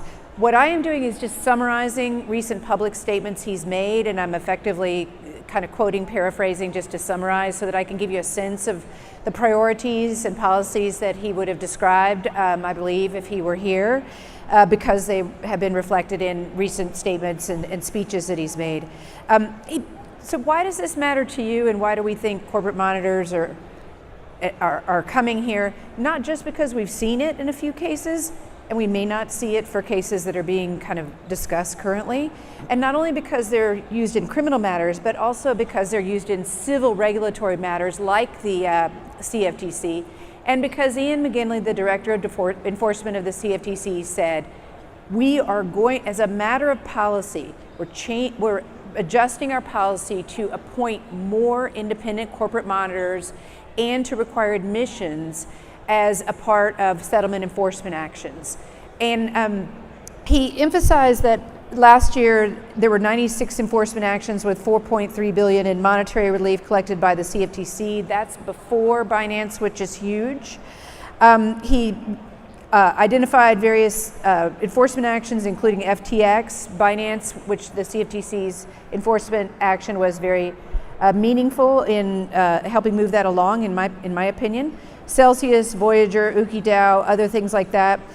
And you may not have noticed, but the Division of Enforcement has required monitors or third-party consultants in some of their recent enforcement actions. What is the difference between a monitor and a third-party consultant? Well, Ian described in some of his recent remarks that he sees the difference as two basic things. A monitor, which we've been talking about, is there to make a recommendation, to test, and to report to the government. A third-party independent consultant doesn't report to the government like a monitor. It comes in and it gives assistance to the company as a neutral sort of advisor, but otherwise the company can remediate and make the changes on its own. What's the difference? Trust, trust, and trust. The factors that were just described by Kevin are analogous to the factors that the CFTC and others consider, and they effectively say, like, are you able and capable of fulfilling the obligations that you have to remediate and to come into compliance and to redo your risk and control framework? So this matters not only because we've seen it, but also because the CFTC and others have said we're going to require it more going forward. Thank you, Dorothy. Okay, Renato. I'm unleashed. You've been so patient. You've been so patient. Can you talk about some of the practical considerations when you're advising clients who are facing enforcement actions, threats of litigation, both in heading off the possibility of a monitor or what to do to make life under a monitorship better and easier for themselves? Sure. Obviously, and I'm saying this, obviously I'm presenting a more industry perspective here than a government enforcement perspective. Obviously, you don't want to be involved in an enforcement matter. You don't want to spend time with Kevin. Kevin's a badass, okay? You can kind of tell. Just look at that guy. You don't want to spend time across the table from him. Ultimately, your best bet is to try to make yourself a less attractive target for regulators. You want to make yourself someone who's not taking aggressive actions that are potentially going to get on their radar. You know, Dorothy mentioned something called SARS.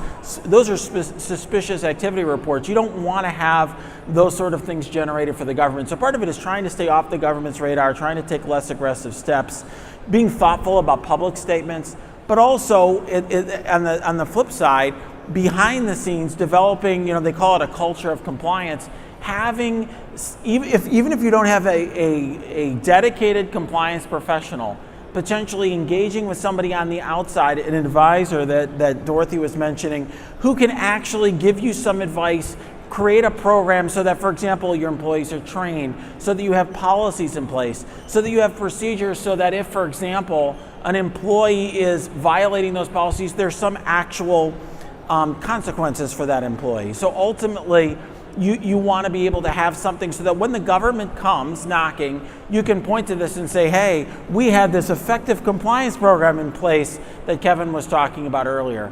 But a lot of times, of course, at least when I talk to clients, my clients aren't the ones who already have advisors, they're already, you know, contracting with Dorothy or others to try to provide those services. The clients that I get are typically people who are like, look, we were very busy running our business. And we're already working 100 hours a week, we're stretched thin, we don't have enough people, we're just trying to make things function, and now the government is taking an extremely unreasonable position. And if you're in that circumstance, I mean, and this is because I said I'm an industry perspective, I do think taking your time right now is a good thing that you want to do if you are facing an enforcement matter. I am not quick right now to resolve matters with the government. I'm not self-reporting right now because we don't know what the administration is going to be next year, and we also don't know what the administration's views are going to be in the future. And these policies that we have in place could change. We've already seen that in the past. So I really think from an industry perspective, we really want a regulatory framework in place. That's probably not going to happen for 2 to 3 years. So candidly, I'm, you know, at this point for my clients, I'm actually trying to stave off government inquiries as much as possible. And if I am litigating against the government, I want to create as much leverage as possible so that I don't have a corporate monitorship, because if I do, that's very invasive. And we heard about it a moment ago. It's not just the money that's spent, but it's also the fact that you have to run through a lot of your decision making through an external person who's reporting to the government. I mean, that's, I think, a really great point and something that is, again, worth emphasizing, right? It's not just the fact that you're paying a big monetary penalty, which is a lot, but also that your new business activity will, in fact, be constrained because of the imposition of this corporate monitor. You will not be making business decisions the same as you did pre-monitorship, because you will have to explain everything that you want to do that's new or different to your corporate monitor, why that complies with the requirements of the settlement, and then have that corporate monitor again explain that to the government, because I think, as Kevin said, the corporate monitor is in fact a force multiplier, not for the company, but a strong alliance. So that's one twist we're exploring. I'm currently watching Top Chef, and I love Last Chance Kitchen. So like maybe there's like a resurrection island where like if you get eliminated, you can come back in. But all this to say is like it's been the most fun job I've ever had, and like I can't wait to build more seasons. You're so omnipotent. It's going to be fun. So season 3. Season to confirm, is happening. For sure, it's happening. Great. There's going to be a companion podcast. Yes. Yeah, we're doing it. We're bringing it back. I think we're penciling in September. Just a lot of players have said, like, begged us not to do it over the summer because of travel plans and kids are out of school and things like that. But yeah, season 3 this fall, cryptothegame.com. Great. And we're in our last minute here. Most surprising, weirdest, funniest moment from season 3? Ooh, season 3. From season 2. Yeah, so my mother-in-law listening to the podcast is like something that will always stand out to me. I would say, yeah, I was at ETH Denver and saw tribe mates that had an alliance, and saw this a bit at FarCon too with you and ZK, but like seeing tribe mates meet IRL for the first time and like the immediate bear hug and like we're like friends forever because of this is just so like heartwarming and wholesome. Oh, so, I love that. Let's end on that note. Okay, thank you so much, guys. Thank you. Thank you.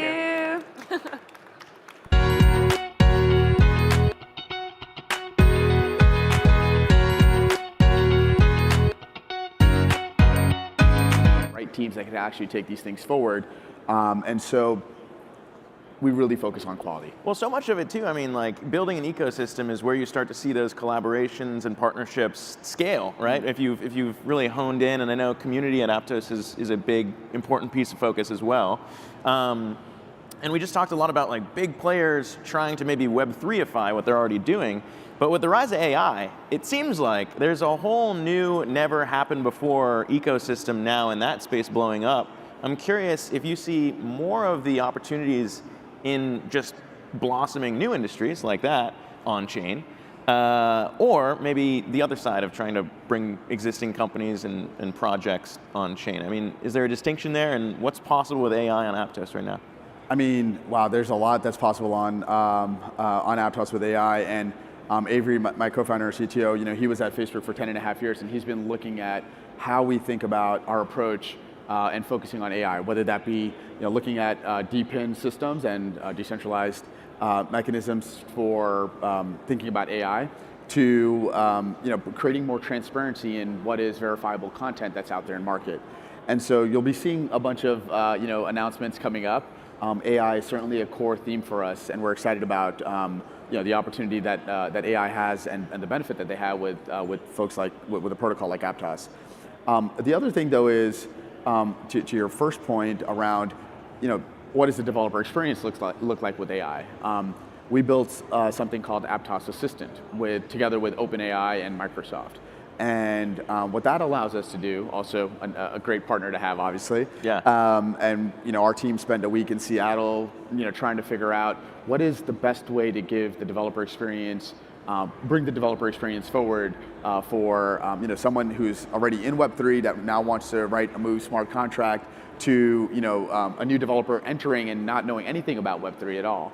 And now they have an amazing head start. So, you know, eventually you might be looking at a place where you don't have to know anything about Move, but you can leverage OpenAI and Aptos Assistant to get up and running and write Move smart contracts. And that just lowers the barrier to development. And I think that's going to continue to happen. I mean, you know, I taught myself how to code, and you know, over the Memorial Day weekend, I, you know, wrote a Telegram bot up and spun that up, and you know, now anyone can really start to participate in building products and applications in a way that they were not able to in the past. Yeah, so I'm excited about that. Sure, we only got a few minutes left, but to wrap up, and I feel like this is an important point for people who have seen L1's launch. We talked a little bit about how much work it is to create an ecosystem like what you guys have built at Aptos. But when you look at, I guess, past projects and really honing them in, a lot of the pendulum swung back to L2s, right? And we've seen L1s launch in the past cycle. Now here we are with you guys leading the charge in the Move programming language, as well as, I guess, Sui and others are using the same tech, at least the programming language. What is that like now? Fostering that community as another L1 as you see so much attention placed on L2s and building on top of Ethereum?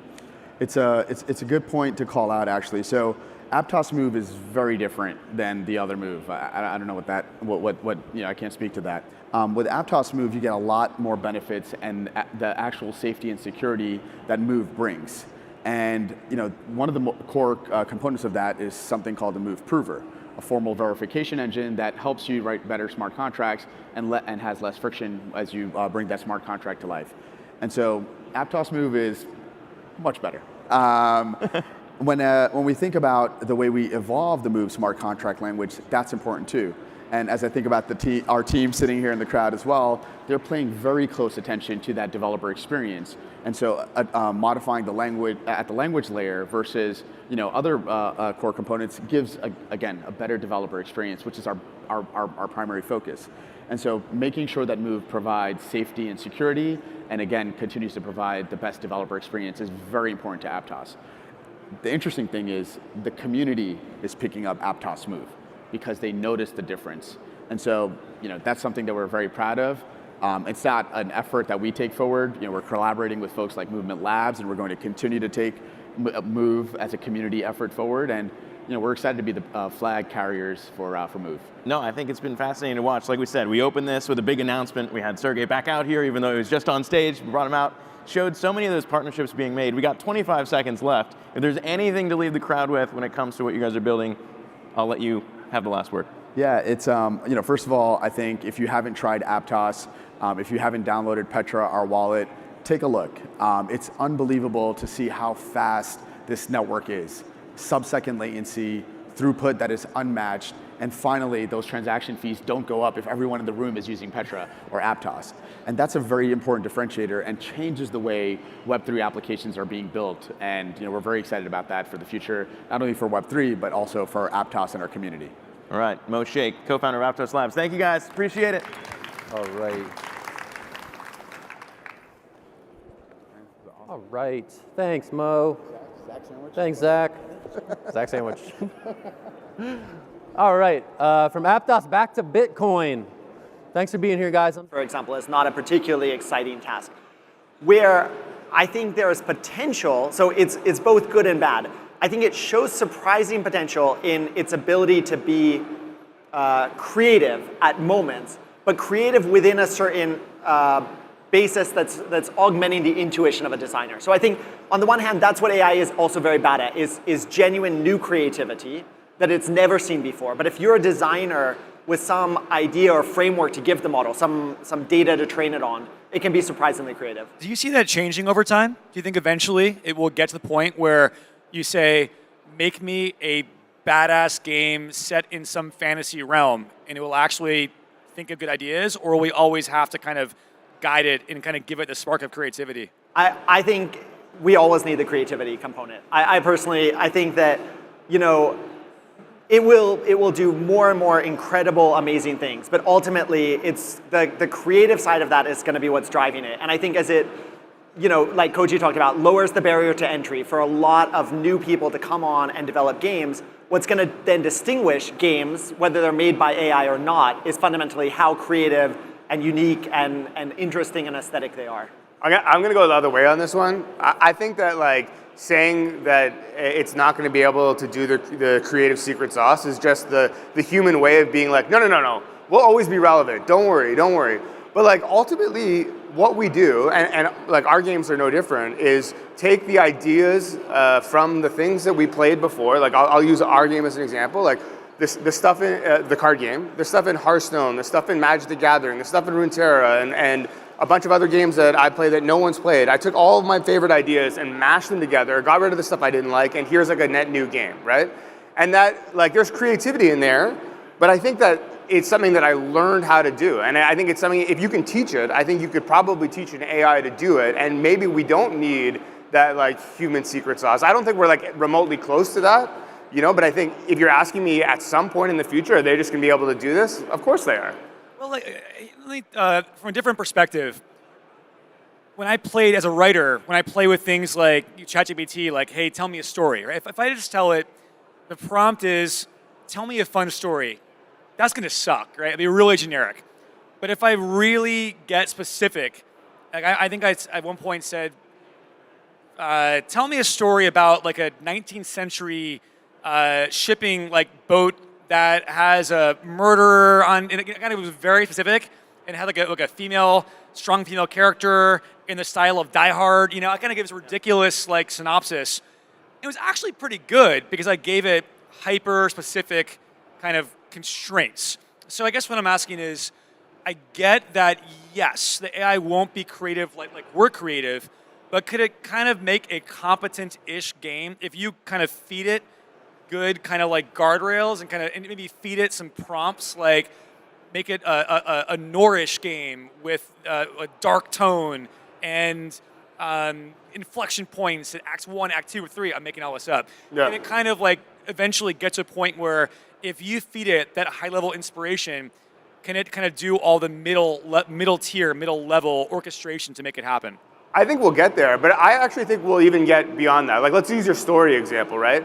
The idea of like throwing into, the AI prompting wasn't even really a thing. Like if you went into Google and were like, give me a story about blah, blah, blah, blah, and like you would just see what searches come up. The idea that like you would even get something like that was narratively cohesive is like insane. And that was just like 10 years ago, maybe even 5 years ago, right? So to say that like in 20 years time, we're not going to be able to like have this thing throughout intricate storylines or like, maybe 50 years time, intricate games or whatever, I think we'll get there a lot sooner than we think. And like, we shouldn't be afraid of it.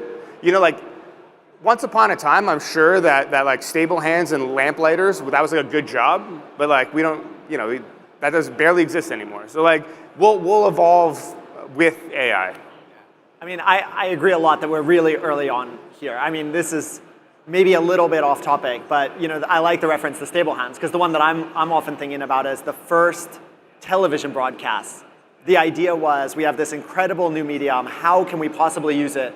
And they filmed people reading the radio because that was the extent at which they could think this is a creative use of this new technology. And then now we've obviously gone into such an interesting, divergent pathways there. And I think we're sort of seeing the same thing with AI. So a lot of the use cases that we think through today, so we do with some of the people we work with at Atlas, similar to your example, they give us reference images of the world they want to build and generate. We give that to the AI. We train it to learn the relationships, and then they're able to text prompt, huge creative worlds.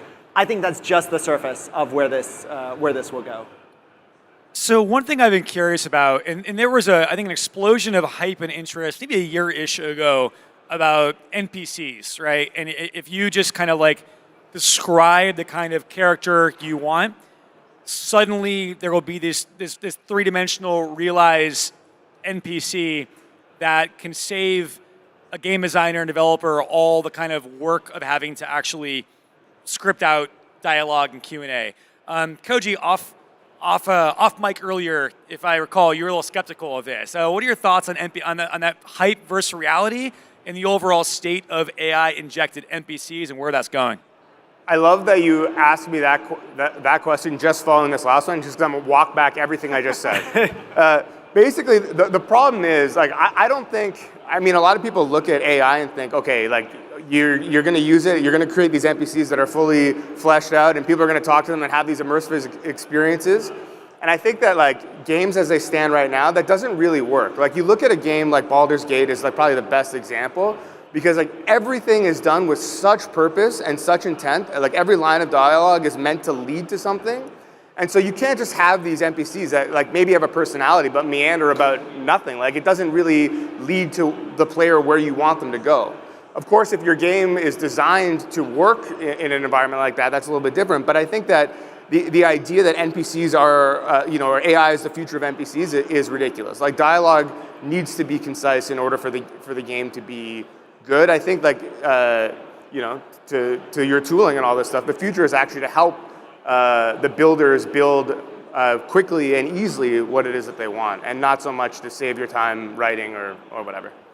As a writer, I am delighted to hear you say that I am not yet completely obsolete, at least for the next few weeks. But that does bring us, gentlemen, to the elephant in the room.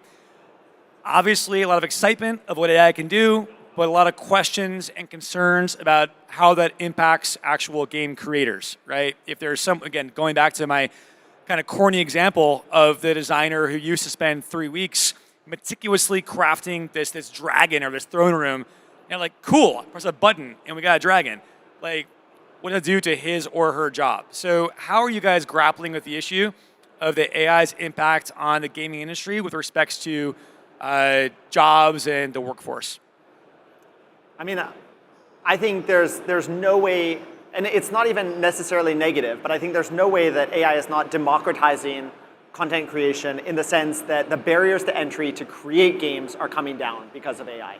So then the question becomes, what is key to making games successful? And so that's where, to my earlier point, I think the creativity is what starts to shine through, and that starts to be what differentiates. So if you have a job within the gaming industry where, to your point of like, you're hand modeling that dragon for 3 months to get it perfect, there may be a segment that does place an importance on that level of craft.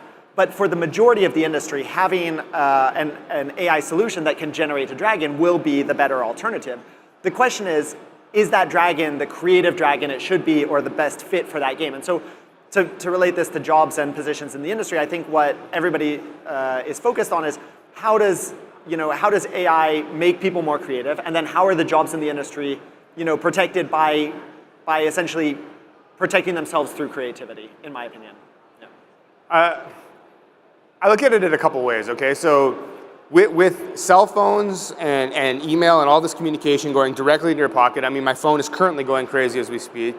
What it means is you just like spent more time, less time like coordinating communication and more time doing other stuff in your job. And I think that like the industry is gonna sort of evolve in that same way.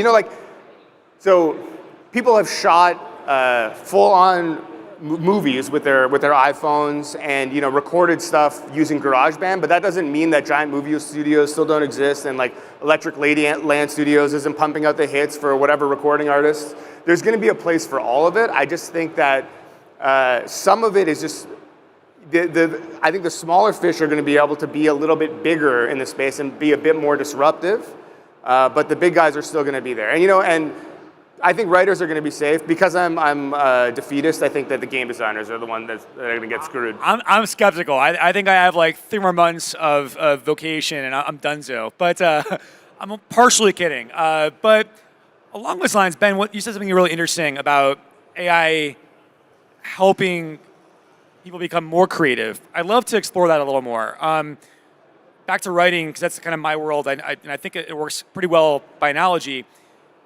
I've been kind of pleasantly surprised that while I would not ask AI to write something for me out of professional pride or ego, whatever it is, but I've been very impressed at using it as kind of like a thought partner and brainstorming partner about saying, and kind of like say, hey, give me like 10 ideas for XYZ. And then pushing it and saying, go wild. I want 3 ideas to be like almost, crazy or really take some chances or funny or whatever. And kind of pushing over 20 ideas and maybe 18 are garbage but 2 are like, not so bad, Or maybe it's like, AI, here's what I had in mind. Here's an idea for an article. Please show me my blind spots. Tell me what I'm not thinking about and maybe what angles I'm missing, right? So it's a long-winded way of asking. I've seen ways that AI can be useful for creativity besides just the actual on-the-surface creation. So I'm curious for you guys, what are ways that, kind of surprising ways AIs can help you be creative and help kind of unlock your own creativity and help game development and kind of behind the scenes in ways folks wouldn't expect? So I'll answer this from, I'm trained as an architect, and I think I have a very kind of architectural perspective on this. So the first point is fairly straightforward. It's the point you make in your example with writing. I would used to do design competitions, and I would have a 1-month deadline, and I wish I have all of these different ideas that I want to test, but realistically, I can only do a small fraction of that in the amount of time, and I'll have no idea if those ideas that I didn't get to flesh out would have been more interesting. I think that's when I founded the company a couple of years ago, that was one of the sort of founding experiences that I had that led to this. What I think I found particularly interesting about AI, though, is that the way that AI works, at least the type of AI that we work with in the 3D generative AI space, it works not dissimilar from a design thinking approach. So it looks at sort of local relationships and global assemblage of elements that you need to compose a world, to compose a building, to compose an asset.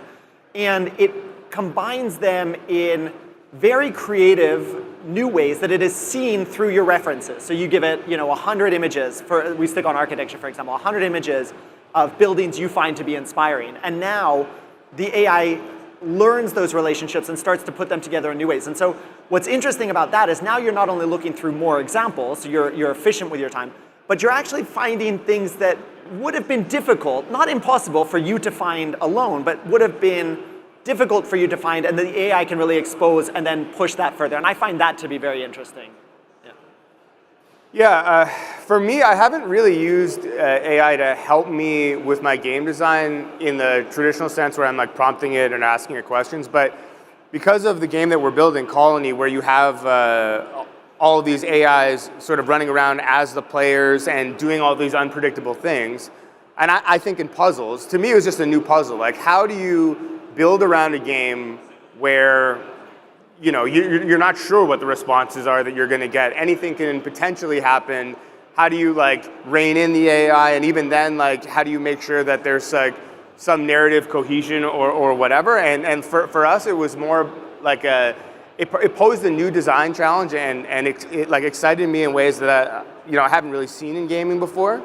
And so I think that like really what it is just like a new challenge that we have to overcome. And then eventually, hopefully, like the tools that you're building will grow to a point where, I can fire half my staff and make a whole bunch more money or something. No, I'm just kidding. I'll never do that. But, it'll just make my life easier and make things faster. So I can make, with the staff that I have, I can make more games.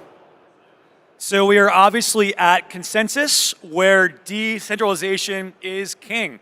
So let's go there. Let's talk a bit about how open source and decentralization matters to you guys and how you're grappling with those questions and issues as gaming gurus. Koji, start us off. Oh my God. We can take 3 hours on that alone, I know. Yeah. I mean, why does decentralization matter to me? I mean, to me, it's an easy thing to say, like owning your assets is important. Since 2013, institutions have trusted BitGo for their digital asset needs. Backed by Goldman Sachs and other top investors, BitGo brings together the best of Wall Street and Silicon Valley to deliver institutional-grade security, compliance, and financial services.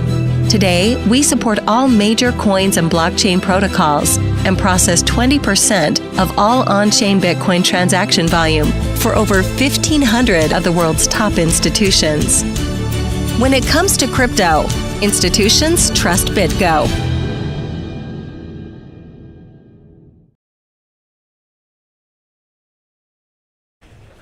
Welcome back to CoinDesk Live from Consensus. We're coming to you from the CoinDesk podcast studio, presented by BitGo, founded in 2013 with the first institutional-grade Bitcoin wallet. BitGo is the gold standard in custody, staking, and settlement. Today, BitGo supports over 800 coins and processes 20% of all Bitcoin transactions by value. Check them out at bitgo.com.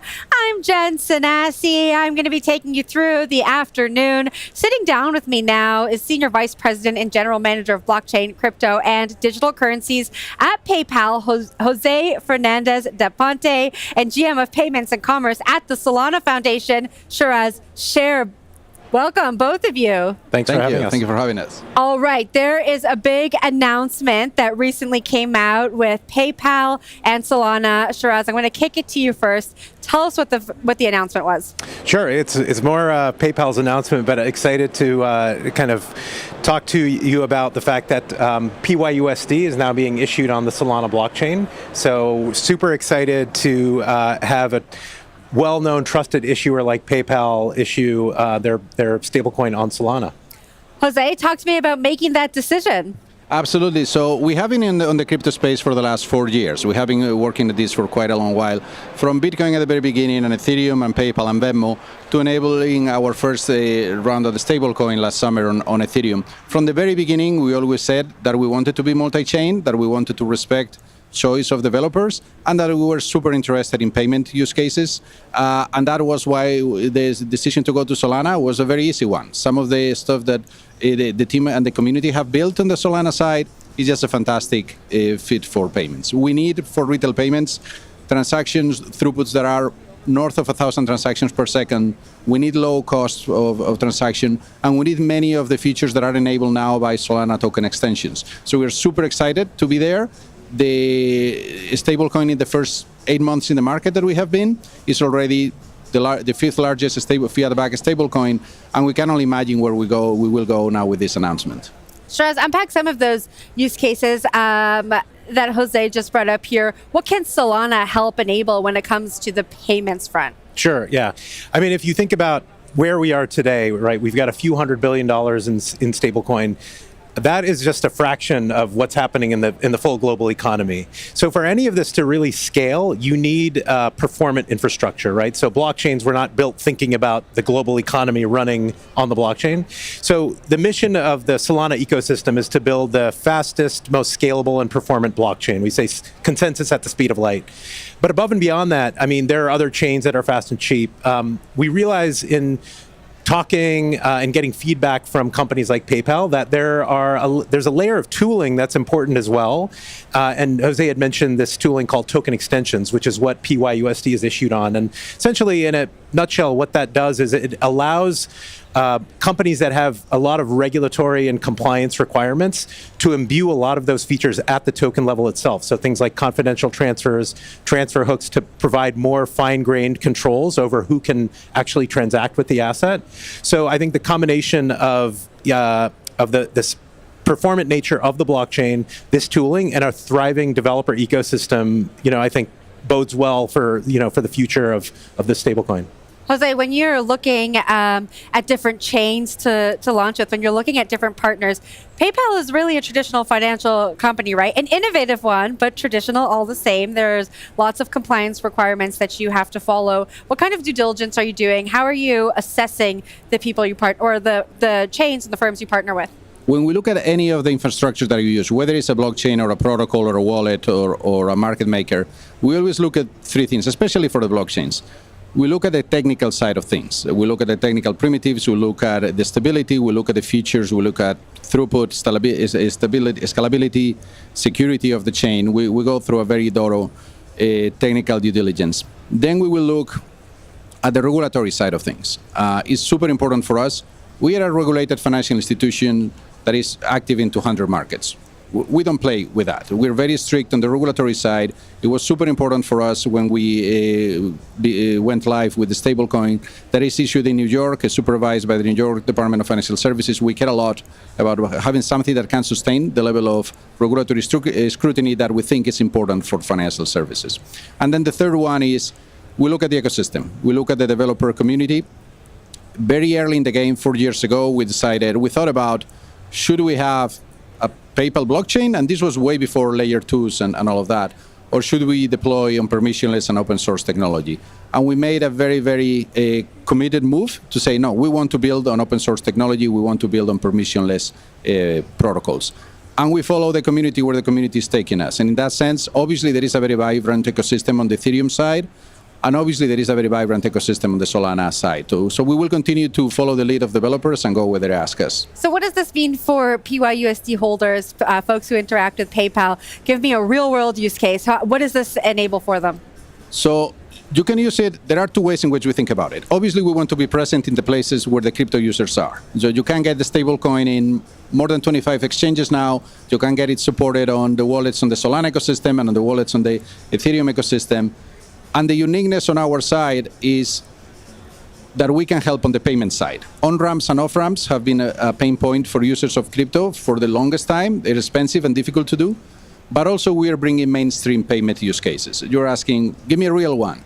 For instance, we have a remittance business, a company called Zoom, that moves billions of dollars every year for consumers supporting friends and family in 160 markets. A few weeks back, we just enabled PYUSD for senders who want to fund remittances to their friends in stablecoin, and we waive all transaction fees on that. So you can pay with the stablecoin. My family, I grew up in Spain, my family back in Spain will receive euros in their bank account. They don't need to learn, my mom doesn't need to learn about non-custodial wallets or passphrases or anything like that. She has the same experience, and I'm saving $3, $4, $5 in transaction fees every time that it was sent. I think that's where we bring that uniqueness. There are very few ecosystems like PayPal that can put in play so many consumers and merchants on traditional payment use cases. Shiraz, I want to bring you back into the conversation here. I know that Solana has partnered with Visa, USDC, Shopify. How does this partnership now possibly interact with any of those? And then unpack a little bit for me your vision for the future of commerce in the context of those partnerships. Yeah, it's a great question, and we've been talking about this, which is we're hopeful for a world where a lot of these players that have been traditionally sort of like very competitive with each other realize that there is a lot of cooperation that can happen. So PYUSD is a permissionless token; anybody can use it, and Visa banks could use it to settle. Stripe could use it for merchant payments. So I think that getting everyone in a room together and thinking about the future of fintech and payments is, I think that's super exciting. And that's why I think, PayPal was very sort of forward-looking in thinking about launching a stablecoin. And in terms of the future of commerce, I think, there's a whole list of payments use cases. I think some of the stuff Jose mentioned, that the low-hanging fruit is where there's a lot of pain and friction today. Cross-border is an obvious one, right? Talk to anyone about sending money to somebody in India or Africa, or even for me, I have friends in Canada, and it can be a pain. But I think that's one of many use cases. So, we've been innovating, we've been throwing out frameworks even for merchant payments. So the ability for a merchant to accept a stable coin from a consumer in a truly peer-to-peer fashion, it's like digital cash, right? There's no intermediary, it settles instantly. And so, the very early stages of that, but I think the future, I see a world where stable coins are in some cases under the hood, people don't realize, and money's moving faster. And in many other cases, people, know that they're using a stable coin, which is where trusted issuers, really matter, right? When talking to merchants about doing some innovation here, they may not have heard of, unlike us, they may not have heard of some of these stablecoins. Everyone's heard of PayPal. So I think that will really help accelerate mainstream adoption or even understanding of what a lot of this stuff is. You mentioned Canada. I am from Canada, and I will tell you, we still email money. It's such an archaic place. How is that still happening in 2024? Yes. I don't know. Yes. I'm gonna send my cousin some PYUSD. Yeah. We are in the US. We process paper checks. Yeah, I know. It's hard to believe sometimes. Just before we wrap up, we've been asking everyone here at the desk, we're at Consensus. It's day 2 of Consensus. What are you both looking forward to as the Consensus wraps up tomorrow? What kind of conversations are you looking to have? What are you hoping to leave with? It's been a fantastic conference. We've been coming to the conference for several years now. It's fantastic to see the energy back, and we were just chatting. I flew from San Francisco 2 days ago, and the plane was packed, and half of that was crypto people. So just seeing the energy again and the level of the conversations and the willingness to engage has been fantastic, and it's really, really good to see the vibrancy of the ecosystem here. Yeah, and for me, I think kind of what I was saying earlier is like, working with all of these different enterprises in the payments industry that typically you don't get in a room together, and everyone in a room together trying to solve the same problem, I think it's very energizing because, it feels like you're kind of on the cusp of like the future of this fintech innovation. So that's, for me, it's just everyone in one place together is really fun. Thank you both for joining. It was such a pleasure chatting with you, and I hope you enjoy the rest of the conference. Thank you, Jen. Awesome. All right, that was Senior Vice President and General Manager of Blockchain, Crypto, and Digital Currencies at PayPal, Jose Fernandez de Ponte, and GM of Payments and Commerce at the Solana Foundation, Shiraz Sher. We're going to take a quick break. We'll be right back. Welcome, Austin, to Consensus 2024.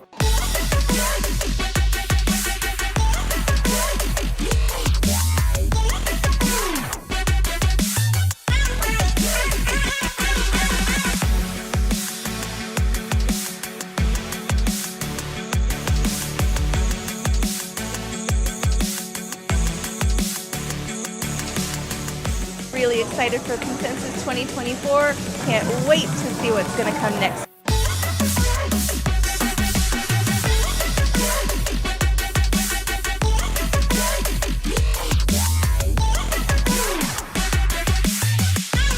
Consensus 2024. Since 2013, institutions have trusted BitGo for their digital asset needs. Backed by Goldman Sachs and other top investors, BitGo brings together the best of Wall Street and Silicon Valley to deliver institutional-grade security, compliance, and financial services.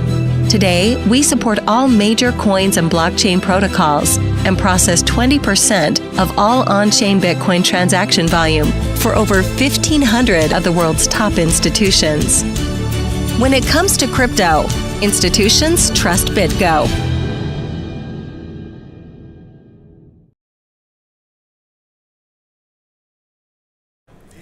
Welcome back to CoinDesk Live from Consensus 2024, brought to you by BitGo. I'm Jen Sinesi, here with Wendy O, who is joining me for 50% of the Hash reunion.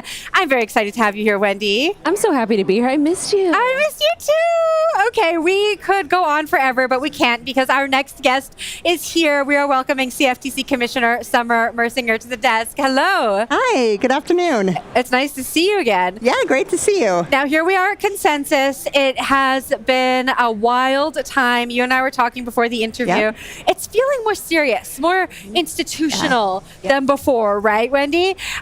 Curious to hear how you're feeling here at Consensus.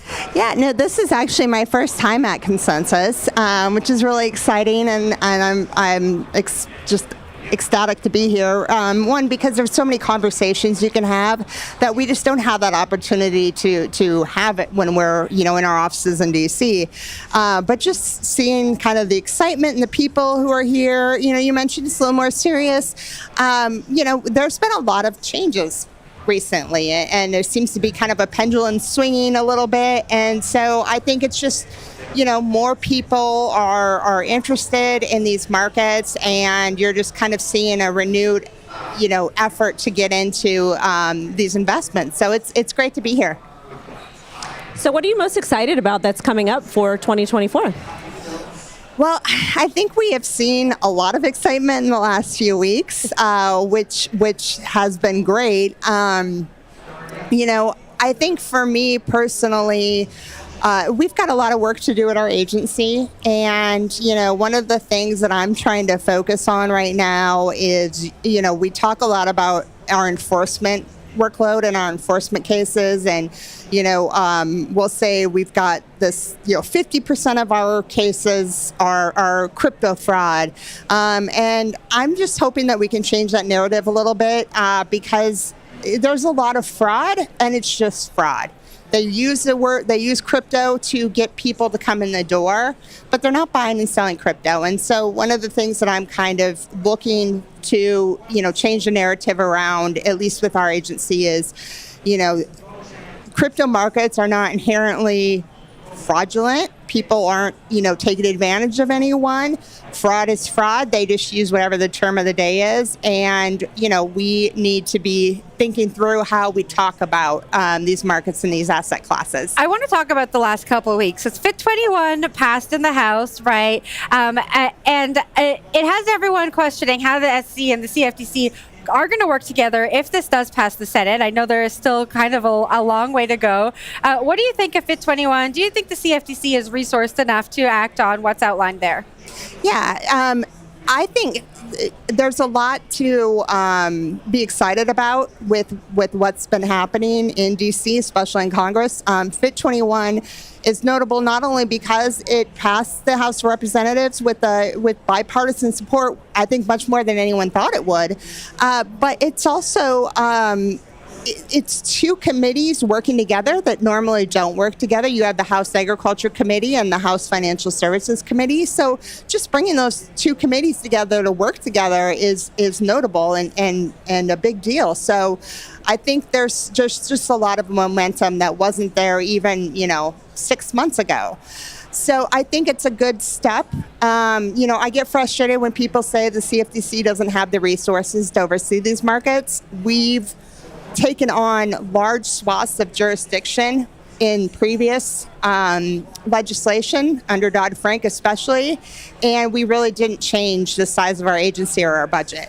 So we punch above our weight. We're a small agency, but that means we're more nimble. There's less bureaucracy. We can do things, faster, better, and to say that we're under-resourced or we're not a strong enough regulator, I think is really an unfair judgment of an agency that has really done well regulating the space that we regulate since inception. I could probably talk about that all day. We know. I could. But I digress. Do you think that we will get regulation before the election, or do you think it's going to take a lot more time? I think it'll take a lot more time. I don't know for sure if we'll even get a bill signed before the election. Things do get much more difficult to get done in Congress as you get closer to an election. That's not anything new. That's always been the case. So I think it's going to be really difficult to get legislation done this Congress. I think it'll go into next Congress. The other thing I would just kind of, remind people is once a bill's signed into law, it's not all done. That's kind of when some of the hard work for the regulators start, and that takes time. I think some pieces, the most important pieces as far as how you determine who's your regulator, that probably would be, kind of first out the gate for the regulators, which will require us to work closely with the SEC. But yeah, it will take years to get the regulations done once it's signed into law. I mean, everyone's speaking about the election here. There's often a theme that forms that consensus. I don't think it's something that we go into thinking about, but then everyone starts talking about it. And this year, it's really been policy and regulation. I know that you were on a panel with Commissioner Peirce from the SEC earlier today, and I heard there wasn't an empty seat in the House. Yeah, we had a crowd standing in the back. It was great. We also have Trump talking about crypto. We have RFK Jr., who is here at Consensus. Curious to hear what you think about crypto making its way into the election, that narrative. Is that something you could have predicted? Are you surprised how much of a narrative it's becoming? I'm not surprised. And again, last election, no one was really talking about crypto. It was a little bit on the kind of fringe, but certainly this has become a mainstream issue for this election. And it really reflects the industry coming together and realizing that they have a voice, and it's an important voice, and exercising their kind of rights as citizens to tell their elected officials what they want to see happen. And we're seeing movement in Congress because of that. And I think that's why you're seeing this become an issue for a presidential election. I certainly wasn't last time around, but it's going to be an important issue this time. Wendy, I think you've said on the Hash before that you are going to vote for whoever is pro-crypto. Yes. I am very adamant about that. I am very bullish on crypto. It has completely changed my life, and it's allowed me not only to provide for my daughter, but it's also allowed me to provide for my community. Yeah. And I fully believe that when people have access to more money, they have access to better products and services, they can shop local, and it just really improves the economy. But at the same time, we do need some sort of oversight. And we've heard presidential candidate Trump say there's 50 million crypto users in America. Do you think that a lot of these, or a big majority of these 50 million crypto users are becoming single issue voters this election? You hear stories, like you said, of individuals who have said, I am going to vote based on whoever is going to be supportive of this industry. And so I think as a candidate, they have to take that very seriously. I think I've seen some of the rhetoric, even out of the White House, change recently. Even last week when they were putting out statements on Fit 21, it wasn't we will absolutely veto this. And I think it might have been the first time they said, we would like to work with Congress to create a framework. Before, I don't think that was the message. So you're seeing the message change.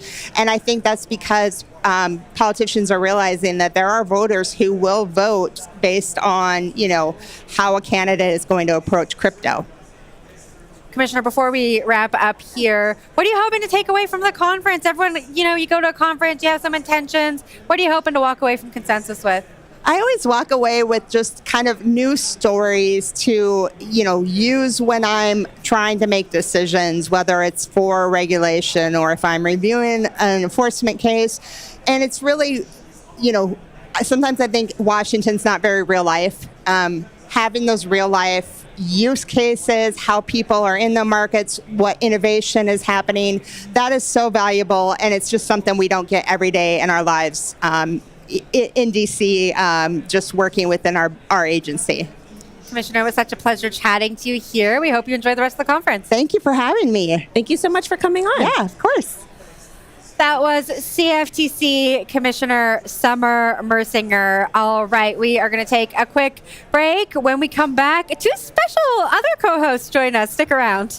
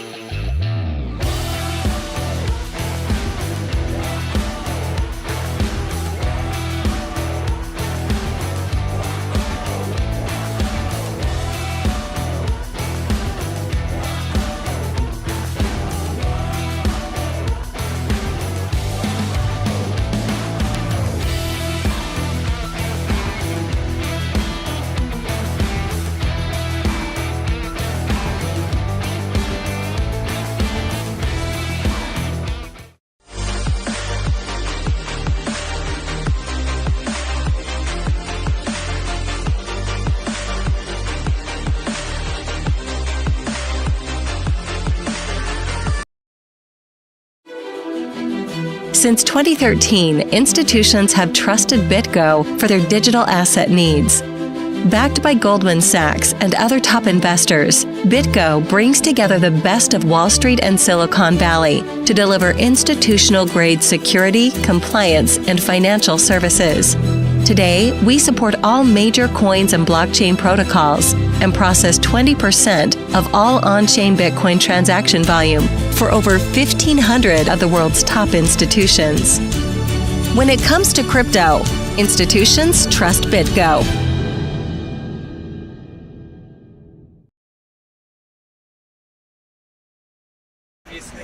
Welcome back to CoinDesk Live at Consensus, brought to you by BitGo. The Hash crew is finally complete. We have Zach Seward and Will Foxley with us. We've done it, guys. We've done it. We are all back here at Consensus. Wow. Zach, you've been on the main stage pretty much all day today and all day yesterday. Yeah. What's the vibe like? Pretty good vibe. Yeah, we started the day off with a nice political debate with Ryan Selkis of Masari and Marvin Amori from Uniswap Labs. One arguing more center-right, the other more center-left in terms of how to advance the crypto policy narrative in DC. A lot of good stuff, man. Yeah, good stuff up there. Exciting. We're going to close with RFK Jr. This evening, so that will definitely be a scene. Yeah, you should come by. Check it out. Okay, that's cool. I will be by. Will, you've been here at this desk, and I think also on the main stage. I have. Got a lot of stage hosts here. What are the highlights for you? Highlights. Okay, I've been doing the mining stuff. People roll their eyes. It's not that interesting. There's all these tokens here. But we're trying to bring Bitcoin back to Consensus. The best coin, the orange coin. And so I'm doing a bunch of Bitcoin programming at Consensus. We did a great conversation with Justin Ballard, who is a lawyer in the Bitcoin mining space, and then a show yesterday with Ryan Knuckles, who runs an infrastructure company in Bitcoin mining. So yes, it's not tokens. No, the number doesn't go up 1,000% a day, but it is the bedrock of the Bitcoin economy, and that's why we talk about it. Well, we do have Bitcoin ordinals and runes and BRC20 tokens, and I am a proud holder. I'm very excited for it, and What's your monkey of choice? Agreeing with Will. I've got runes, and I got a little puppet and all kinds of stuff, and I got the dog airdrop. It's been amazing. There we go. All right, let's get to our first guest here before we just go off topic and lose our entire audience. We're joined now by attorney and U.S. Senate candidate John Deaton, who is running for the Senate in his first political race, challenging Democratic Senator Elizabeth Warren. John, welcome to the show. Thank you for having me. It's my pleasure to be here. You are on home turf here. I think everyone is going to be pro your side. Yeah, you know, I said if I can't win over this crowd, it might be time to get out of politics. So I think I'm going to do all right, though. Yeah, so what's it like? You're on the campaign trail, right? You're out talking to folks. What's the message? What are you hearing? Well, I'm hearing that they're ready for change, that they're tired of a broken system. They're tired of people playing partisan politics, keeping us divided. Let me tell you, I've been out there talking to hundreds and thousands of people. That doesn't matter their religion, doesn't matter their sexual orientation, doesn't matter much. We all have so much more in common. If we just start getting back to the business of working for people, we're going to do all well. And I'm going to shock the world. I'm going to retire Senator Elizabeth Warren, trust me. Ooh. Wow, that's bold. I like that. What's your take on, we've seen so much action out of DC these last few weeks, right? With the surprise ETH ETF approval. We saw House Democrats coming out in support of FIT 21, a softening from the Biden administration on a lot of crypto policy fronts. And we're winning. Yeah, so what's your take? Like, why do you think that is happening? Is that Trump going out there and saying, hey, we like crypto, or is that something else that you're seeing? I think it's that we've been fighting the good fight, and eventually truth overcomes evil, in my opinion. And so, listen, when Larry Fink of BlackRock, the greatest, largest asset manager in the world, starts talking about the tokenization of real-world assets and starts calling it a safe haven, and then launches the most successful spot ETF in history, they're probably going to think, you know what, maybe we could do this with ETH. Maybe we could do this with XRP or any other token thereafter. So it's here to stay. Speaking of XRP, I know that you championed for the underdogs. Do you think that really helped to inspire you to run against Warren? Yeah, because of the reaction. When I sued the SEC and went after them, something went viral. 75,000 people joined to go up against the SEC from 143 countries outside of the United States. Russia and Ukraine at war. I had Russian XRP holders, Ukraine XRP holders joining the fight. So that kind of inspires you, and we were successful. The judge cited our brief. The judge cited other activities that we did. XRP was deemed not a security itself. And we won. And so I think that there's time to finish the job. And finishing the job is taking on the biggest fight there is. And that's why I'm doing it. And I am going to retire Senator Warren. I know there's a lot of people that don't think it's going to happen, but trust me, it's going to happen. How are you going to do that? How are you going to beat her? She's running for her third term. Well, it's because of what I said. People are tired of it. And here's the thing. The biggest problem I have isn't Elizabeth Warren. I know I can win, and so does she. That's why she keeps talking about me nonstop, sending email after email. Listen, she has a 41% approval rating. When she ran for president, she took third. She couldn't even take second place in her state. 64% of voters in Massachusetts are registered unenrolled. That means independent. The initial reaction to my candidacy, 57% of the people said he has a chance. She's vulnerable to a candidate like him. There's a reason she keeps talking about me. She's scared, and I'm going to prove it. The Block, a crypto publication, put out a really interesting headline, I believe it was yesterday, talking about how the Biden administration is also flip-flopping on this issue, right? So previously they've been very against crypto, whether it be the SEC or just even rhetoric from the White House. What's changed for those who haven't been paying attention? And then is that going to work to flip-flop less than 8 months from an election? No, I don't think so. Listen, it's unfortunate that crypto should become a partisan issue. People ask me, am I a pro-crypto candidate? And I always say, no, I'm a pro-freedom candidate. I believe that we have the freedom to own what we want to own, what we deem best for our family. And so I think that people are just sick and tired of being told what they can do, what they can't do. And so Before the ETF, 52 million Americans had owned Bitcoin or exposure to crypto. After the spot ETF, we're talking about 80 to 90 million Americans have some exposure to this asset class. There's no going away from that. Elizabeth Warren's anti-crypto army is her and Gary Gensler. That's all that's left standing. All right, I'm going to eliminate her, and then we're going to eliminate Gary Gensler thereafter. There's kind of like an emerging crop of, crypto-friendly candidates, right? Whether that's, Bernie Moreno or Sam Brown. Do you guys, keep in touch, compare notes? Is there WhatsApp do you groups? talk? No, because every state is so different. What Bernie's going in Ohio is very different than what I have going on in Massachusetts. And this is the thing that I've been telling everyone. I'm really not the crypto candidate in Massachusetts. It really is Senator Warren, because with illegal immigration, a debt crisis, opioid addiction, foreign wars, inflation, the cost of living and the cost of housing, with all those things going on, and Massachusetts is ground zero, why does she wake up and say, I'm going to run for a third term against crypto? She's the crypto candidate. I think I'm going to win on all those issues because I'm focusing on the real issues. Before we get going, I want to remind everyone we are hosting a fundraiser for John Deaton tonight from 6 to 7:30. I will be co-hosting. I'm so excited. If you guys can make it, please come down. If you can't make it, please consider donating. And if you can't donate, please just consider reposting and interacting on any social media platform. I'm going to win because I got fighters like this helping me out. Lastly, before we go, do you think we're going to see any legislation for the election? I'm sorry? Do you think we're going to get any crypto legislation before the election? No, we're not going to get any crypto legislation. We were hoping for stablecoin legislation, but in an election year, I don't think it's going to happen. I think we're looking at the second quarter of 2025. John, thank you so much for joining the show. We hope you enjoy the rest of the conference. Thank you for having me. It's a pleasure to meet everybody here. Thanks, John. Great to meet you. Thank you. That was U.S. Senate candidate John Deaton. All right, we are going to do a hash blast from the past now and just chat amongst ourselves. This could go so poorly. Oh, God. Are you ready? Oh, yeah. Wait, there's no highlight reel? I don't have my tiara tinfoil crown thingy. I didn't bring tacos. I was thinking the other day about how we had Taco Tuesday, IRL, and Zach and I were the only two who showed up with tacos. We delivered. Oh, I forgot about that. Yeah. Okay, but to be fair, I'm in Mountain Time, and Taco Tuesday can't be at 10 a.m. unless it's breakfast tacos. Breakfast tacos. That's a real thing. I'm thinking about here that a lot while I'm saying it, and I apologize. Some Papas and Huevos tacos. Some of us don't wake up till 9, though, so there's an hour to prep for the show. There's a lot going on in the morning. Not my thing. All right, Wendy, talk to us about what you've been doing. You were on the stage. You didn't get to tell us what you were up to at the conference earlier So today. I'm here at the Hash, and then I'm going to be moderating a karate combat panel. My partner, Squid Grow, we are the platinum sponsors for the event tonight. And then I've got another panel tomorrow, and I'm just here hanging out with you guys, enjoying the conference. Do you want to know what I heard? That Commissioner Peirce knows everything about karate combat somehow. Does she?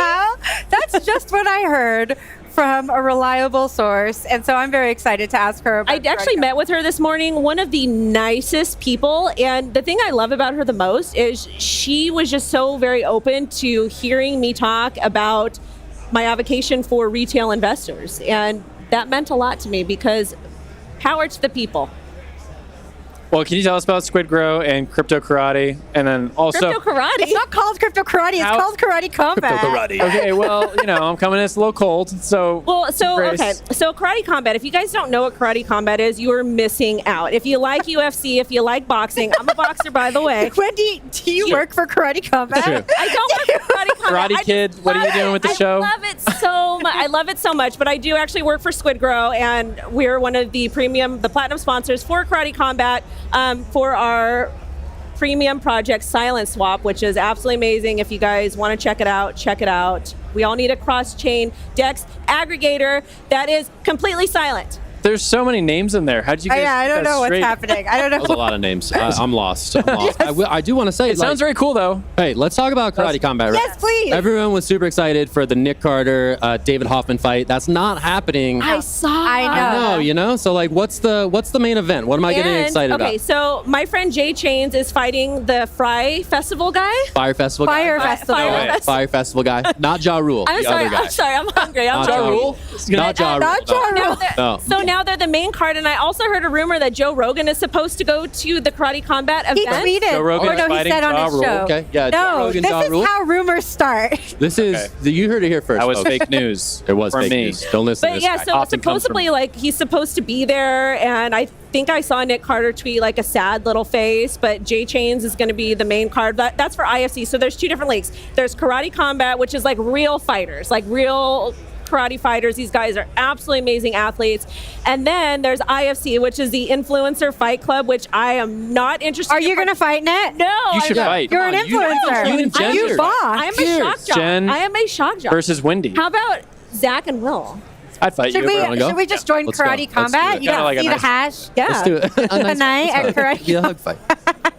We could do a little weigh-in. We could do like one of those weigh-in things where we like get up in our face, you know? You like can do it that. right now. That'd be I think sweet. you can do Yeah. it right now. I can show you how to throw a punch. Like I can. It's all in the Yeah, hip. show me. Yeah. Let's do it. Show me. Want to? Yeah. Okay. I Punch don't me. want to get up. Wow. Okay, all right. All right, let me stand up. Let me This see guy what you plays got. hockey. He knows how to throw a Oh punch. yeah, so you fight on the ring, huh? I mean, Yeah, he's a I man's hung up the man. skates. I hung up the skates. Okay. Just point of facts. I'm just a basketball guy strictly now, so that's true. less fisticuffs. Less brawls. Let's be I've real. actually got a question for Will. Oh, I'm staying out of this. Are you Crossfire. excited about building on top of Bitcoin? I am. That was my panel just a second ago. Okay, but so like, if you're what, watching, do rewind. you like the ordinals? Do you like the runes? Do you like the BRC20 tokens? Like Lightning Network? Yep. I've complete reversal on my NFT stance. Okay. Minus pudgy penguins. I've always been a fan of the penguins. It's big news. This is big news. This is big. This is Biggest news of breaking news. This is 2024. You heard it here first, folks. Will Foxley, longtime NFT hater, fully reversed his position because now they're on Bitcoin. Wait, so you hold Ethereum Classic. now? Oh, I've always held ETH. But I also FUD my own you know what? bags. It's okay. Will, go ahead and The bags you FUD Snap, go up the hardest. Go ahead and censor this. Don't let the maxis know. I've never been a maxi, but for this show, which tells you how far adrift we are on the token shores. But no, ordinals, runes, all that stuff is really interesting. I started a media company this last year, Blockspace Media. We talk about all those things. It's a little more in depth, and we talk about like the technical parts of these things. So if you're not in there, not your thing. But I do like ordinals, and I have a few. Woo! You want to promote anything before we wrap this up, Zach? I got nothing to show. I got nothing All to show. right. I'm so sad. Free labor. I'm gonna show As a my hockey thing. player. I'm and Zach, still the old guy on the show. Older now than I was last time. I'm ready for Plays dad basketball. jokes. You can make fun of my shoes. Are you wearing? You're not wearing New Balances though. No, I'm not. Not Clarks. today. What Not kind of today. I'm dad wearing are you? Clarks, which are kind of Oh, you're dad wearing shoes. Clarks? I am All wearing right. Clarks, yes. We are going to wrap Called me a shill. this. No. That is the wrap for this special edition of The Hash Resurrected. I'm Jen Sanasi. Thank you to Zach Seward, Will Foxley, and Wendy O. I hope we get to do this again sometime soon. We have so much more coming up this afternoon. We're going to take a break now. Stick around.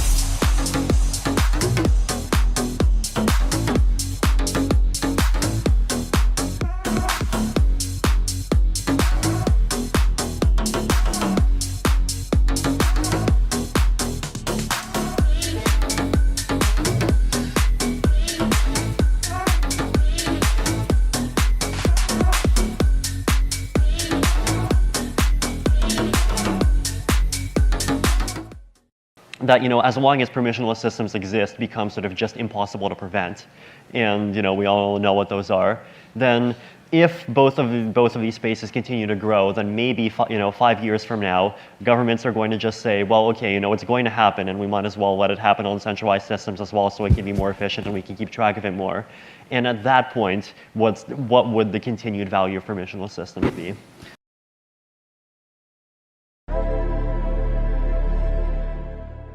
This whole collection, this Ecos brand, would not be possible without Web3. The reality is that as with children, we don't need machines to be like us. We need them to be better than us. I learned about Bitcoin in 2011, and after a little initial skepticism, that was an incredibly powerful idea, and so totally fell in love with it. The 2008 financial crisis that got me very curious about money, and that got me down the whole alternative economic school of thought rabbit hole. I see bear markets as times of clarity.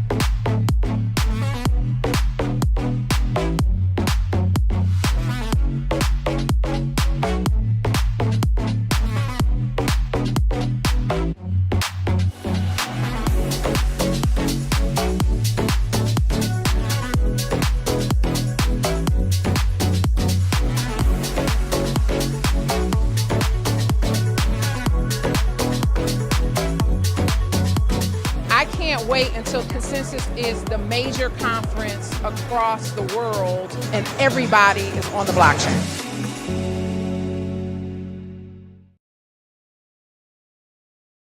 The whole time. Yeah. Welcome back to Coindesk Live from Consensus. I'm Jen Sanasi here with the VP of Public Policy at Foundry, Kyle Schneps. Foundry is one of our esteemed sponsors here at Consensus 2024. Hey, Kyle. Hey, thanks for having me. Thanks for being here. How's Consensus been going so far? It's been going great. I mean, there's such a diversity of different tech companies here, crypto companies, everything from, AI to payment services, Bitcoin companies, so it's been fantastic. I've been saying this all day. The theme here has really been on policy and regulation. We've had a lot of folks from within different agencies in the government sit at this desk today. We've been talking a lot about regulation, talking a lot about the elections.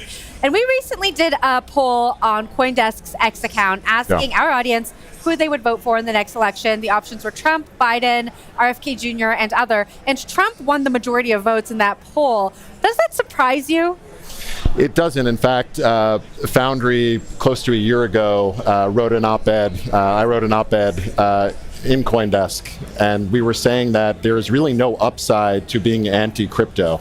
And so we were waiting for a candidate to come along and kind of seize up those votes. And Trump has taken a lead in that respect. RFK Jr., of course, who's here, is also very supportive of the industry. And so there is a really solid voter base in this industry that is desirable for any candidate. Trump has had a few NFT collections. He's dabbled with NFTs over the last, 1 or 2 years, but he really has taken this pro-crypto stance only recently. Do you think he just saw an opportunity and is seizing that opportunity? I think so, but I do believe that as a candidate, from what I'm hearing, that he is actually doing some outreach his campaign and trying to learn more. And I hope that all candidates, no matter their party, are going to continue to reach out to the industry to be educated in this technology, because it really is the future, and they need to get their head around some of the capabilities and the potential of the technologies. Something else that we've been talking about a lot here at the desk and all over the conference is the passing of FIT21 in the House just a few weeks ago, and then the approval of the spot Ether ETFs. I want to start with FIT21. Of course, that was a big milestone, but it's not been made into law. It still has a long road ahead of it. Do you think that Fit 21 will eventually pass the Senate and become law? I think this year it's going to face a lot of uphill battles, and so it may linger this year. But I think that the right changes to that bill, perhaps some amendments in the future, especially next year, next legislative session, we may see even more and more support for it. But there has certainly been a sea change within Washington over the past month, where we've seen legislation moving faster. We've seen the repeal of SAB 121. So there is a lot of tailwind for the first time in 3 years. I've been doing this for 3 years, and we've been facing challenge after challenge after challenge, starting with the Bitcoin mining moratorium in New York State. And so it's been really great to see some of the policymakers on both sides of the aisles start to really have some sort of cohesive understanding of how we can move forward. Do you think we'll get legislation before the election in November? Like fully passed president signing, I don't think so. I'm hopeful, but I think there's too much going on within an election year, and they will be focused elsewhere. And plus, we've got that summer break. And so once they come back from the summer break, it's going to be full elections across the country in key places like the Ohio senatorial race, and then, of course, the general election. What's a more realistic timeline, do you think, for legislation in the U.S.? If I had to make a guess, and this is purely speculation, I'd say 2025, especially if the elections go a certain way. I'd say 2025 is certainly possible. Now, outside of crypto, I know you look a lot at AI policy, another really innovative technology space that is now at the convergence of crypto. AI and crypto are kind of going together, helping one another along now. Talk to me about what you're paying attention to when it comes to AI policy. Yeah, so Foundry, besides having the largest Bitcoin mining pool in the world, we also are a big player in the decentralized AI space now. And so in terms of policy, what we're really trying to do now is educate policymakers. They need to start to wrap their head around what this is, and also maybe start to shape the legislative, the political landscape to make room for decentralized AI technologies, because these more centralized technologies are going to be have a lot of sway in Washington. And so we want to make sure that it's not necessarily adversarial with those interests, but that there is a place, a safe space for grassroots and just your average builder to work on these technologies who may not have the same sort of access to compute. What is decentralized AI? If you had to tell me the difference between decentralized and centralized AI, what does it look like? Yeah, so I think part of the reason that Foundry is involved in this space, our mission's to empower decentralized infrastructure. But what that comes down to is access, is providing access to financial technologies and now AI technologies to people who would not otherwise have that access. And so when I think of decentralized AI, it comes with a wide variety of different attributes. But the main one is that now anybody can have access to building, machine learning, building their own protocols, technologies on a decentralized AI space and that decentralized compute. And so instead of having this incredible expense of massive data centers like a Meta or a Google can afford, and your average builder or student can now build and learn how to do AI engineering on decentralized compute or on smaller access, smaller data centers, I should say. What are some of the risks that are posed by centralized AI? So there are several risks with an over-centralization of this technology. So one is the bias that can be inherent. Two, there's choke points that can develop. There are also potential, sorry, I'm blanking on this right now, but there's basically an inaccessibility for your average builder. Mm-hmm. And so there's single points of failure. That's the term I was looking for. There's lots of single points of failure where a decentralized system will have lots of redundancy and backups for builders and for users. So those are some of the risks inherent. And then, of course, you have the idea of government who can go to those maybe 4 or 5 companies and have undue influence, where in a decentralized system, the government would not necessarily be able to impose their views or risk of censorship. We were just talking about legislation for crypto. I want to now talk a little bit about legislation for AI. It was a really hot topic, I want to say earlier this year, even late last year. And I haven't really heard much about what's going on in Washington in terms of AI legislation and regulation. What's happening there? Give us an update. Yeah, President Biden did issue an executive order on AI. It's sort of long, it's complicated, but the idea is it's charging various agencies with exploring what they can do to limit risks, but also to enhance it in the United States. Policymakers and the executive branch, so in legislative branch and the executive, they're still learning what this technology is. It's complex. Even people who work in it, like myself, still don't have their mind wrapped around exactly all of the potentials of the technology. So they're still trying to learn. And I think it being an election year as well, they're not trying to make any drastic actions on a technology that is sure to be integrated into all of our lives for many, many years to come. And so I think they're slow playing this right now, at least until after the election and when we can have like sort of a fresh look at it. It sounds like they're treating it similarly to how they're treating the crypto industry. Is that your take? Well, I think the crypto industry has had a much harder time of it. There's been a sort of all-of-government approach for the past 3 to 4 years to try to understand the industry, but also to kind of crack down on what they view as bad actors.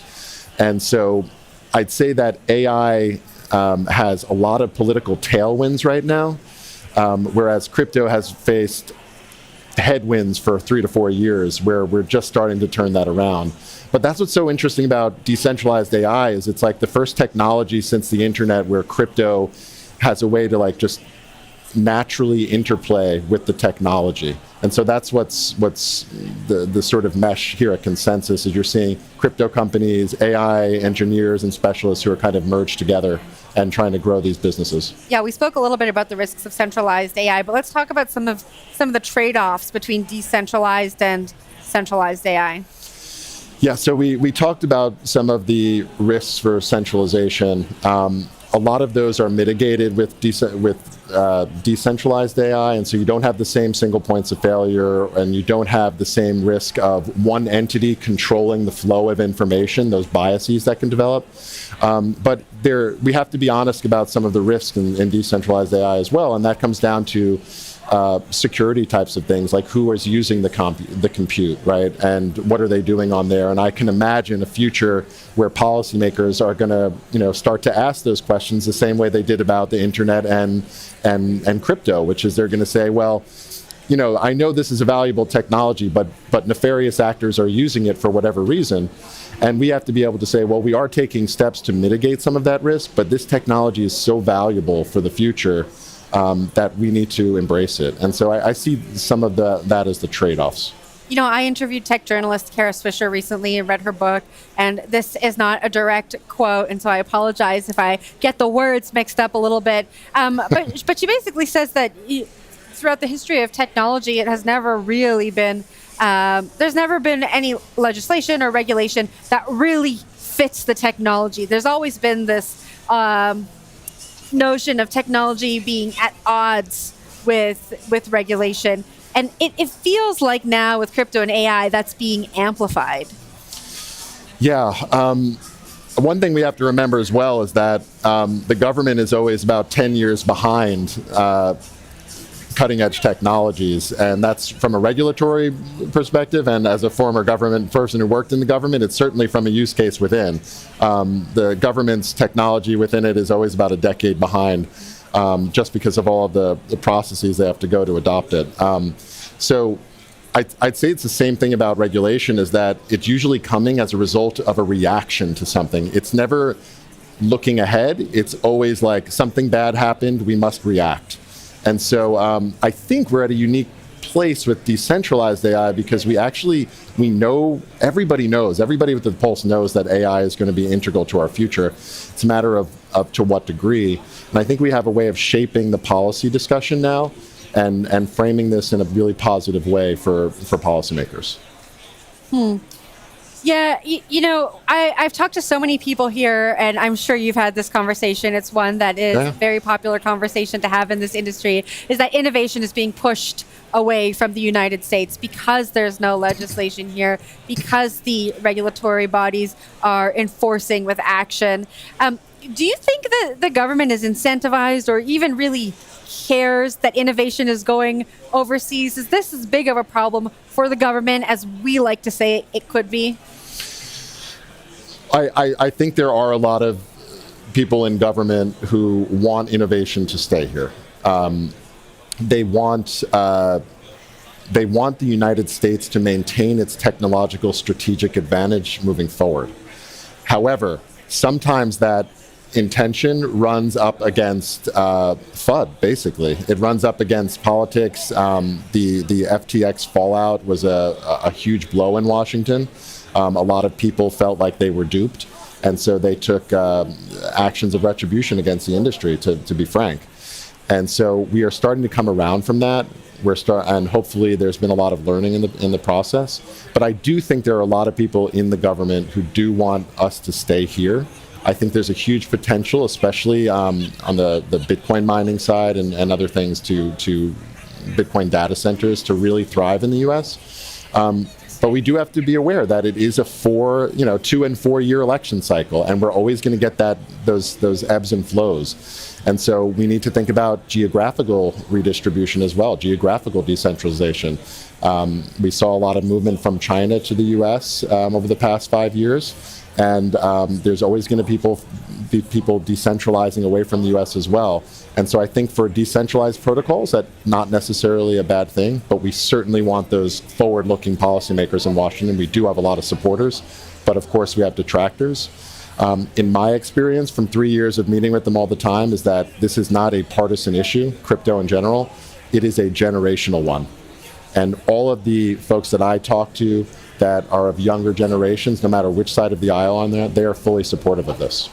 Just before we wrap up, I've been asking everyone here at the desk, what are you looking forward to for the rest of Consensus? What are you hoping to go home with after you leave the conference? Well, as much as I love the conference, I don't mean this, I love the side events. Everyone does.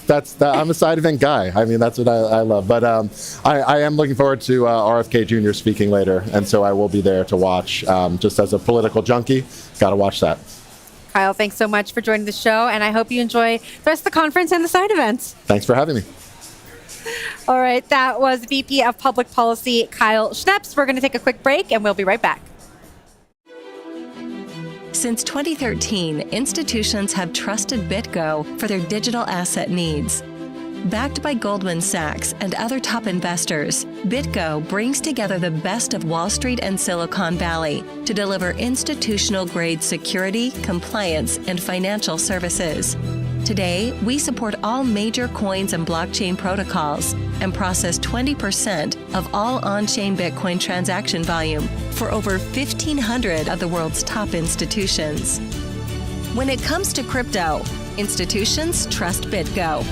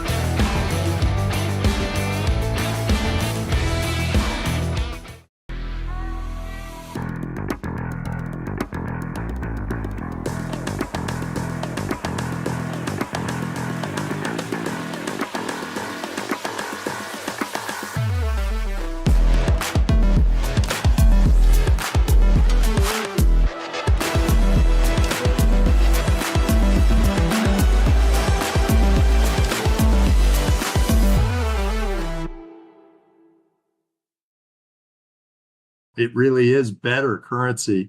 It creates more freedom. It creates more liquidity around the world. And more liquidity creates more wealth and fewer people who are homeless, and everybody's better off when there's more wealth. And when you have less friction to a currency, everybody gets richer.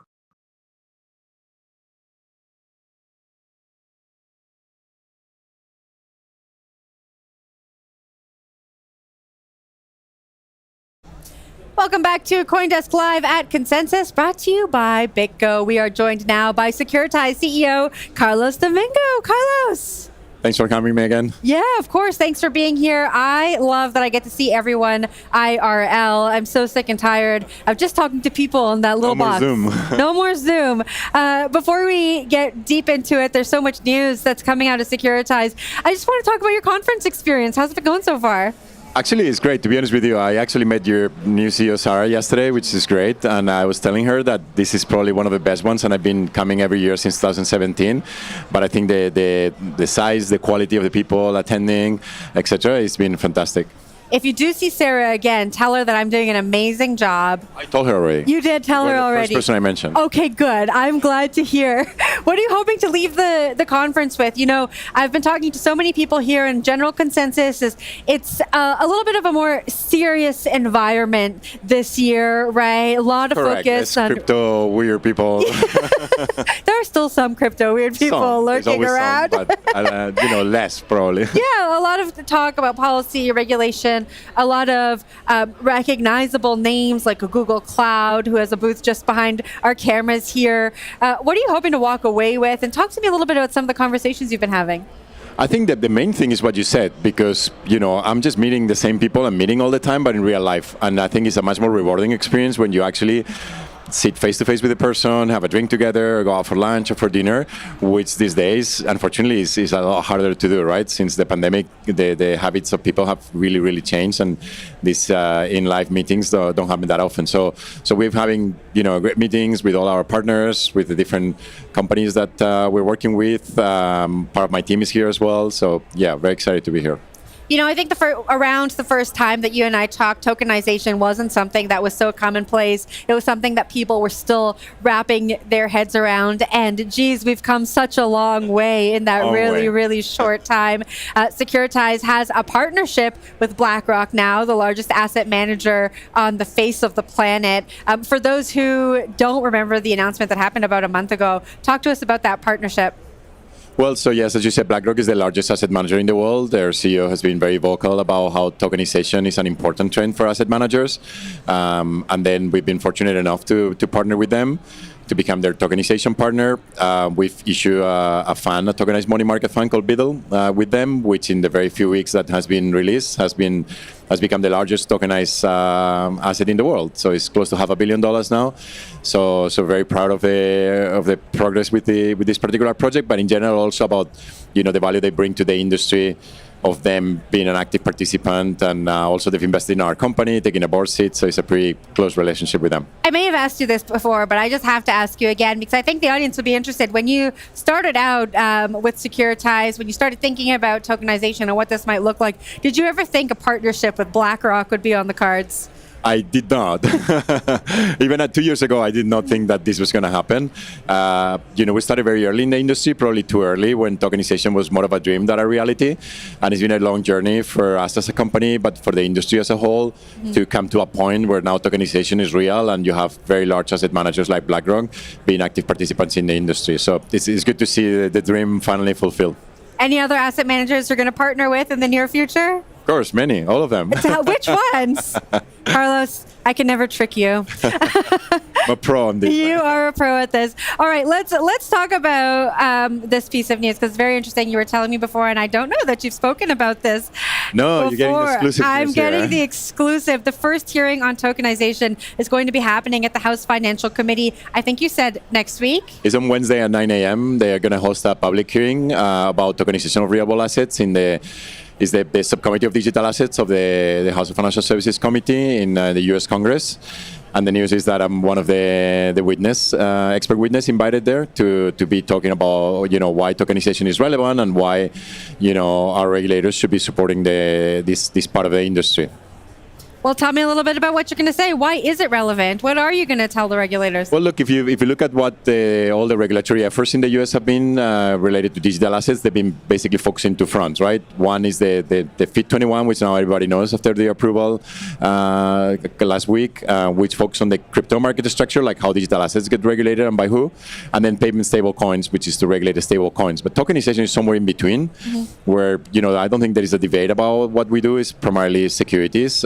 That because when you tokenize either a fund like we do with BlackRock, or you securitize an asset to tokenize it, you're basically issuing securities. But there is a lot of regulatory gaps in terms of, can we use public blockchains efficiently to track the ownership of the securities? How do we do stable coins? What happens with, custody at the broker-dealer level and things like that? Other jurisdictions like Europe, they've been actively putting out regulation and jurisdiction around tokenization, and the US has not done it yet. So I think that is great that now the Congress has taken an interest into putting this topic at the same level of the other two topics that have been debated for the last couple of years. How do you prepare to go and testify in front of Congress?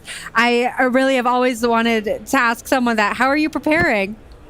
Well, I have a team that helps me, and obviously have my own opinion. I've been invited by the Republicans. They've been very helpful, helping also to put together the written testimony. As you know, you have to actually submit it, so it goes into the House of Financial Services Committee website for anybody to read it, and then you have to give an oral testimony. And then that's it, because then you don't know what they're going to ask you there. So I guess you prepare by having been doing this for many years in the industry and pretty much knowing what I want to say and what I think about these topics. Well, good luck. I look forward to hearing you there. Talk to me about some of the conversations you've been having at the conference about tokenization. Like I said, it's a little bit more serious this year. There are a lot of institutions here walking around, talking about the convergence between crypto and TradFi. What kind of conversations are you having with folks about tokenization? So as I said, I've been attending the conference since 2017 every single year, and this is the year by far and that I've seen more interest in what we do, by like an order of magnitude more. Now the crypto people call these real world assets, which is a bit of a terrible name, but it's the same. It's tokenization of assets that are real. We always need a name and an acronym. Yeah, we need a name and an acronym. So at least we have now that people recognize. I did 3 panels yesterday. They were super well attended, even the first one at 10 a.m., which I thought nobody's going to be the first day at 10 a.m. So definitely the level of interest is much, much higher than has been in previous years. And we see kind of like a confluence of even TradFi companies like BlackRock and many other asset managers that are here, and many banks, etc., with the crypto people, like a lot of the DeFi protocols, the L1s, etc., that also want to be market participants in this trend. So what's next for Securitize? We're sitting at just about halfway through the year now. As you look towards Q3 and Q4, what are you looking at? We're doing very well, so we're very happy with the progress. It's been a long journey for us to get here. So as I mentioned, the BlackRock fund now is the largest tokenized fund in history, which is great, and obviously help us with driving revenue and driving activity with other asset managers that hopefully you'll see some of them coming here, but also the other assets that we've been working with before, like KKR and Hamilton Lane. Now they're obviously getting in the tailwinds of all the work we're doing with BlackRock as well. So it's been a good year. It really has been a good year. Congratulations on a fantastic year, really. Now let's leave real world assets aside for a second. There's so much going on here at the conference. What else is exciting you in this industry? If we just leave tokenization and real world assets, I know you've been very focused on that to the side. What other parts of this industry are exciting you and are you watching? I think that there is a lot of excitement around some of the newer ones that are coming, or not new, but they've been around for a while. But like the traction they're getting. So also I think DeFi is an important topic for us that we follow closely, because eventually we want to be able to interact with the DeFi protocols with real world assets. So I think that the progress made in DeFi from some of the companies is great. And the other thing interesting is what you said, right? Like the regulatory environment seems to be getting better, which benefits everybody, including ourselves, right? So, and I think that the fact that there's been a lot of talks about regulation at the conference at all levels, I think is a great thing to see. I've been asking everyone this too, on the topic of regulation, the topic of policy. Do you think we're going to see any legislation this year? I know there was some talk that the stablecoin bill might pass here, but maybe not now. Are you optimistic about seeing legislation in the United States at some point this year? I don't know, because, it needs to pass the House, then the Senate, then the President needs to sign the bill, and, we're running out of time, right? Because the elections are in November. I think that even if regulation doesn't get passed, the momentum that we're getting, it's very, and it also is bipartisan momentum, which is important. I think it's unstoppable at this point in time. So irrespective of when regulation gets approved or not, I think we're in the path of getting all these things approved and clarified. Well, that bipartisan momentum felt almost all of a sudden, right? We had Fit 21, and then there's a reason for that, right? Yeah, the approval of the ETF. Why do you think that's happening? I think it's pretty clear, right? One of the party political leaders made a very strong statement supporting the industry, and that forced other people to rethink about their, what they were doing, and recognize that there is a lot of people in the US that participate in digital assets, and that therefore this is not something that you can be opposed systematically, and that you have to find a way for this industry to flourish, right? Yeah, I asked you if you thought that you would have a partnership with BlackRock when you started off thinking about tokenization and started with Securitize. Did you think that crypto would have seemingly such an influence on a U.S. political election like it does now in the time frame that it's led up to this? I did not think so. I did not think that. We started approaching Congress around a year ago, and the fact that we're doing a public hearing next week, it's unthinkable. Like when I started personal efforts of going there, reaching out to the House of Financial Services to tell them about my part of the industry and what we were doing. The fact that they will actually do a public hearing is something I didn't think was going to happen this fast. But it's great to see actually how politicians, when they see a topic that it's important for the voters, they really move forward in a speedy way. So, well, I guess I was going to ask you next, why do you think that's accelerated at such a speed? But I guess what it sounds like you're saying is that the voters are being more vocal about wanting to have some kind of clarity. Correct. Look, I mean, politicians at the end of the day, they're there because people vote them, right? So if there is enough people participating in the industry becomes of a certain size, then you have important stakeholders like BlackRock and others that are active participants in the industry. There is a point in time that they cannot ignore it, and they have to do something about it. So I think it's just a consequence of the maturity of the industry, which we didn't have a few years ago. Carlos, thank you so much for joining the show. As always, it was a pleasure speaking to you. Likewise, it was great to be here. I hope you enjoy the rest of the conference. Thank you. Awesome. That was Securitize CEO Carlos Domingo. We are going to take a look at a stage now. So let's see what is going on the main stage. Crypto is cool, and we should defend it. We shouldn't apologize. We should be proud of our industry and what we do. We shouldn't have to change the name for it. I'm also going to make a more contrarian case, which is I think meme coins are great.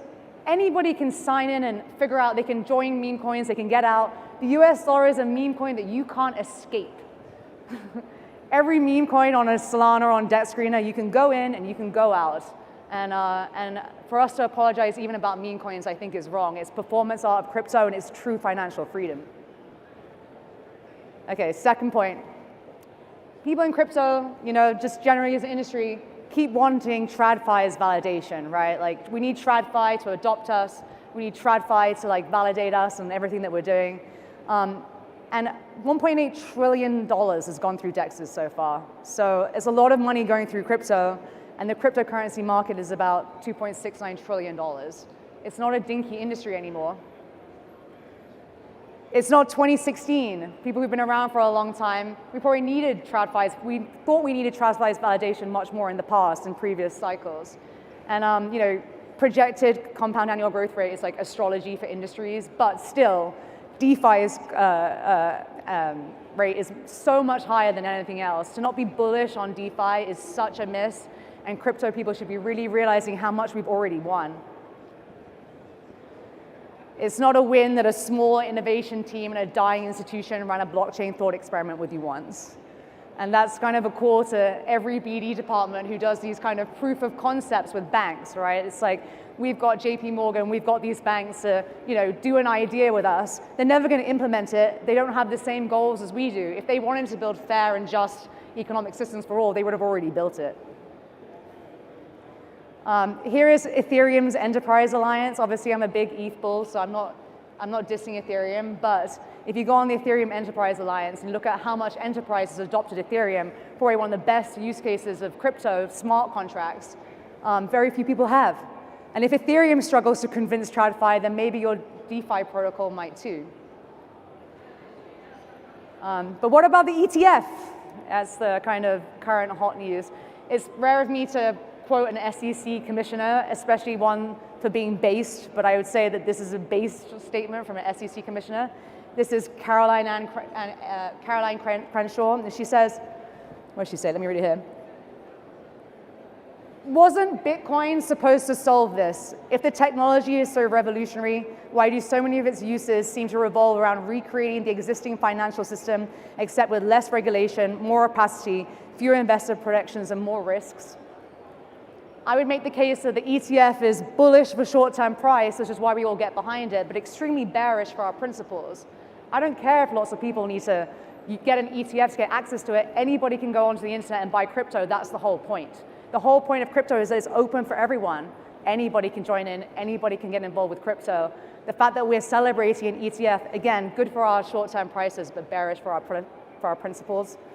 Why is so much energy being expended on linking it to the existing financial system? SEC commissioner being more based than most people in crypto, I would say. What do I mean by this? I don't mean that we're not close to mass adoption. In the case like 50 million Americans using crypto is great.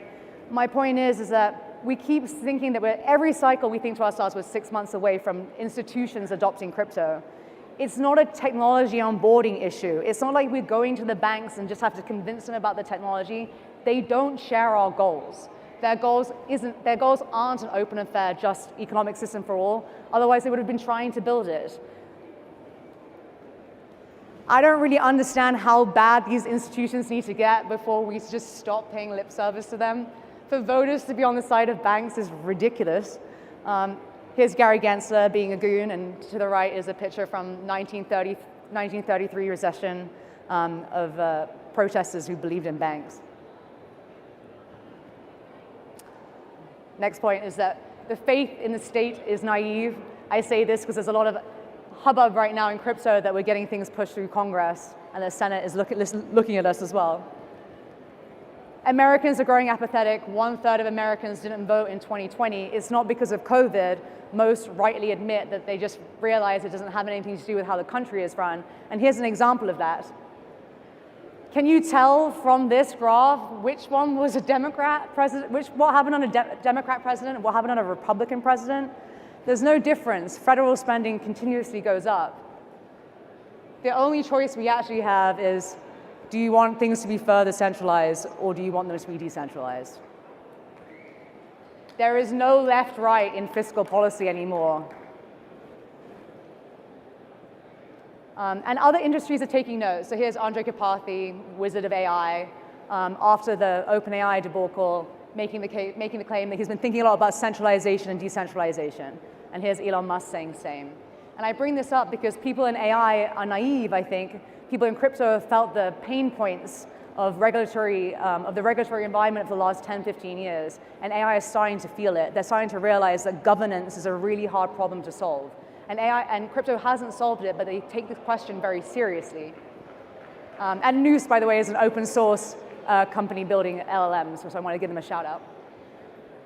Another core principle of crypto that I think people don't think about enough is mutability, right? The idea, like, how much can you upgrade things? How much change can you allow in a system? And immutability is a really important aspect, because if you look at smart contracts, most of the hacks, most of the bridge hacks have come from code that's been upgradable. You can change the parameters of what's happening and things break under breaking changes. But it's also the same for political constitutions. Look at all the amendments we've had to the US government. What started as a limited republic with a strong constitution of the founding fathers doesn't look like that anything anymore, because it wasn't immutable. People could keep making changes to these amendments to our rights. And it's a degradation of what was the original founding of the United States. It's also the same for corporate governance. Think about OpenAI, all these companies, like, you might end up with people running the company that you admire when you're working there, but you can't guarantee that the same leaders are going to be running the company 10, 15, 20 years from now. And that's one of the solutions crypto has created is that we can make immutability possible by technology. So here's an example of the degradation when you have mutability. There's JP Morgan's great library in New York, and here's JP Morgan now. And here's the Federalist Papers, a beautiful treatise of political philosophy, and here's John Fetterman. So like, here's the degradation you have of US politics over time. With crypto, you can bake in mutability and keep principles in the long run. You don't have to trust people. You don't have to wait for the good guys to come. You bake in and you make it open for everybody to see what your principles are, and you give them optionality to join in or leave. That is the beauty of crypto. It's something that nobody in TradFi can offer. The end game of crypto is radical optionality, and I think that's something that crypto also fails to communicate. We're not trying to build a world which is saying, like, we know better. We want to give everybody the tools to be able to enter and exit whatever system that they want. You want to be a communist? I want to give you the tools to go create that little environment and have a little city-state and try it out. The point is to have people to be able to enter and exit, to have optionality, and that's politically, socially, financially. It's about freedom to experiment with anything that you have, and that is the end goal of crypto, and people fail to keep communicating that. It's not that we have a specific vision, we want to empower other people to build their own visions. And how do we do that? We have to stop recreating the rails of the past. So here's jump trading, here's other names that have been a bit more questionable in the past. We pay a lot of lip service into crypto from people who have worked with a lot less integrity than we should set a bar for. We can't just recreate the rails of the past with our new technology. So I made the case that crypto and tech needs to be bolder. The people will come, hopefully out of choice, but they might get pushed to as more banks fall. But more importantly, capital flows to where it is respected. Crypto respects capital. We allow it to have the freedom to move around. We respect people to move their own money. We respect them to be sovereign with their assets. And capital flows to where it is respected, and it is only respected in crypto. We were meant to destroy the bankers, not join them. Going to end on this Chris Dixon tweet from the other day, which I really liked. It's a quote from Buckminster Fuller. "You never change things by fighting the existing reality. To change something, build a new model that makes the existing model obsolete." That is the end goal of crypto. It's a revolution, not to just recreate the same institutions. Thank you.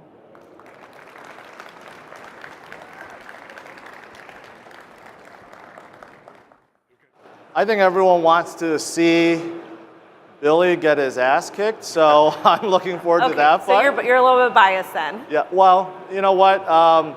He's doing this because, of course, he's gone through some things, but I think I'm a big believer of second chances. I think this is what he wants. He wants to prove it to the world and to himself that he can come back, and he might shock the world, so we'll see. So I'm looking forward to that fight, and also for the very first time we have female fighters in the IFC. Looking forward to those fights as well. Awesome. Rob, what about you? What's your favorite fight tonight? Or you're not allowed to comment? I'm actually split between Ross Levine, our main event, and honestly, I want to see Billy McFarland too. That one's hard not to. I have no idea what's going to happen, and it's like very, very heated, heated contest. So probably those two. All right. And before we get off the stage, is there any alpha that you can share with the audience? Any special fights? Any special events that they should look forward to with Karate Combat or Karate Combat and IFC? Well, big one coming out is we're going to be at Bitcoin Nashville as well. So see us there. That should be a really exciting event. We have some huge names we haven't released yet. But I think you'll see quite the lineup. Awesome. Well, thank you guys so much. Good luck, TKO, on your fight tonight. Thank you. I hope to see all of you guys there. And again, if you're not there, they are live streaming the event everywhere. Make sure to interact and repost and vote on your favorite fighter. All right. Thanks, guys.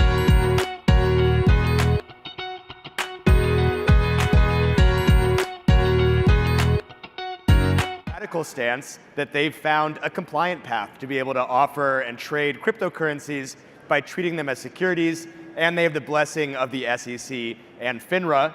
And after a year of conjecture, they took the crucial step of being able to soft launch their first product, which is custody for ETH, a couple weeks ago. So Aaron, I know that you've taken this mantle of being one of the more controversial figures in recent memory in an already volatile industry. Can I assume that no one's thrown any tomatoes at you when you came to this panel? You know, it's interesting. There was a bunch of people who lost the public $1 billion, and they caused a lot less vitriol than we did. But when you deal with things differently and you take a different approach and you have a different thought process, we understand when there's some sort of negativity there because you're coming from a different angle. And often people think different is bad. But different often makes the world evolve, and basically the infrastructure that we've created, I think, has moved the regulatory question along significantly. So on the regulatory question, we do have to start with Ethereum, which is the elephant in the room. Ethereum is the first cryptocurrency that you took the stance that it is a security. Obviously, that's treated as heresy by many in crypto. And recently, that's sort of come into question because last week, contrary to what many people expected, the SEC approved the first slate of Ethereum ETFs. And a lot of people took that to mean that the SEC is finally admitting that ETH is a commodity and not a security. Obviously, with your special purpose broker-dealer license, you're only allowed to custody digital asset securities, not commodities. So how do you deal with this seeming contradiction? So the ETFs, I think, became an election issue, which changed up the whole paradigm there. But the approval of the ETH ETF is actually great for the industry. It's great for everyone involved because it shows that institutions can generate revenue from their activities related to the digital asset space in a compliant manner. And they did so by wrapping a 20th century security wrapper around a 21st century asset.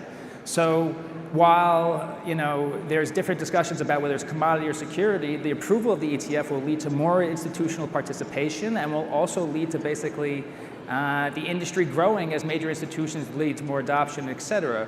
But beyond that as well, in the ETF approval process, the SEC made the applicants remove staking. And that really implicates a major section, which would say that in order to stake, you probably have to have a special purpose broker-dealer, which at the moment, Prometheum's the only one, which puts us in an excellent position. But what does that mean for Prometheum? I understand this point about staking, but if the SEC does take the view that ETH is a commodity, does that mean that you're no longer able to custody ETH and eventually be able to offer it for trading? We will a question for you. What is the difference, what do you think the difference is between community and virtual societies? What's the distinction? Yeah, well, first of all, very important for me to come here, IRL, to talk about virtual worlds, right? That makes a ton of sense. But for me, the line where I draw between a community and a virtual society really comes down to longevity and connectivity. So communities are kind of fickle. They might not last a very long time, and the attention from a community of people often is directed upward in one direction, towards a founder, towards a project, towards a cryptocurrency. A virtual society, there's a lot more interaction amongst the people themselves and less with the leader, the creator. In the real world, we don't talk to our leaders and our politicians mostly. We talk amongst ourselves. And so in terms of connectivity and collective action, a society really needs the ability to pool money, to take action, to build together. And that's the clear delineation. So community is a good start. For it to be a society, it needs to be more. And I think that ultimately creates longevity. When people have things to do for a very long amount of time because they're working together and building something, then you have more opportunities for memories and moments to happen. So that's kind of my personal definition of it. That makes a ton of sense. So basically, if you're working in layers, community is maybe the starting point, but for that community to have a sense of longevity and essentially be able to exist beyond just a group of people hanging out, there's all of these other components about money and collective power and organization that's required for it to really be able to exist in the world in a meaningful way. And certainly in crypto, we're seeing so many examples of that. Not that DAOs are necessarily perfected, right? But it's the starting point of seeing how a group of people in a digital world can really influence the real world. Yeah, totally. That makes a lot of sense. I know you have a strong thesis on how the internet amplifies the real world and how that amplification creates a shared reality and a shared memory again. Can you talk a little bit more about this thesis and what this has meant for you and the work that you do? Yeah, so let's backtrack a little bit. First, you had mass media, right? So people could watch television listen to radio, they had newspapers, and basically a real world event would be something that would be amplified to everybody in one direction. The moon landing, very famous one, right? Like people were sitting in their living rooms watching the moon landing happen live. Then the internet came along, and the internet sort of did the same thing. It was a very powerful amplifier where we had rocket launches, and we had the Super Bowl, and we had presidential elections, and we had Will Smith smacking Chris Rock across the face at the Oscars, and we experienced that on a screen together. But now, instead of just consuming that and seeing it, we could talk to each other about it. We could react on Twitter in real time. So it became kind of this playground of information. It wasn't just consumption, it was interactivity. Fast forward a little bit more, and you're starting to see examples of memories and moments that happen that are not even rooted in the real world anymore, but rather created entirely on the internet. Yeah. So like, show of hands, who remembers 8 or 9 years ago, the famous meme that was going around, the viral dress? It was either blue or black or gold and yellow. And it was a global sensation, right? It was yellow and white, right? Everyone who was probably 30 years old or older remembers that. And yes, it was a real dress. Yes, it was a real person who took the photo. But ultimately, that memory in our minds exists because it was sparked on the internet. The Ice Bucket Challenge was similar, right? Yeah. That became even more interactive, where people were producing videos, trying to outdo each other. But again, an entirely internet-based memory that grew.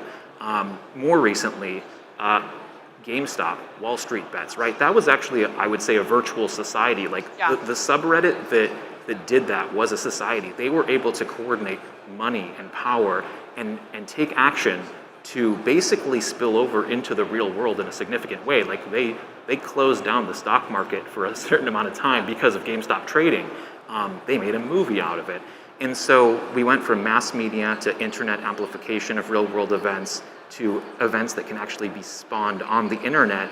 And so what's to stop us from thinking that in the very near future, these moments aren't going to just happen in basic pictures and images and text, on screen, but in a 3D immersive world? Like, why can't we have those types of events and moments that actually spur very visceral memories for us as well? I think that's where we're headed.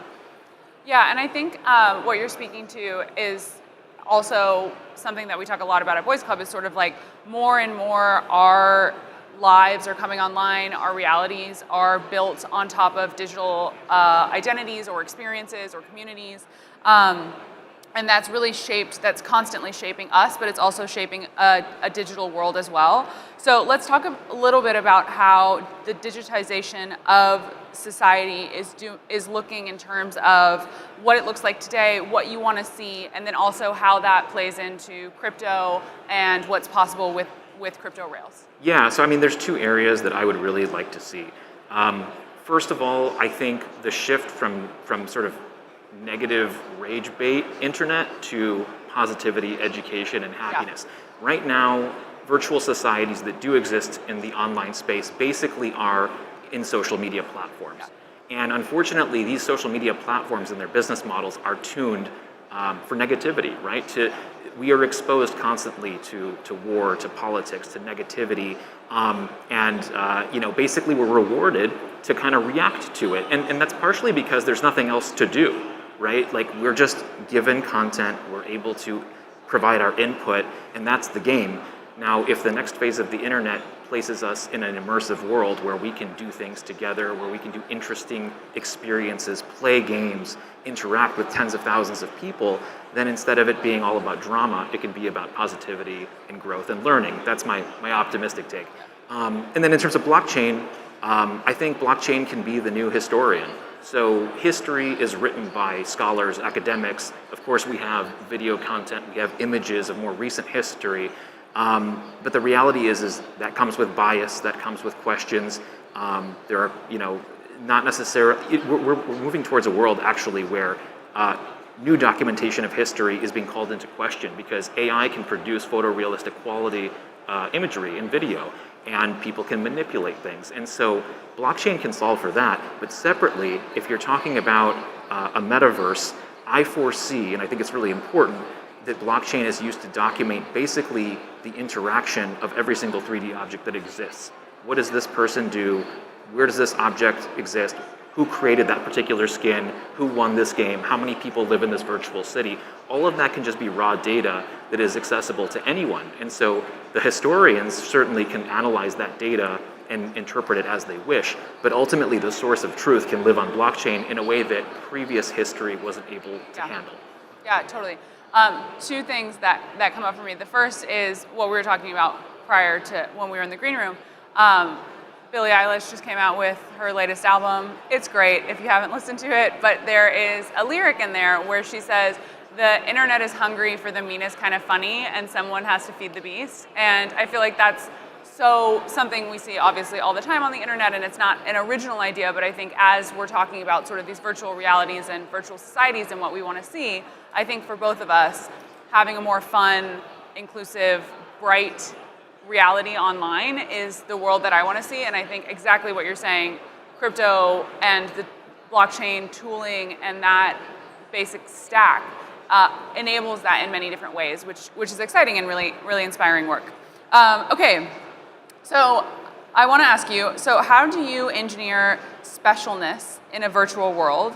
How does a virtual society start to produce moments that are fun, that do build these new memories and new realities, rooted in something that's much more positive than maybe what we see on social media today?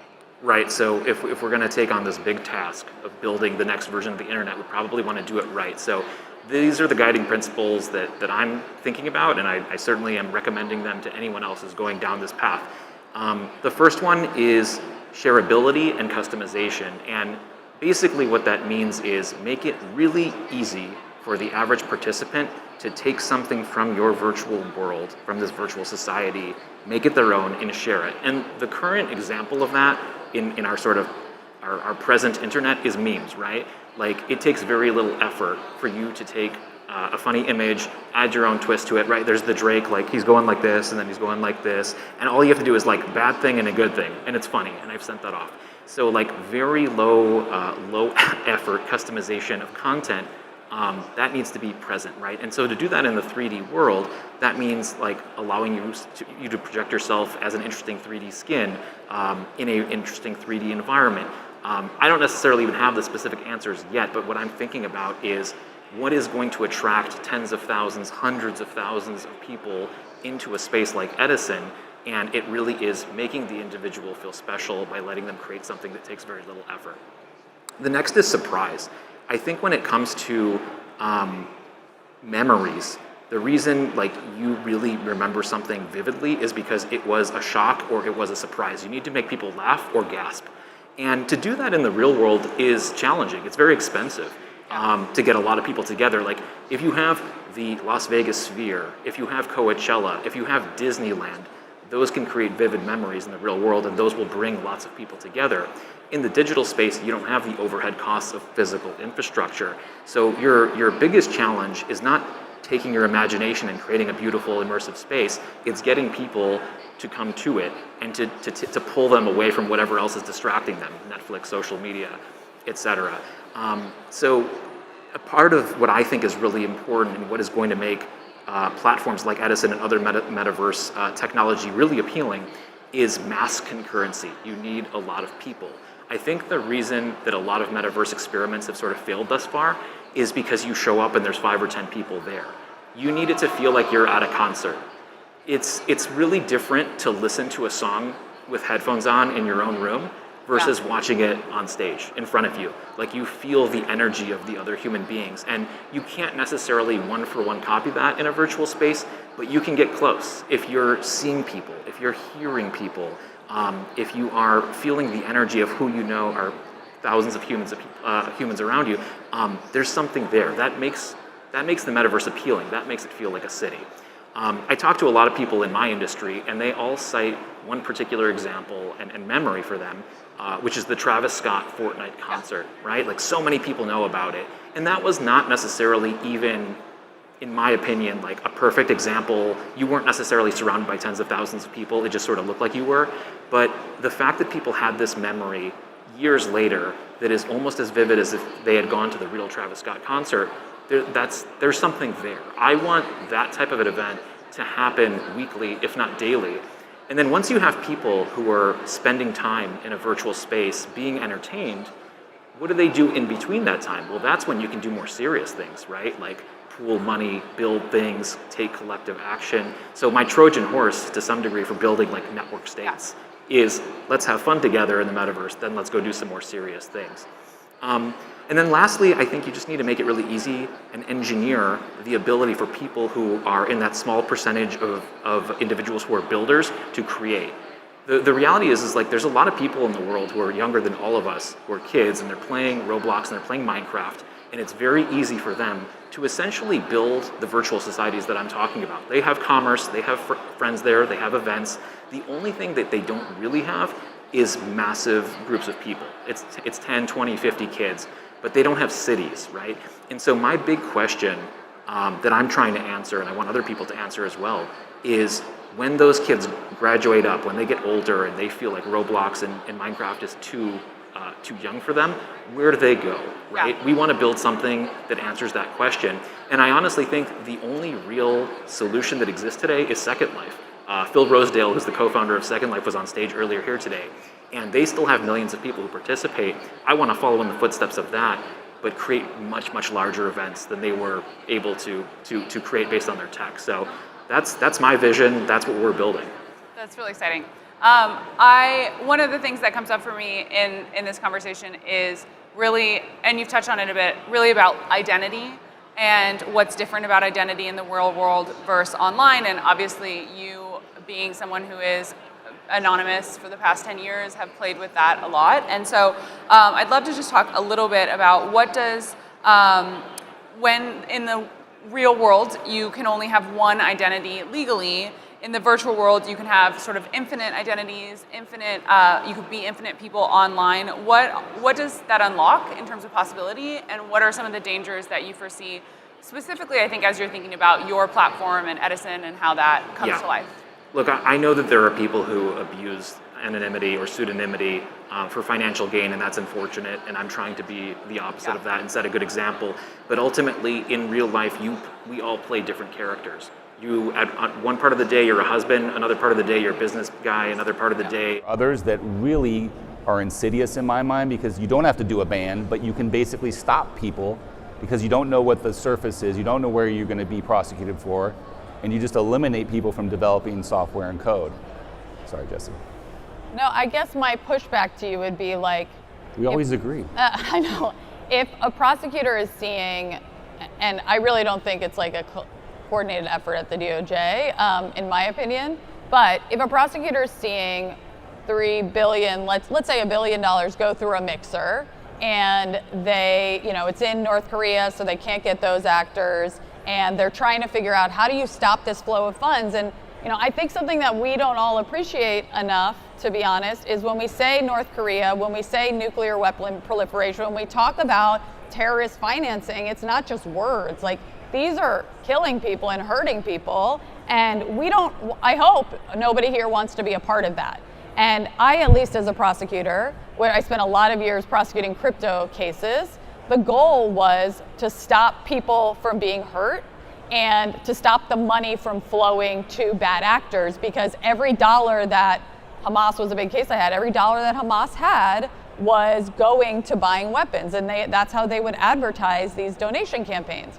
So I guess what I struggle with is I don't think that anyone should be made an example of, and I don't think that necessarily that these mixer cases are the right ones. I'm not talking specifically about that, but the DOJ is not going to wait around while industry takes another few years to talk about compliance tools. And I and we have been talking about them for many years. I'm part of the problem here.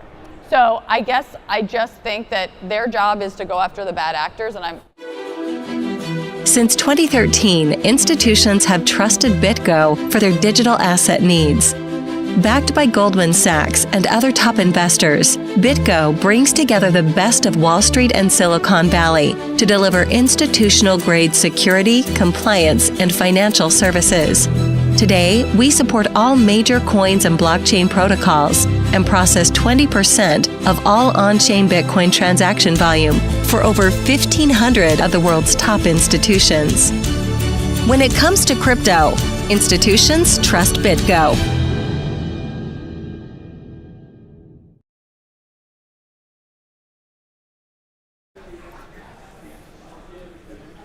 All right. Well, good afternoon. Welcome back to Coindesk Live at Consensus, brought to you by BitGo. We've had incredible 2 days filled with some dialogue, discovery. There's been deals that have been made, Cam. I'm Sam Ewan, joined by Cam Thompson. So, Cam, first off, tell us your impressions of your impressions of Consensus. How's it been first couple of days? Tell us what you've been thinking. Absolutely. It's been great. This is my third time back in Austin for Consensus. I think that each year there has been a different theme or a different idea that's really been dominating the conversation. I think this year it's really an exciting time, especially coming off of the Ethereum ETF approval news as we're heading into this week. I think it's really cool to see how a lot of conversations are happening, especially around AI, especially around regulation, lots of different themes, I think, that are really important, and I'm really excited to just continue watching speakers and learning about. Do you feel that there's a different energy? You know, we were here last year, both of us. Yes. And we were in a pretty bearish market at the time. There's roughly the same amount of people. There may be a couple more this year, but the sentiment feels much more optimistic. It feels more exciting. People are talking about sort of the future again, as opposed to we just got to build our way through this. Yes. Tell me about the energy shift. How do you feel about that? Is there a vibe difference, if you will? Well, first of all, I feel like there's a lot more people. Even just walking through this showroom, I feel like I'm bumping into way more people than I did last year. I'm meeting more people. I'm having so many great conversations, just being able to be here and talk to so many people who came into town. And I feel like especially today, there's been so much excitement. I think that it's definitely more of an exciting time. People are in better spirits than they were last year for sure. So I'm excited to see how that continues to play out and into tomorrow as well. I guess I would love to think that it wasn't always price. I know. But I think price does help people feel a little bit more comfortable. Definitely. I know you've moderated some interesting sessions. Mm-hmm. So any key takeaways from some of the people you've spoken to that have really stuck in your mind? Absolutely. So yesterday I moderated a panel, NFTs Are Dead, Long Live NFTs, with Eric Calderon, CEO and founder of Artblocks, Mike Dudas, managing partner of Six Man Ventures, and Nick Santamaro, head of marketing at Magic Eden. And obviously NFTs have had a very difficult time the past year. It's just been very interesting to see how that's unfolded. So looking at some of that conversation, talking about royalties and the way to build forward, I think that there's going to be an interesting focus on loyalty and memberships. And I'm really excited to see what that looks like. And I also know that you moderated a conversation with Ben Leventhal yesterday, and Blackbird is quite focused on that. So I'm curious to hear some of your takeaways. I had a great conversation with Ben Leventhal. Ben started Eater. He started Resi. He's sort of the most connected guy in the restaurant business. And he has built his new company, Blackbird, on Web3 rails with the idea of restoring the relationship between the customer and the restaurant, because right now we know it's been abstracted away by the Grubhubs of the world, the Uber Eats of the world, and also things like Resi, which he created. And so I think there's something interesting about him saying now is the right time to use something where restaurants start to get knowledge again about their patrons, but also where patrons can be rewarded for being valuable. And I think that's something that's very exciting to me. The thing that Ben does really well is he doesn't talk about crypto very much. He talks about consumer tech. He talks about consumer-grade experiences. He doesn't believe crypto yet is there, that there's still some kinks to be worked out. But he has been working alongside, his investors are Amex and A16Z, and he's been trying to figure out ways in which he can create opportunity to use these tools that he believes, in his view, he's very long-form thinking about crypto, that by taking out the financialization and thinking about the tech stack, that this is where we should be focusing, which I think is great. I'm very excited about that. Absolutely. Cam, I want to stop for a second. We're just getting news here that Donald Trump is found guilty on all 34 counts in his trial. We have seen Donald Trump in the last couple of days alone really court the crypto audience. Absolutely. I am not sure, I don't know how you feel, but I am not sure that the crypto audience who wants to see, regulation in their favor cares that much about whether or not someone has been deemed guilty or innocent by a court. And we've seen that play out in crypto multiple times. Absolutely. But do you have any thoughts on just like, it literally just happened seconds ago, whether or not Trump's guilt has any real relation to the sentiment about crypto and politics today? I agree with you. I don't think it does. I think that in the crypto space, a lot of people are really focused on better regulation and finding ways to operate and being able to continue to run their businesses and transact. So I agree with what you had said before. I don't necessarily see if this is going to impact people's thoughts about the upcoming election in regards to how they're thinking about voting for a crypto candidate, pro-crypto candidate. I mean, look, we also have RFK Jr. about to come on stage in about an hour to speak. I'm sure this news is interesting to him. And I wonder if that will be part of his conversation as being someone who is, I think, really wants to be the candidate that crypto supports over someone like Donald Trump. I could see also RFK utilizing that in order to create a little bit of differentiation between himself and Trump. Do you agree? Absolutely. I think it'll be very interesting to tune into that session, and especially just the fact that this happened right now and he's preparing to take the stage. So I think it'll be interesting. I'll have to make sure to stop by after this. We'll definitely stop by after this. Another session that I moderated earlier was with Ian Rogers from Ledger.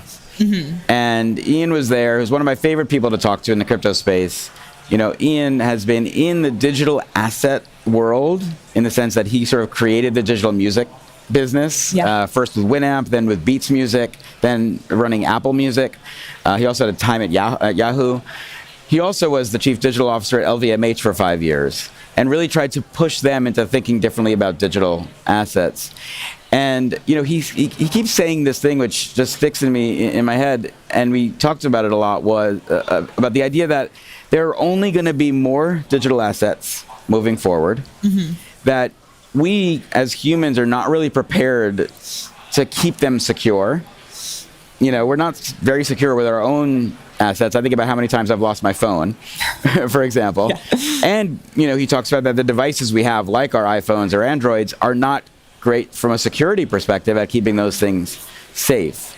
As we go into this future, you know, are you sort of bullish that digital assets are going to be so ingrained in our lives? Do you believe that, you know, more people are just going to be owning more and more digital things versus physical things?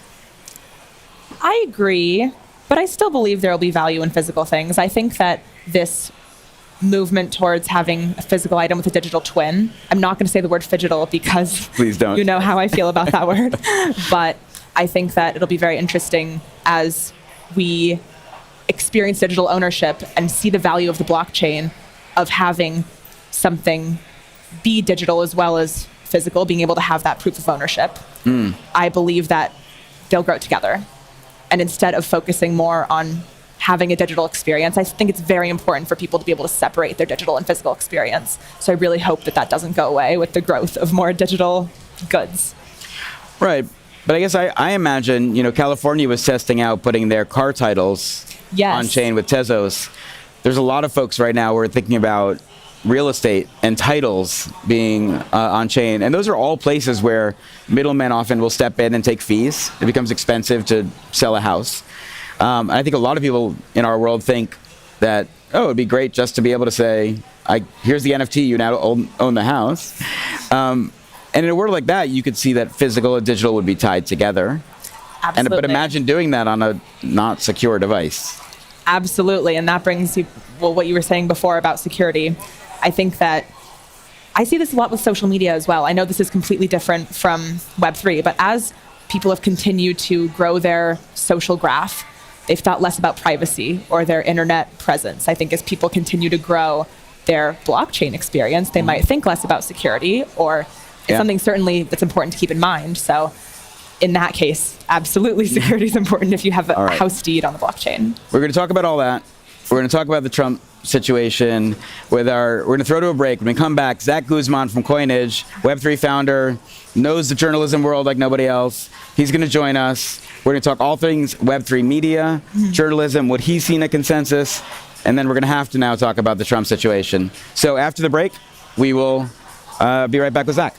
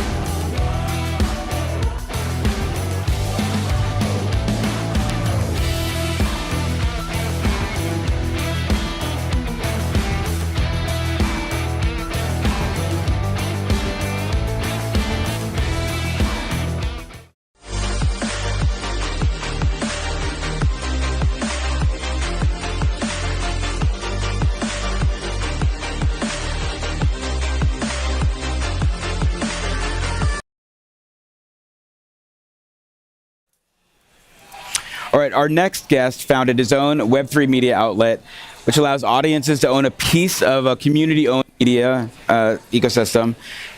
Coinage founder Zach Guzman joins us now. Zach, welcome to your first consensus. Is that correct? Yeah, it's my first consensus. This has been great. What's your sort of feelings about it? How's it going for you? Look, I mean, the quality of people here, I'm extremely impressed. I had a high bar coming into this, and now already seeing everybody over here, it's insane. Some of the best people in the space, and great to be on with you guys as well.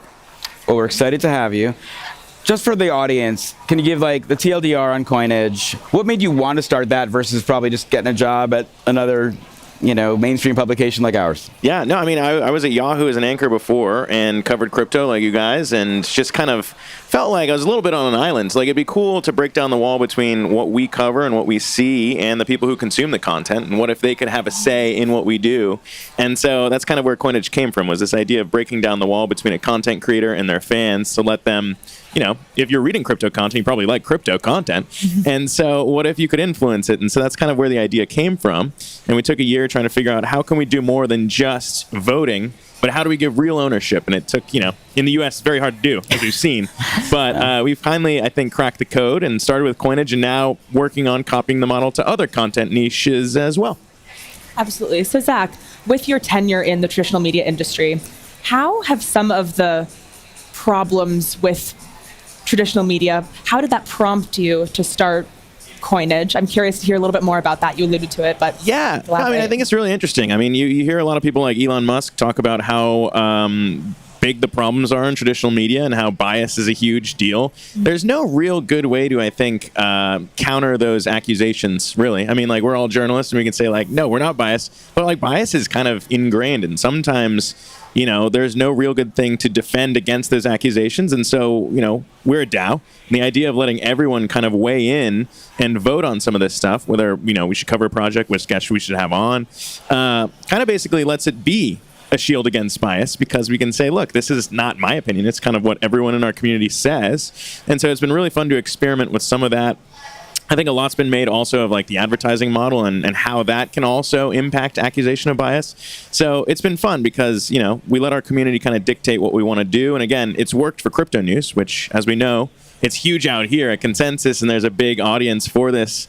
But as we look at like other niches, what can you do if you do the same thing for political news? Obviously, there's some big political headlines right now. But what can you do if you do the same model in the food space, in the politics space, in sports? And so we're experimenting with that. We've attracted the co-founder of Netflix as one of our backers, looking at what we're doing with co-owned media outlets. And, we started in crypto news. Now we have a food show and Best Dish Ever. So we'll see what comes next. Absolutely. And Best Dish Ever, you're doing with The Street, is that right? So Best Dish Ever is, we're actually partnered with Food Network stars. So Top Chef Season 13, we just had an event with Chef Chris Scott. He was the runner-up, I think, Season 13. Taught everyone how he made his big biscuits. But again, it's the idea of, there are a bunch of foodies out there. What can you do when you let foodies basically co-own the brand? So you have a positive flywheel effect of basically saying, look, I know great restaurants in New York. You should profile this chef. And then you can give benefits back to your NFT holders, your members, and say, all right, come out to the restaurant and get a discount. Or, what do we actually think is the best burger in New York? And so we've seen pretty heated discussions already around that. But it's really cool, again, to have these members earn. So we give our members dividends from these outlets. So it's kind of a cool way, again, it took us a long time legally to figure that out, but a cool way to really let an NFT have real upside rather than just kind of pure speculation or, collectible, which I think separates what we're trying to do at Coinage and Best Dish Ever than, some other projects in the space. Absolutely. So with Best Dish Ever, and you said before you're hoping to expand this Web3 style media into different verticals, I guess, areas of coverage. How do you think about that in terms of the audience for the Web3 native user coming in and reading about or watching content about food or about politics, as you expand that?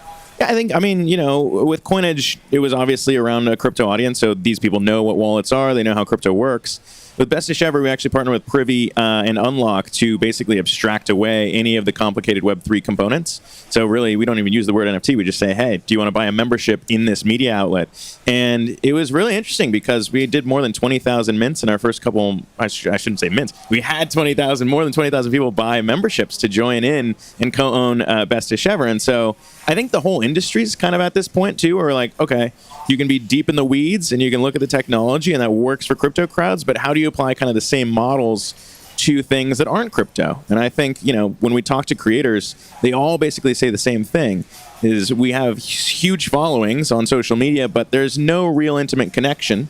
And I think when you have this model, it lets them, again, weigh in on things, co-own something with their favorite creators, and grow with them. So I think that that's kind of the exciting piece of what we're unlocking. Sure, there might be some speculation there, which isn't that dirty, but it's cool because you can grow with the creator rather than just maybe subscribe like you would on Substack or some of these other platforms. So the media industry is having some struggles right now, right? Monetization's a big issue. We see a lot of it trying to go towards subscription or sort of more elite, Discords or Slack groups or newsletters that you're paying for. The ad model is just a race to the bottom. Yeah. Do you think this is a way that more mainstream media could look to also sort of monetize through their audience and give back? Or do you think this is easier done on a smaller, let's grow it from a community up perspective? I think it could work in both. I think, if you're entrenched as a traditional media company, you might have already been set in your ways, and it's really tricky, I think, as we've seen in established outlets to change what they do. And really, I think if you look at kind of how the media industry's changed, influencers and kind of creators, you can look at Tucker Carlson, whether you agree with it or not, like the idea of him just leaving a network and being able to do basically everything that he did before, standalone, is kind of where I think the entire industry is going, is very much influencer, creator-led. And so we as a company at Trustless Media, the parent company of Coinage and Bestish Ever, we're seeing that trend. And I think, creators are the new leaders of media. And if you can lean into that and really help, I think, unlock some of what you're talking about, Sam, in terms of other ways to monetize, then, the world's your oyster. And you can do all kinds of different deals, and we've already been leaning into those now. But it's just exciting because I think, the upside is there. We're seeing demand, and to go from, 7,000 NFT holders for Coinage to now 20,000 in Bestish Ever, we're already having a huge backlog of creators who kind of want to do the same thing. So it's been exciting.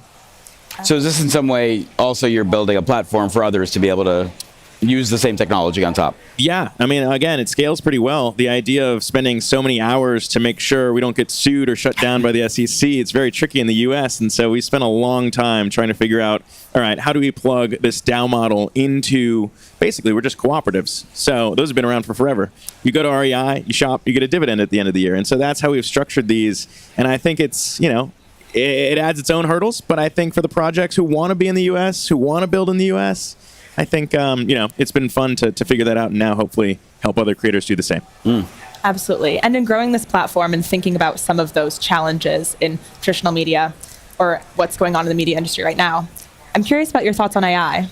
Yeah. How this might impact that for individual creators. Cam, I don't want to be a cliche and say, we're going to pivot hard into AI. But honestly, like right now, the whole space is super stoked about what's going on there. And I think, there's two answers to that. One is, no one really knows what content's real. There's a bunch of deepfakes now. And I think the crypto industry is really excited about, provenance on-chain and proving that something's real. The other side is you can completely make up an influencer and run with that, and you don't have to pay them. And you can be a DAO that says, what should we do with this influencer? And there's already experiments like that. So I think we're really going to see some interesting things now. But, at the same time, so much of what is law in media is the same. Like you said, advertising is always going to be a way to monetize. What you want to do with a fake creator, who knows? But we'll see. It's early, We're early. A fake creator, I mean, I've thought about this a little bit, but that's controlled by a DAO as well. I'm just fascinated to see how that will turn out. Yeah. Do you worry, though, that the more we see these artificial personalities, these synthetic personalities come to life, the less authentic each of them becomes? I mean, there's something that makes you very much you, right? Yeah. But I also realized, wouldn't it be nice if I could clone myself or not have to do some of this? I mean, like, obviously, we're all here on set. We like doing this. It's fun. But I think it is really interesting to think about how AI is not just going to scale all kinds of things that people don't want to do, but maybe emulate the things that we do like to do. And for creators, I don't know, it's just a good way to kind of do more with less, I guess. Is it better? I don't know. No, I don't know if there's a right answer to whether it's better or not, but I do think it might be cheaper, and that's interesting. Obviously not good if we're getting thrown out of work, but who knows? All right, well, hopefully we still have jobs. Thank you, Zach. That was Coinage founder Zach Guzman. We'll be back in a second with our next guest. Thanks, guys. Thanks.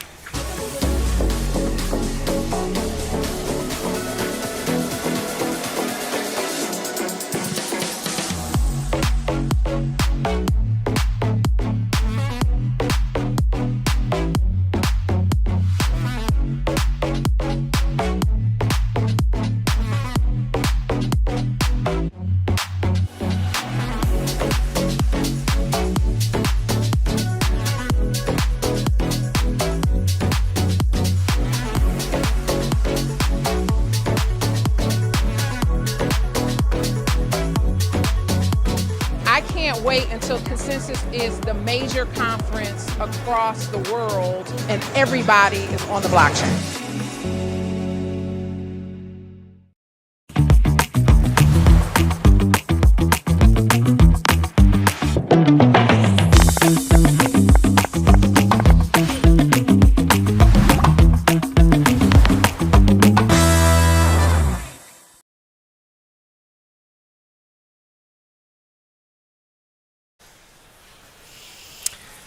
Welcome back to Coindesk Live at Consensus, brought to you by BitGo. We've been chatting about the media's impact on the industry and vice versa. Our next guest was on the front lines. You're reporting about the collapse of FTX, a lot of the stuff going on in the regulatory environment. Kamamil Shumba joins us, the regulatory reporter for the UK. Now, I'm going to start with a question that's not UK-based. That's fine. Which is, we just heard the news of Trump being found guilty on 34 counts. Of, I believe it was perjury, lying. I asked Cam this question a little while ago. Do you think that matters to the crypto audience that wants to see a candidate that supports the industry over, say, what they believe the current industry does? I think it should matter. I feel like we're not an industry that supports criminals or criminal activity, right? We believe in trust, we believe in transparency, and we believe in good players. And I feel like that's what a lot of the industry's been trying to put across recently, that we're here for good reasons. So I feel like it should matter. Should matter, though, isn't exactly the question, right? Absolutely. And that's just what I wonder, which is, I think that there's been a lot on crypto Twitter recently about supporting the candidate that moves crypto forward. And whether that is Trump one day, whether that's RFK Jr. another day, even with the ETH stuff last week, maybe there was even a softening around the Biden administration. It feels like a one-issue vote opportunity for folks who are diehard in crypto. So I guess the question still stands, do you think that overcompensates for the idea that maybe having the first presidential candidate that's a convicted felon is not a great look for the U.S.? Yeah, I mean, I feel like Biden hasn't necessarily been completely opposed to crypto. Like, he himself encouraged all his departments to start thinking about crypto and coming up with ideas, and he hasn't completely vetoed the FIT 21 Act. Interesting acronym, but yeah. So I feel like it's not necessarily about someone being, I don't know, saying the right things or having NFTs in their name. I think it's about their ability to ensure that there is regulation, that it comes through, and that it's good regulation for the industry, because I think that's what we want. We want to collaborate with regulators. So, yeah, I don't think people need to be thinking about NFT type of president Trump, but just someone who's good for the industry. Absolutely. So Kamamil, you've been covering regulation for quite some time at Coindesk. Yeah. Over the past year or so, I guess, in 2024, what's the biggest story in regulation? What are you thinking about? And this doesn't have to be US focused. This can be global. Yeah, no, I would say on the US side, probably the Fit 21 Act, because it will give a lot of clarity to the sector, something that they really need. And the US is obviously a huge market, so I can't not acknowledge that. I usually focus on UK regulation. And I think for me, what's most interesting is obviously Rishi Sunak's called a surprise election. So I'm curious, and I feel like a lot of people have been keeping their eye on whether or not the UK will get to complete their mission when it comes to crypto regulation. Made a lot of promises, and now that there's a surprise election, he may not get to fulfill all the promises, basically. What do you think the sentiment is in Europe between the UK and, say, other areas in the region? Is the UK more open, in your opinion, or is it more conservative than certain other areas of Europe? So it's interesting because obviously we've had a conservative government and they've been saying they want the UK to be a crypto hub. They've ushered in legislation like the Financial Services and Markets Act that enabled crypto to be treated as a regulated activity. So lots of positive strides, but now we're not sure if the Conservatives are going to remain in power. So moving forward, it's not exactly clear if whoever takes power will continue to usher that in. Labour's the current favourite to win, and Labour hasn't said that much about crypto yet. Absolutely. I'm curious, jumping off of that, the UK and Europe's opinion of regulation in the US. I know that's been something that's been an interesting topic over the past year, companies choosing to leave the US or being very wary about developing. I guess, has that sentiment changed at all, or what are you thinking about, I guess, that perspective on what's going on with regulation in America? In terms of how UK companies view what's happening in the US? Yeah, I think a lot of the people that I speak to, like Coinbase, like most of the international companies that are based all over, looking at different sectors, and most of them will tell me that they just not want clarity in the US. Because at the moment, a lot of them have been exploring. They've been going to the EU, looking for places. Coinbase was saying they want Ireland to be their EU hub.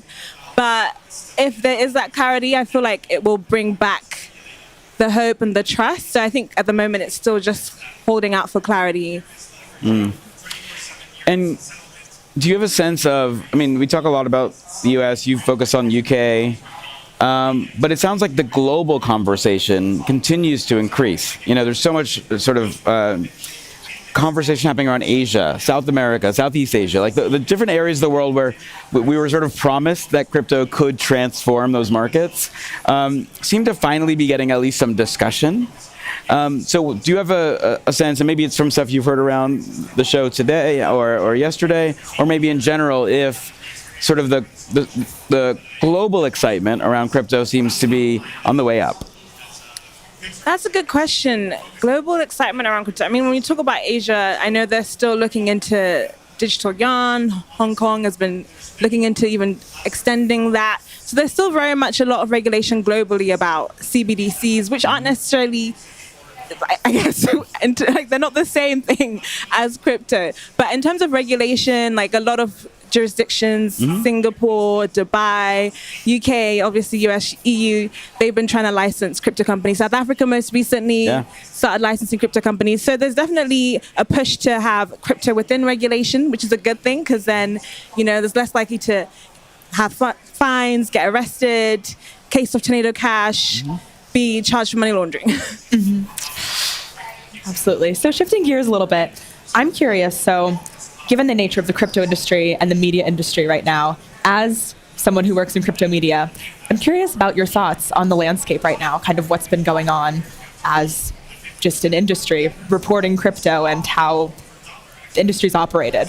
Yeah, no, that's a very good question. I think for me, it's been really exciting. I know it's probably not popular, it's not a great thing to say, because obviously, sadly, the excitement is from also the sad stuff, the bankruptcies and the people getting jailed, and obviously don't encourage that. But in terms of from the reporting side, it's exciting to get to cover dynamic and interesting cases and to see the journey that the industry is on. Like, we're grateful that things are better, and that's also exciting. The ETF news is really interesting, and just seeing how that shifts the narrative, shifts the dialogue. I think I'm fortunate because I'm in the regulation side of things, so I think being able to be in rooms with policymakers and the industry and getting both sides of that perspective on what's going on is really, really cool. Absolutely. I was talking to Ian Rogers earlier from Ledger, and he used a great analogy in terms of the ETFs. And he said, we're under thinking or underappreciating the idea that someone can just pick up the phone now and call someone at BlackRock and say, put $100 of crypto in my IRA. And just, that is such a big shift from where sentiment was a few years ago. So you mentioned the ETFs. I mean, I think the ETFs are really the biggest story we've had in multiple years. We don't always see it in appreciation yet on the price side. ETH is still, kind of, it's doing great, but it's not had a meteoric rise. Bitcoin did, it took a little while. But I think, is there something deeper we should be thinking about, that ETFs are really an endorsement of the entire industry? Or is this just finance saying, we like making money and we can get fees on this, and as long as someone says yes, we'll figure out a way to financialize it? I think it's definitely an indication of how far we've come as an industry. I would definitely say we are, if not mainstream, approaching mainstream. I think pretty much everyone is aware of crypto now. The fact that banks and investment companies, you mentioned BlackRock, they want to get involved, they want to understand what's going on. So I think all of that, that's a good indication of how far we've come, to be honest. Absolutely. All right. What are your predictions for the coming months until the end of 2024 in terms of regulation? I'm curious what you're thinking about, what you're expecting. What are you on the lookout for through the rest of this year? I think that's a really good question. I mean, right now, we're in the middle of an election season. There's elections happening all over the world. So I feel like there will probably be a bit of a slowdown momentarily as people get a bit of shuffling might happen. Not going to into any particular countries. There may be a bit of a shift, so I think there will be a bit of a pause. But I think from then we'll probably see progress, see a lot of the people that have been advocating continue to advocate for, progressive change, and maybe even see the Fit 21 bill passed. Who knows? But I'm not saying, I don't know anything, so I'm not saying. All right, that's the prediction, Chamomile. Thank you so much for visiting us. This is Chamomile, our regulatory reporter from the UK, and we'll be back right after a quick break with Keith Grossman, President of Enterprise at Moonpay.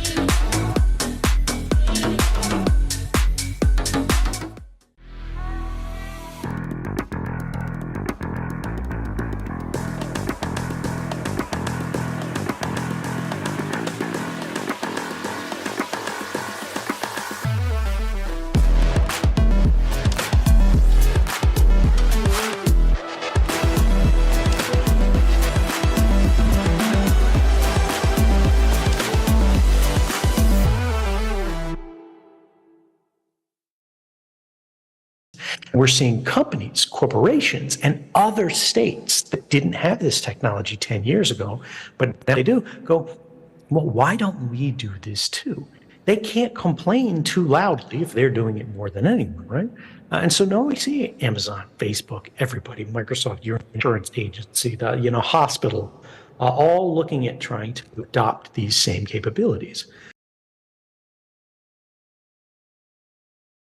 No real market participant, the one that isn't trying to steal from everyone else and leave everyone else with the bill, no one wants a less reliable market. They don't want that. So the world we're trying to build is the one where there's many different contracts, by all means, on many different chains, have fun, enjoy. But at the end of the day, they're connected in a secure, reliable way, so there's no attack vector in manipulating the connection. The data driving the markets is reliable and conflict of interest free and tamper proof. And the automation and some of the key computations are also resistant. So it's not just about making a blockchain, then a lot more blockchains, and putting things in blockchains. It's about making sure that the things that the contract in the blockchain relies on also meets this very high standard.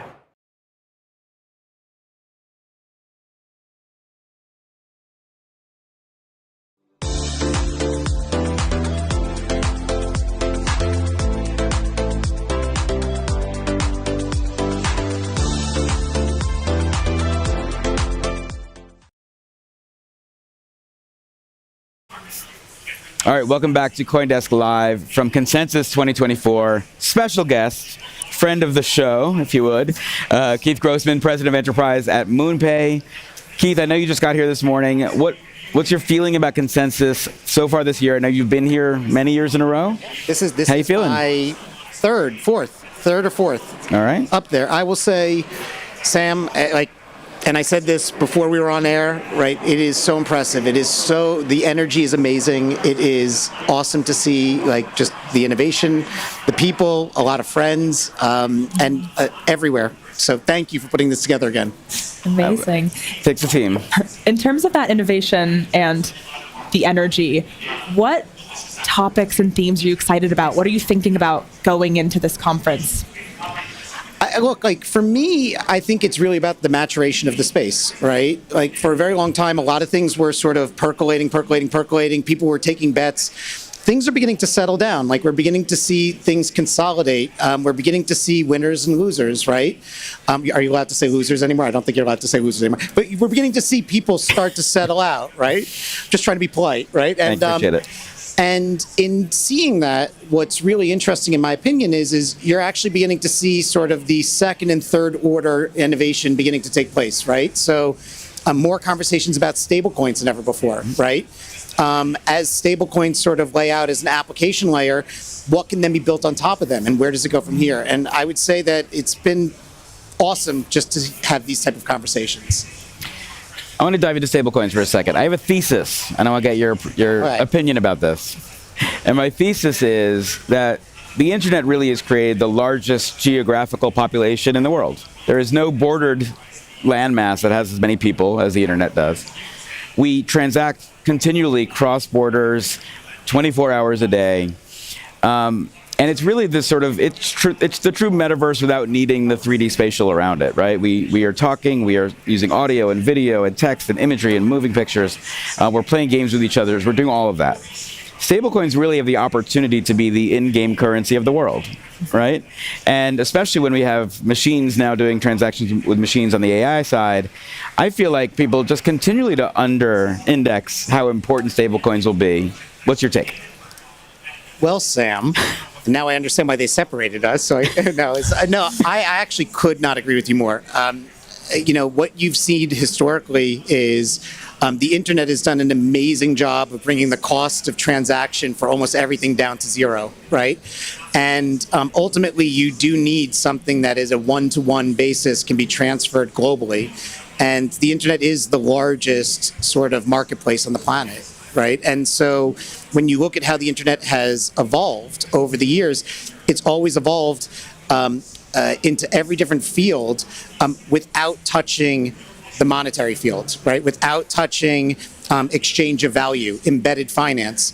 And so when you start to look at what our vision is in Moonpay, and just speaking about where we're thinking about ourselves personally, it's how can we ultimately help facilitate what is the global transferring and interaction of money throughout the world? And how can we be essentially the PayPal 2.0?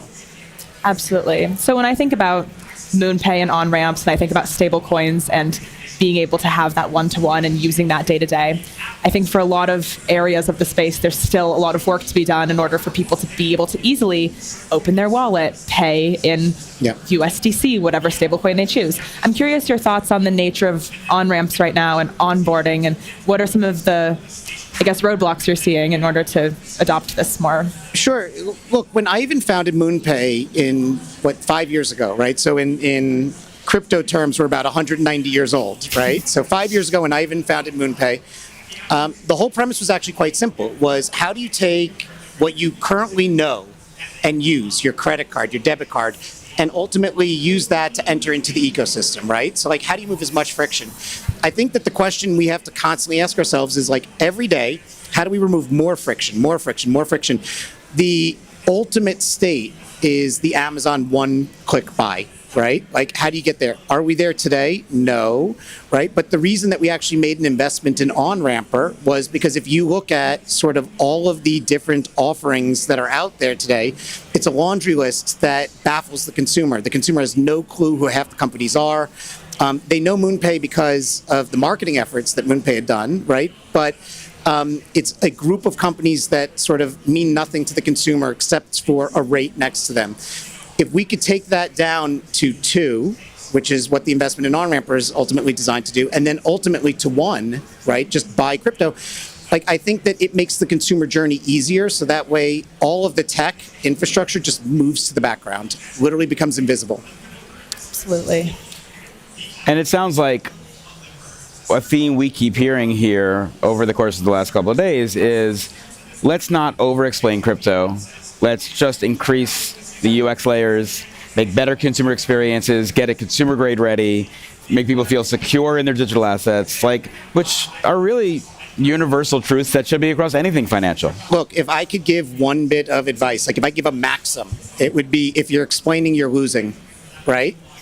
It's true, right? If you're explaining it, you're losing it. Like when I remember the day, and I use this example quite a bit because it's so powerful to me personally, the day that you saw the first high definition television, right? I literally looked at it and I was like, that is just so much better. That was it. I wasn't like, that is so much better. Do me a favor, explain the megahertz frequency that the, information is now being transmitted on. Explain to me what upgrades happened behind the scenes. No, that was so much better. When we went from analog cell phones to digital cell phones to 3G cell phones to 4G cell phones to 5G, like the experiences just got so much better, right? Like, and it was just so much cooler. And like that type of evolution is what this industry, this space needs, right? Like nobody cares, to be honest, what blockchain something is built on. Nobody cares what, to be honest, like what on-ramp is being used, right? They just want to know it works. They want to know it works. They want to know they won't get in trouble. They want to know that like everything's going to end up in the right place, that they could trust it, and that they could get the experience that they want. I give the example all the time of my daughter, right? And my daughter is 10 years old. And for the holidays, my daughter said she wanted Robux. Like, picture this. A 10-year-old asked for a digital currency to use with her friends in her 3-dimensionalized social media experience, which is what a metaverse ultimately is in that capacity, to unlock an experience that she wanted. At 10, she was not saying to me, Daddy, let me talk to you about the infrastructure behind the scenes, the number of engineers that worked on Robux to enable this. She just saw where her friends were, what they were doing, how they can engage more enjoyably and seamlessly. And here was the I would say, ticket, so to speak, to be able to access this new experience. So go ahead. I feel like I gave you both a jump ball. You did, I know. Fantastic. Well, I do want to change the topic because we are talking about media on media. Okay. And especially crypto media. And, Keith, you and I I don't know if it was a breakfast or drink a number of weeks ago. Well, it was actually like a drink in the evening. Right, there was alcohol. You confuse it with breakfast is very concerning to me. Okay. And you said something which I thought a lot about in terms of the media, which and I'm going to paraphrase, but you can explain it more, which was that we are only seeing, as people die, less and less people who will be reading physical media, and more people being born today who are only going to be reading digital media. So as we think about the media business as a whole, and the fact that more information than ever is going to be synthetically generated, how are we, as people, you spent a long time in the media business, supposed to think about the evolution of the media industry itself in a Web3 world, and is this a solution that can help? Okay, so it's an amazing question, but let me step back and, if I can, take it piece by piece. What Sam, my good friend Sam, at our breakfast, which was really drinks, tequila, at yes, 5 in the evening, is referring to was when I was in media, and I was previously at Time, I was previously at Bloomberg, I was previously at Wired, and we had Wired Magazine, we had Business Week, we had Time Magazine. People would consistently ask me a simple question: is print dead? And the answer I would give people is look, I don't know if print is dead. The media loves to give extremes. What I do know, though, is every day that someone is born onto this planet, and every day someone dies on this planet, a new print reader is not born at a 1-to-1 ratio as someone who dies. And like when you think about any industry or any evolution or any technology against that notion of replacement, right? Life to death, which is very morbid and exciting, depending on which end you look at, right? Or your perspective on life. Like you could see that magazines are on a downward trend. Print is on a downward trend, right? Whether it's like this or this or this, we don't know, but it's just downward. I can argue for why it will survive in certain capacities, but that's not what this conversation's about. The flip side is take digital ownership, take digital media. Every day that someone is born and every day someone dies, a new person who feels comfortable with the idea of digital ownership or digital consumption or digital engagement, just such as metaverses, is born at a higher than 1-to-1 ratio. So it's an upward slope. And what that adoption curve, again, we don't know. We just know it's upward sloping. To that extent, like, I would say, it seems today, if I was in media and I looked at all the announcements that came out today about all the brands that signed deals with OpenAI and all the money that they're celebrating that they got today. And I thought about this on my flight down where the Wi-Fi did not work and I had only 4 hours of contemplating to do. One, on face value, would say, you all are making a gigantic mistake and repeating the mistake you made with Facebook and with Google and with the social media platforms, and they are going to eat your lunch. And I think you'd be right. However,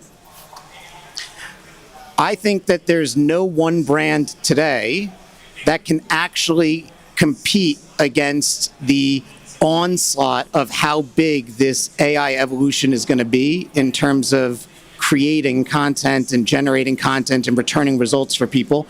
And so the only answer is take money today and present value it today and invest in your brand to do the things that AI can't do outside of the digital space. For instance, in-person, real-life, engaged events where people can look at each other, shake hands, pat each other on the back, have a real relationship. Like OpenAI they'll enhance the in-person experience. They cannot replace that in-person experience. Not yet. Not yet. All right, we're gonna wrap on that because we're over time. Wait. I want to finish one thing on this, Sam, because you have 10 seconds. Because I have to finish on this one. The one thing I will say, though, is where I feel very comfortable with the future of media is brands. Consumers feel that they have infinite choice, and that would be an amazing opportunity. That is a very paralyzing opportunity, and the value of a brand today will be a trusted filter. And so the more brands can do to reinforce the trust that they bring to the consumer, whether that trust is generated by AI content or human content, the better positioned they will be to navigate this. All right. That is the point I will end on. Keith Grossman, President of Enterprise at Moonpay. Thank you, sir. Great to see you. Always a pleasure. Yes, thank you, Keith. We'll see you tonight. Readyverse isn't an application. Like Ernie said earlier, it's a platform and a set of standards. And the game that they jumped into there, the Muhammad Ali Next Legends boxing game, is an entirely separate application that's connected using that interoperability layer. So developers can build applications in Unity, in Unreal, in Web, for mobile, whatever it is, and use those tools to make the stuff that exists within them interoperable and connectable. And so there's no limit to what people can do because they're not trying to build it inside of one big world. And I think that's been a major failing of other attempts to do this, is that they try and box you into their thing and make you a Facebook page inside of their application, as opposed to giving you the ability to connect different things through that seamless set of tools and protocols and standards.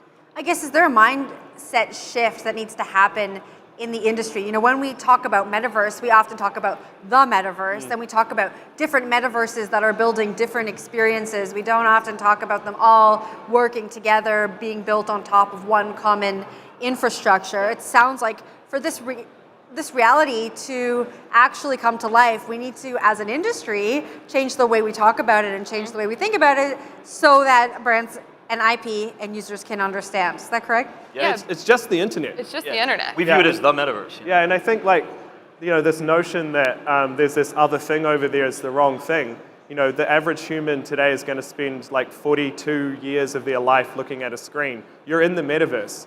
And so the idea that this is some separate thing that exists is silly. What's happening is the internet is becoming more immersive.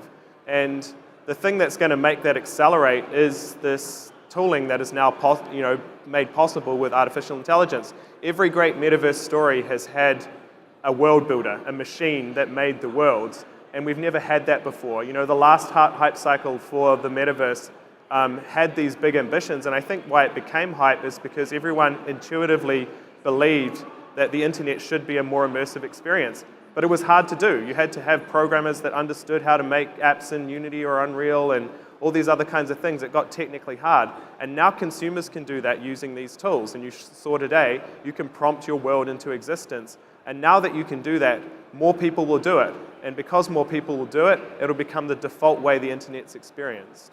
Give me an example of how we might prompt a new reality into existence. I mean, we showed it today. So people can go in there, they can type the type of environment they want to be in. They can type the objects they want to be into that. They can type the avatar they want to have. They can type little pets they want to carry around. They can type items that they want to play with or use in a game or application experience. So all the things that used to have to take through an expensive, long development process, those things aren't necessary anymore. And so our team of AI scientists have built some of the world's best generative music, sound, 3D environment models in the world. And so we're putting all of those things together, and there's really user-friendly customer experiences like the Reebok Impact one that Shara took us through just before. Speaking of the Reebok experience, for that mainstream adoption that we talk about so much, do you think we need to create Web 2/Web 3 experiences? Like, do we need the platforms like Instagram to lead people into this world? Like, is that how we get mainstream adoption? I don't even think you need to think of them as distinct things. Like, I think not talking about Web 2 and Web 3 is probably the biggest thing the industry can do. Just make cool shit that people love and they want to do. If the underlying thing of that is powered by Web 3 and it gives them this new superpower of ownership and interoperability, then they'll love Web 3 too. But going out there and saying, I'm building a Web 3 thing or a Web 2.5 thing or whatever it is, that's just stupid. You know, Shara's grandma went through that experience online, you know, in that process, used an AI tool to generate a metaverse object, created an on-chain wallet, minted an NFT, and never knew she did it. And that's what we should all be aiming for. Once you take the technology out and make it feel like magic, then we win. Sure, we need a video of your grandma doing that. That's what the teaser we're getting one. should be. She's made 15 shoes. So that means anyone can do this. And you know what's interesting? We're technology entrepreneurs. Before Web 3, I never said the term Web 2. We only used Web 2. We didn't know what Web 2 was. We created it. I'm sorry, everyone in this room. Yeah, so we're responsible for this beast that is now having to call this Web 3. Really, like Aaron and I always say, it's just the evolution of the internet where the values move back to the individual who can control their own data, their own identity, permission the brands or the IP or you name it, who you want to come in and out, and actually have the ability to go unpermission someone. Like right now, if I said to you, Jen, do you want to unsubscribe from everything you've opted in? You'd be like, yeah, but then I'd say, go do it. And you'd be like, where do I start? So we have a piece of technology called a donut, which is the next iteration of a cookie that allows you to actually control. It's decentralizing cookies, taking the hole out of the donut, just to make sure you follow the metaphor. But it's a really important product because it allows you to go back and say, oh, I created Reebok sneakers and that's great. But next year I might decide I don't want to share my information with Reebok. It also goes to show that if I show up as a bunny or a bear in the metaverse, how does Reebok know if I'm male, female, how old I am? It's going to shift the ability for consumers to have the power to say to a brand, I'll share data with you if you give me something in return. And so a lot of the things that Web3 enables is a necessary shift of the value exchange that gives more power to the individual. I think that's what we all believe, everyone here believes, and we should stop putting it into boxes like Web3 because it's hurting all of us. I want to talk about the concept of digital identity because when it's talked about in this industry, it's often spoken about in different ways. And this is one of the more powerful ways I've seen digital identity portrayed. Ernie, I'm gonna start with you, pull you back into the conversation here. When you think of the identities that were created in Ready Player One, when you think of Parzival, when you were creating that environment, like, how did you see our identity evolving? Well, again, I was basing it on my own experience playing video games, especially massively multiplayer online games, the first persistent digital worlds. Once you dive headlong into those, you see that it's like a portal into another reality, and the more time you spend there, the more value that reality has, including all the environments that you're in and seeking out beautiful environments. But the other thing is that it connects you with other people, but it strips away the identity you've been trapped with your entire life. That's why so many people found those games so appealing, sometimes more appealing than real life, is because they had control of their identity, how they looked and appeared to other people. It kind of strips away the filter that everybody struggles with in reality and gives you control over it, which is really empowering. Empowering especially to young people and kids who often have no control over their lives at all. That's why they're drawn to video games, is it's empowering. It's a reality where they can finally, not have somebody telling them what they have to do all the time. They have control, and this is an empowering technology, which is why I find it so exciting and appealing. It's interesting you say that. It feels like video games are more social than social media, more equitable, more equal, because we can create these environments that we feel safe in many ways. Shara, curious to hear how you envision the users of the applications or the people who are visiting the worlds that are built on top of the Readyverse creating their identities. What does the future look like for people who are entering the Readyverse? Well, I think the term identity is really interesting because for the deeper tech people in the room, we talk about identity as a wallet solution, and it's kind of gotten bucketed in to be.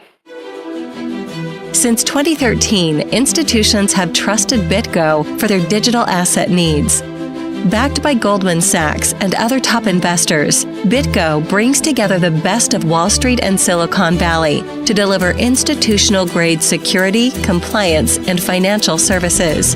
Today, we support all major coins and blockchain protocols and process 20% of all on-chain Bitcoin transaction volume for over 1,500 of the world's top institutions. When it comes to crypto, institutions trust BitGo.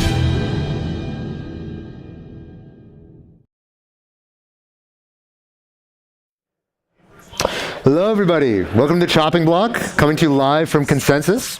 So every couple of weeks, 4 of us get together and give the industry insider's perspective on the crypto topics of the day. Quick intros. First, we got Tom, the DeFi maven and master of memes. Hi, everyone. Next, we got Robert, the crypto connoisseur and czar of Superstate. GM, everybody. We've got Tarun, the Gigabrain and Grand Poobah at Gauntlet. Yo. And I am Steve, the head hype man at Dragonfly. So we're early stage investors in crypto, but I want to caveat, nothing we say here is investment advice, legal advice, or even life advice. Please see choppingblock.xyz for more disclosures. So we're coming to you live in Austin. It's been a pretty crazy event. It's been hot as hell. This is the closest thing I think any of the 4 of us will ever be to sportscasters. This might be true. Well, you've got the mic that actually feels very sportscasty. Yeah. Yeah, I gotta say, I'm not sure if I'm ready to be a sportscaster yet. Are you? It's funny, actually. I was sitting meeting with somebody, and I was just like waiting for someone, and some guy came by me, and he was like, "Oh, you're a Steve from the Chopping Blog," and I was like, "Yeah." He's like, You're taller than I thought you'd be. And I was like, wait, did I seem really short on the show? You have small voice energy, small height. Yeah. I think that's what they were implying. Because dragonflies are short. That's true. Dragonflies are small. And he's one of those like GeoGuessr types. He's like triangulating, your height based on your background objects, and he's like, That's true. That's true. I mean, you must get the opposite all the time. Oh yeah, always. Yeah, I guess you can see it on this show. Actually, I'm looking at the footage. You can't tell that one. Yeah, actually. Hold on, stand up all the way. Just didn't stand up. Look at that. You'll see Tom is ridiculously tall. 6'5", everybody. Just so everyone knows. Okay. I mean, people were actually giving us some shit on Twitter because the heights in our promo ad were not calibrated. Not to scale. Not to scale. Tyrone is shorter. Right. Tom is taller. All right, let's dive in. Call the intern. Yeah. Okay. So we're on a tight timeline today because there's a lot of other CoinDesk-y consensus stuff going on, but since the last time we talked about crypto news on the show, that was right before the ETFs got approved. So last week we were talking about, seems like there's some movement. The ETFs might get approved soon. Well, they've been approved. Well, or rather not exactly. Right. They've been approved to trade on exchanges. Individual S1 filings for individual ETFs have not yet been approved. So it's going to be some time before any trading actually exists for these ETFs, or they're approved to go live. Right. But more or less, the jubilation in the markets has already arrived. Ether and the Ethereum ecosystem has done very well on the backs of all the excitement about an Ether ETF coming, and this very broad about face coming from the Biden administration. There was another piece of news that came out today showing that the Biden administration has started reaching out to a lot of crypto people over the last few weeks, going into the ETF approval as well as the FIT21 vote, which we'll also get to. And so it looks like what we were anticipating about a broad reversal from the Democrats is a very real thing, and we're seeing it across the board. Now, the interesting thing is that how did the SEC take this? Right? So if you remember the Bitcoin ETF, there was a vote among the commissioners about whether or not to approve the Bitcoin ETF. And Gensler was on the pro side, and the two other Democratic commissioners were on the negative side, and the two Republican commissioners were like, yes. There was no vote among the commissioners on the ETF, on the Ether ETF. Now, this is actually normal for an ETF. Normally, not every ETF goes to the commissioners to vote. But basically, Gensler, when he was asked, he said, I don't have anything in particular about this filing. We will do it within the law and how the courts interpret the law, and that's what I'm deeply committed to. Kind of a non-answer, almost evasive, which almost makes it sound like he was kind of miffed about it, or just he was kind of like, screw these guys, like, why did they make me do this? So curious what you guys think about what this portends for the SEC. You know, were they perhaps forced to approve the Ether ETF, but they maybe are going to remain aggressive wherever they're not, specifically commanded not to be? Well, they were forced to approve the Bitcoin ETFs because a court ruled that their actions to deny it were arbitrary and capricious. And so the ETFs fall into a very similar bucket in that there's already Ether futures-based ETFs that are trading. There's already leveraged futures ETFs for Ether that are in the process of going live right now. And there's really nothing that separates an Ether ETF from a Bitcoin ETF, except with the very small possibility that the SEC was going to deem Ether itself, not staked Ether, but Ether itself to be a security. And this was obviously an incredibly, potentially controversial take because historically the SEC itself had determined through actions and comments that Ether was not a security. And so there was the risk that they would be going out on a limb to make a new, for the first time, designation, which runs contrary to what everyone in crypto knows, what everyone outside the SEC knows, what everyone in every other agency knows, what the CFTC knows, is that Ether's not a security, it's a commodity. And so there was some skepticism about what they would do, and they erred on the side of good administrative policy, which is not to go headfirst into disputing the courts yet again, and instead to follow the very simple principles of approving the Ether spot ETFs like they did the Ether future ETFs. Yeah, I mean, it makes sense. Obviously, they were forced into this. Presumably, they got a phone call one day and said, hey, guys, we're getting hurt in the polls. Go approve Ether and tell everyone we're pro-Bitcoin now, or pro-crypto now. But it does feel like, I guess the big question in my mind is like, okay, Gensler has reverted on the Ether ETF, right? But there's still not 7 other prongs. Not officially. He never came out against it. So technically this is not a reversal. I mean, it was pretty well understood by the issuers that they were getting complete silence from the SEC. Right. Everyone's more or less knew that there was no way. Getting ghosted is different than getting being assaulted. Yeah. Yeah. But like, to your point, like all the facts that they decided have not changed, right? It's like the ETH futures correlation with spot price. Like that's like a 2-year-old study that's now getting. I'm like nothing has changed in the past 3 weeks that would make them change their mind. It's clearly a political shift and sort of political winds that are changing. So the question I have though is like, okay, they're still going after Coinbase, still going after Ripple, still going after all these players. Consensus, Uniswap, blah blah blah, you name it. How deep do you think the policy shift we're going to see from this administration? Now, that being said, there's not that much longer to this administration, but there's still a lot of stuff that can go to a verdict or a settlement within this year that's going to end up affecting the landscape of crypto. So far from the executive branch of the U.S. government, there has been absolutely no policy shift. Words are not actions. The Ether ETF is not in itself a policy shift. It is them complying with a court order.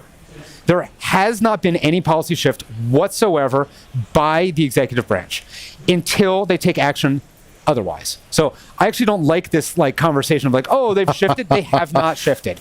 There was an article today that the Biden administration is reaching out to people in crypto to talk. Reaching out to crypto people to talk is politics. And until they actually start to reverse course on lawsuits targeting the absolute best actors in the industry, a crackdown on banks and intermediaries interacting with crypto, until Biden signs SAB 121, until the repeal of SAB 121 into law, until the government actually starts to take proactive steps to undo the outright hostility that has been occurring over the last 3.5 years, there has been no reversal.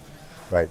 And it's still true that the Biden administration announced that they were going to be vetoing SAB 121, the repeal of SAB 121, which is the rule that requires banking institutions to hold offsetting equity against any crypto assets that they custody. He still said he's going to veto that. And there hasn't been any recanting from the administration about that veto. Right. We haven't seen it yet, but the sounds that they're making makes it seem like something is going to change, but you're right. We haven't actually seen proof in the pudding yet. So that brings us to FIT 21. So FIT 21 is kind of the mega bill that we started talking about last time, but we didn't fully get around to capitulating what exactly is FIT 21 and what does it say. So FIT 21 stands for Financial Innovation and Technology in the 21st Century Act. Can we also talk about how the name FIT 21 sounds like an energy drink? It really does. As someone who drinks a lot of energy. I thought it was like a fitness thing, right? Like FIT 21 is like... Feels like a Celsius competitor. No, after the death of Celsius, the only energy drink left is FIT 21. FIT 21. Yeah, I like it. I think that we should do like a co-branding thing. Yeah, like by the way, we're FIT 21 partially drink. unofficially sponsored by Red Bull, so there are no... By the way, if there's any meme coin that ever comes up with, a FIT 21 energy drink, it's not from us. Yeah. Yes, very good. Good to point that out.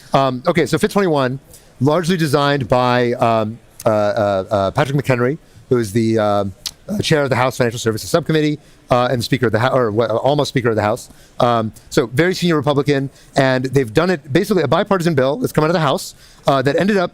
Many people thought that this bill was going to be dead on arrival, but in fact, it passed the House 279 to 136, a very, very broad bipartisan margin with 208 Republicans and 71 Democrats against 136 against. So, okay, let's describe what is FIT 21, because this is all a surprise. Most people were expecting, FIT 21, the Republicans like it, but there's no way it's going to pass the House because, it's just too controversial. So, FIT 21, what it does is, first and foremost, it gives jurisdiction of crypto assets that are not securities to the SEC. Now, which crypto assets are not securities?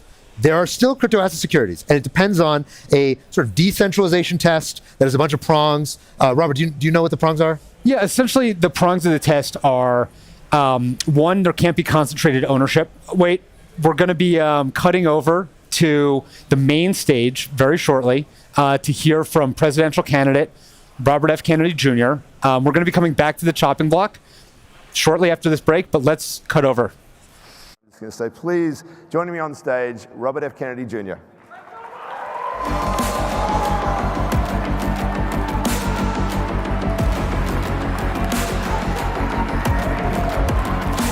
Michael, pleasure to see you. Take a seat, sir.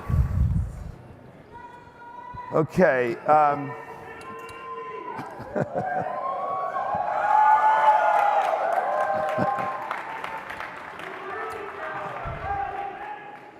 So look, this is Coindesk. We're a media company. We had some news today, so as a good journalist, I am going to just go straight at this with a question. For those who don't know, one of the candidates that Mr. Kennedy is running against was just convicted of 34 counts of a felony, and that is unprecedented in American political history. So we're really keen to know what that means for you and how you interpret that as a factor in this race.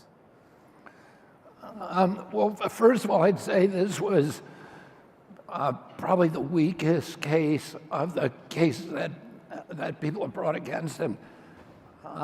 And I think my belief is that it will end up helping President Trump among a large part of American public who believes that the judicial system and the enforcement system have been weaponized against politically. And that's bad for our country. And I think it's a mistake for the Democratic Party. I think the Democratic Party believes that it has a candidate that can't beat President Trump and that they need to do it in the court.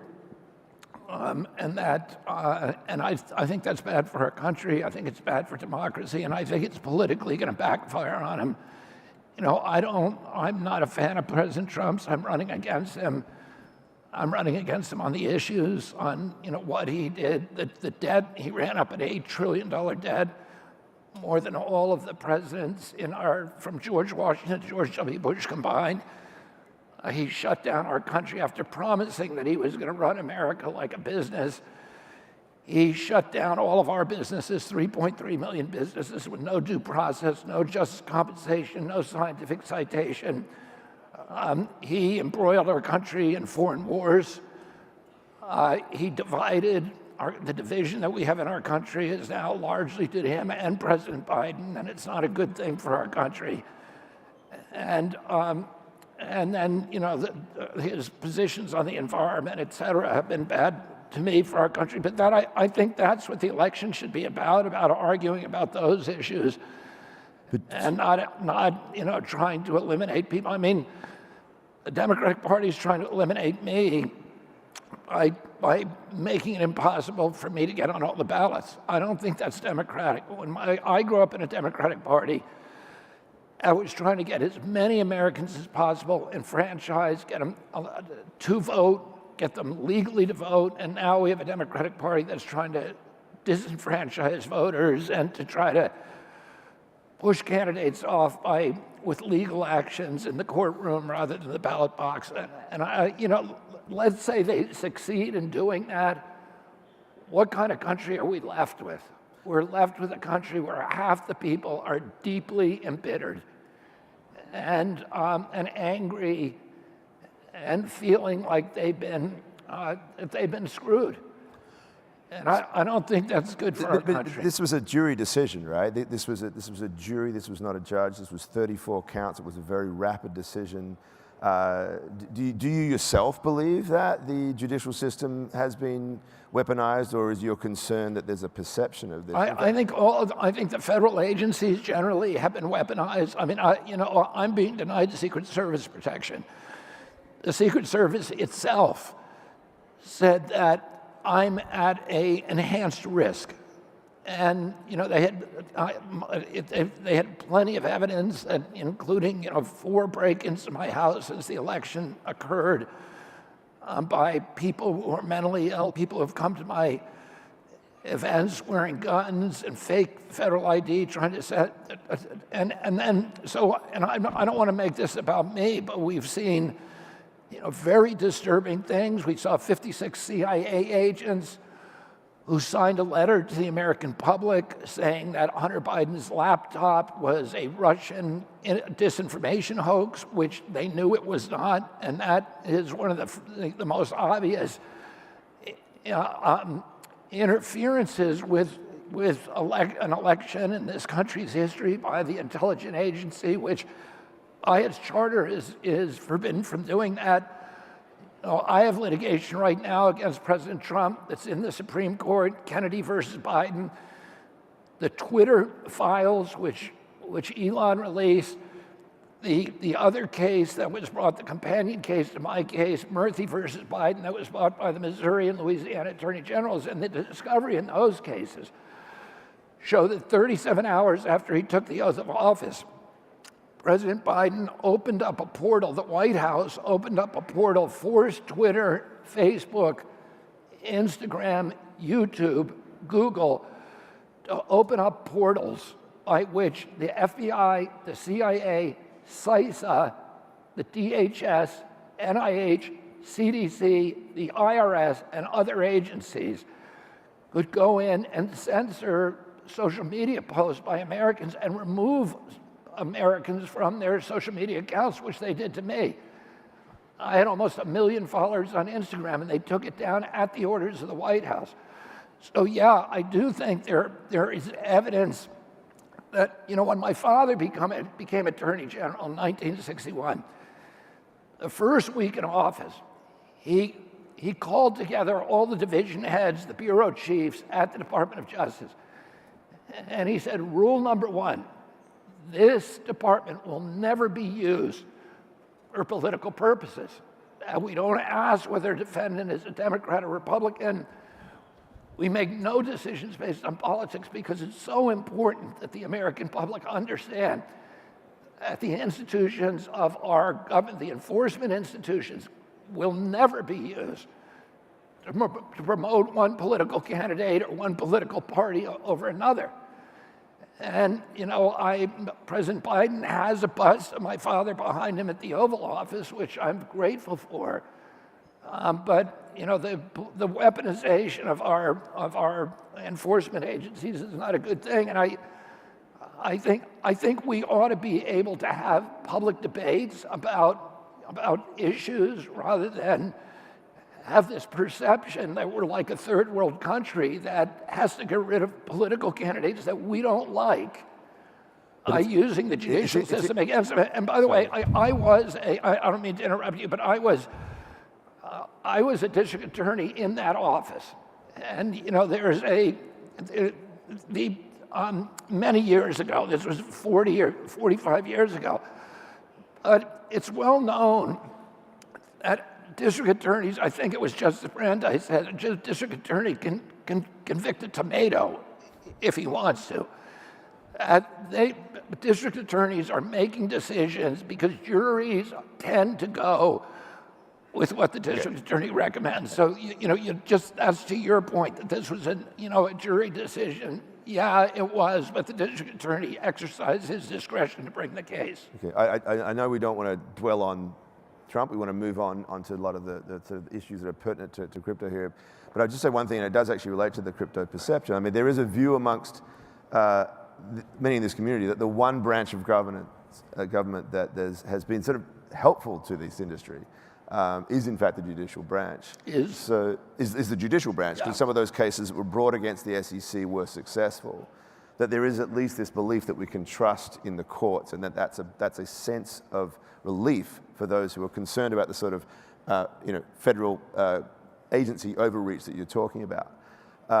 So when you talk about this idea that in fact the judicial system is under threat in this sense, how do you square that?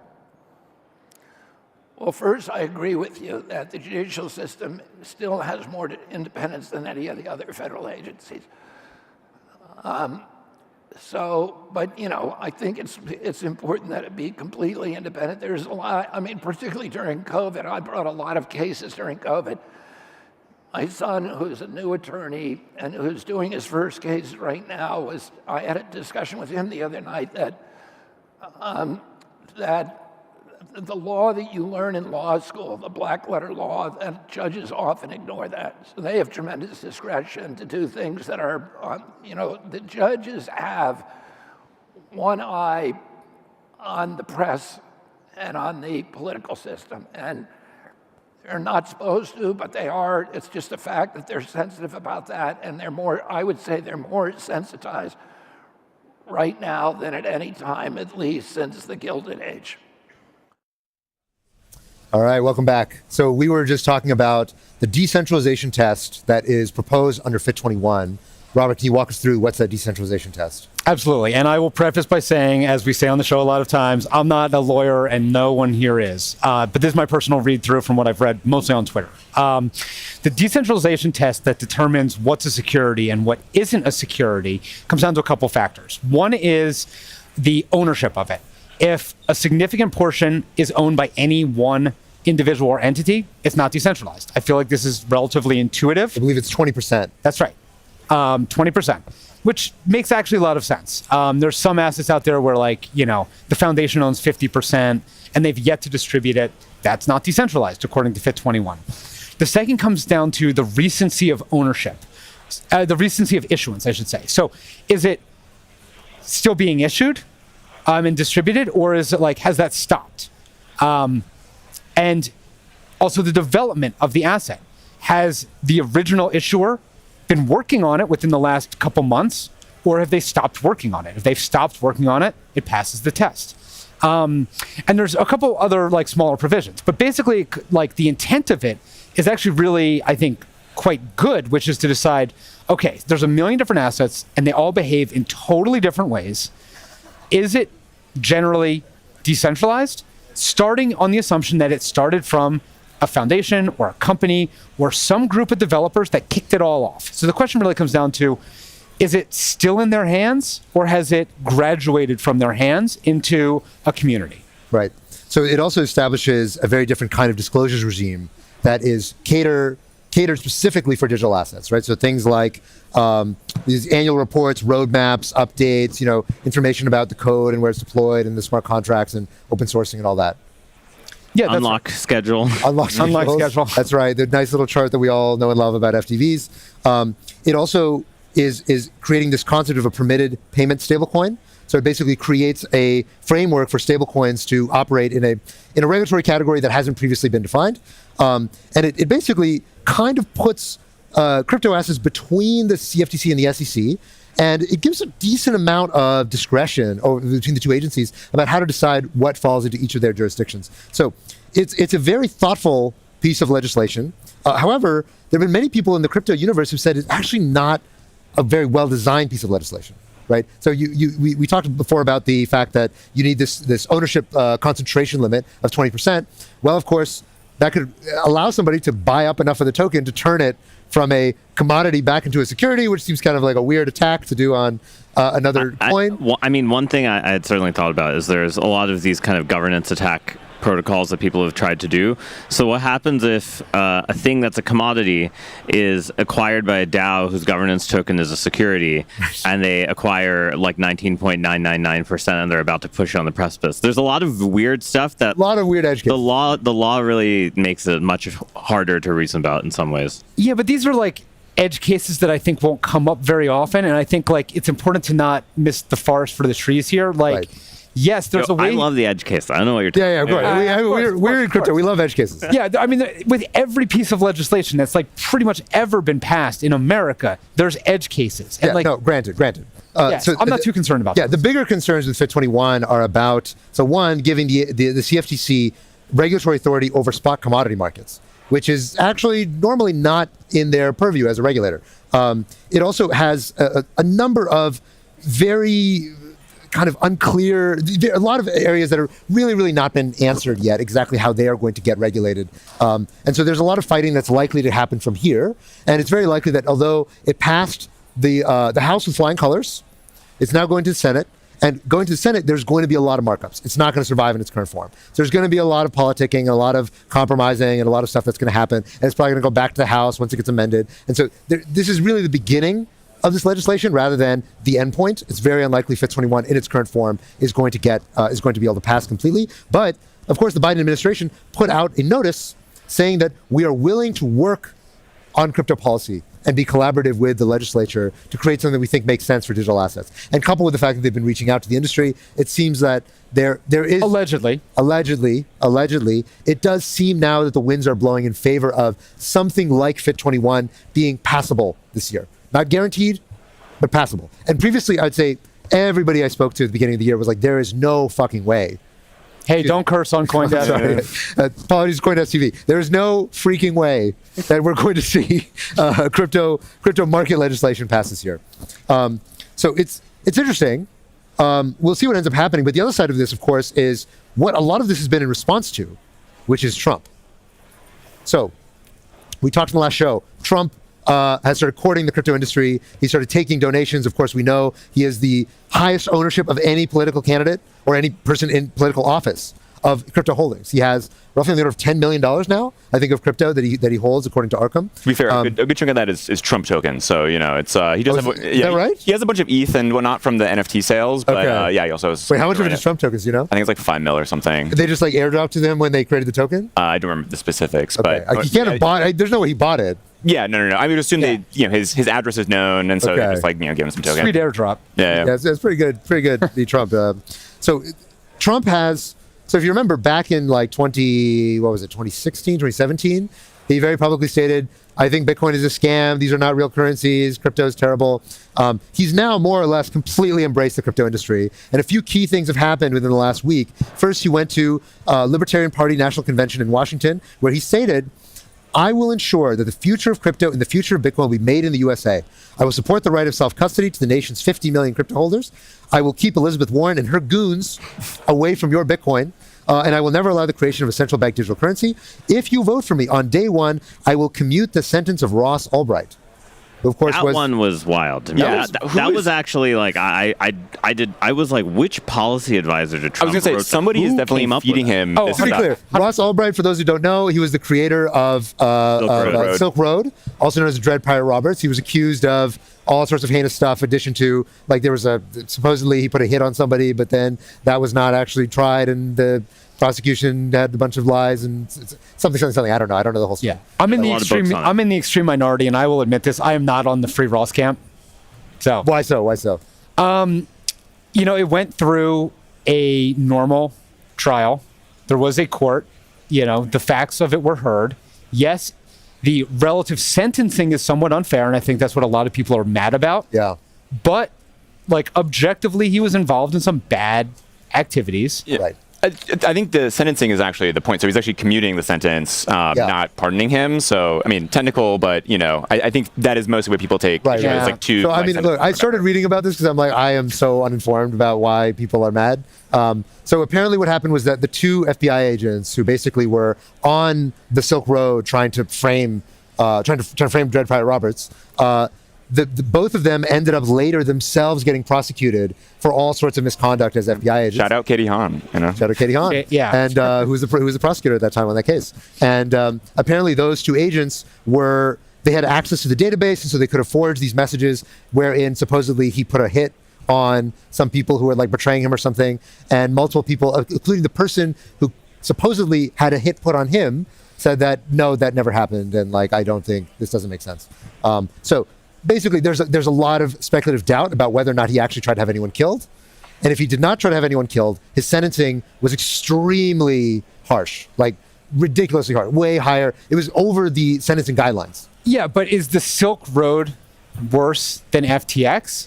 Is it a fraction as bad as FTX, right? Like, just, these are obviously moral questions here, but like, they are. The Silk Road was bad, right? The Silk Road is not a good thing. I think we can agree on that. And at the end of the day, he was... I think people got valuable utility out of the Silk Road. So Tarun does not agree with that. Tarun thinks the Silk Road was a good thing. I don't know what the welfare is. Like, yes, there was some negatives, there were some positives. I don't know where it nets. Well, okay, this is not the place to adjudicate the morality of the Silk Road. Let's get back to Trump.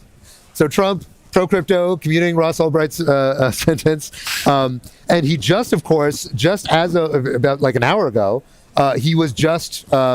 The jury came in with the guilty verdict. He did not beat the allegations, as they say. He did not beat the allegations in the hush money case against Stormy Daniels. And so it looks like he potentially will be the first, not the first actually, but the first in a while, presidential candidate who has been convicted of a felony. So it looks like Trump is now really, really gunning hard for this pro-crypto camp. What are you guys' thoughts on this? Is it surprising? Is it expected? And supposedly as well, we just saw this morning as well in the Wall Street Journal, that apparently he's considering, he's getting a lot of his advice from Elon. And he's considering putting Elon into like a very senior position in the administration. I think that was denied. I mean, Elon said that was false. But who knows? Maybe that's what Elon would say. Denied either way. Right? The market certainly responded with their Dogecoin purchases, though. Yeah. I am curious to hear the backstory, because I do feel like, we talked about this on the show a couple times. I think the calculus of appealing to crypto as an asset class holders, it made so much sense. There was just a survey out from Grayscale, I think a day or two ago, talking about, I think they estimated like 17% of Americans own Bitcoin. 70? 17. Still very, 1 in 5 Americans.